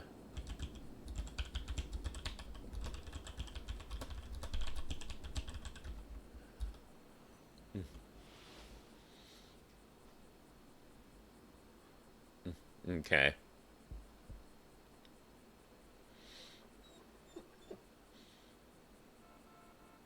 Now, apparently, in the UK, they do tend to leave it, actually, is what she was saying. Mine can confirm for that.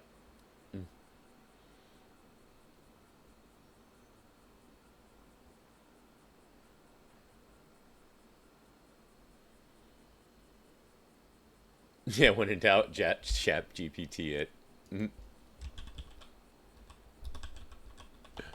I am curious if we actually do it now.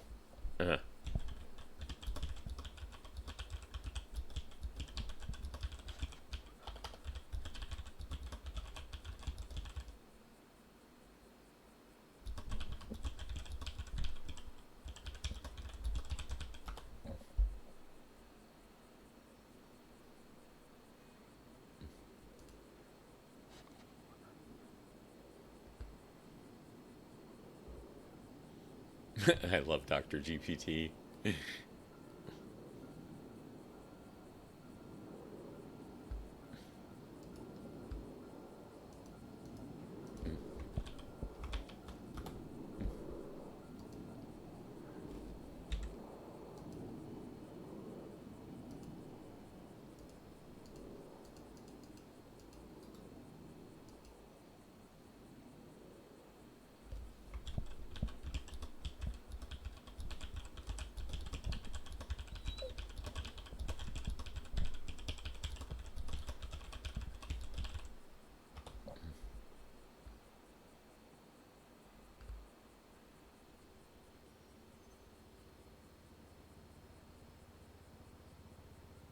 Huh?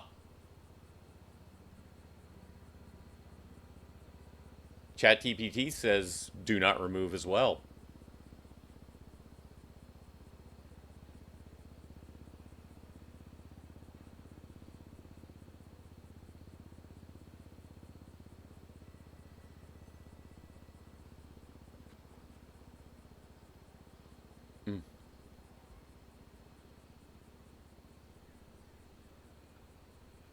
Oh, if it's superficial. Okay, I didn't specify superficial.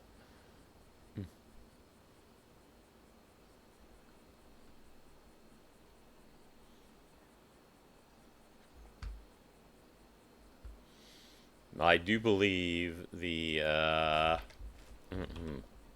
already cleared it, but I do believe the me we got was embedded. So yeah, that's part of why we went with that.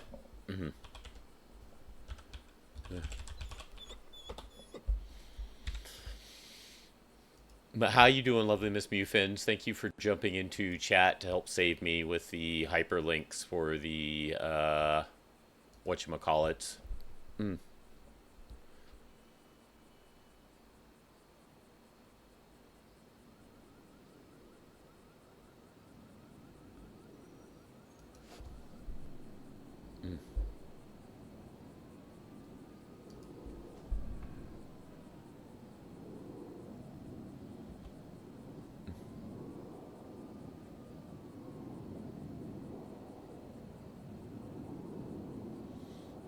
Yeah, I mean, that's what Mufins just said. Yeah, did you think about not trying that?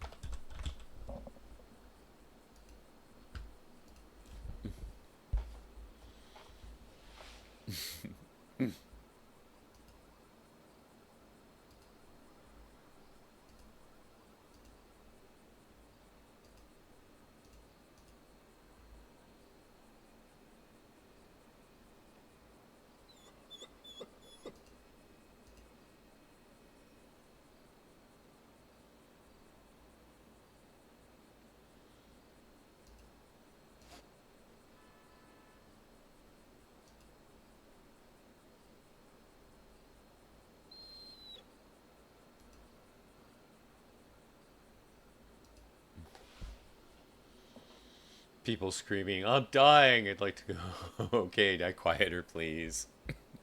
I mean, have you ever been in someone's stream when Darcy's around?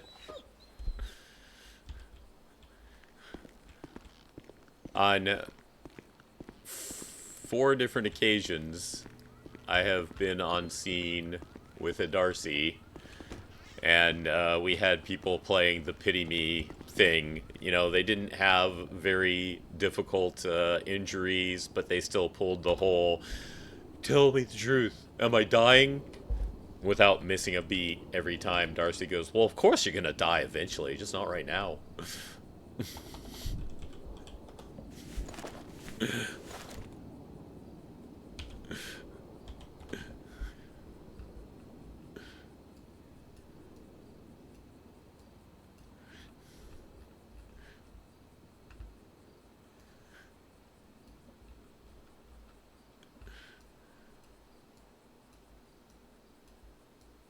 Yeah, for me, it's just the way Darcy says it. I always love it. It's just that attitude. Oh, let's also get our clothes. Hello, wall.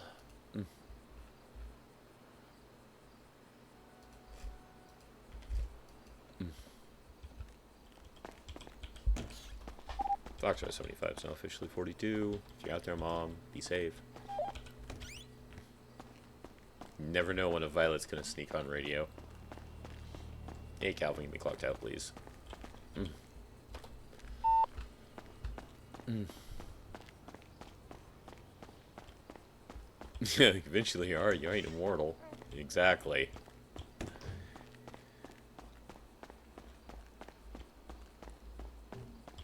Alright, thank you guys for being here for an extended late night stream. And we will be back in a few hours, most likely, for our Dead by Daylight insanity, because I'm dumb like that. So I hope you all have a great rest of your day. Maybe if you're feeling like you want to see me go rage salty, come on and show up.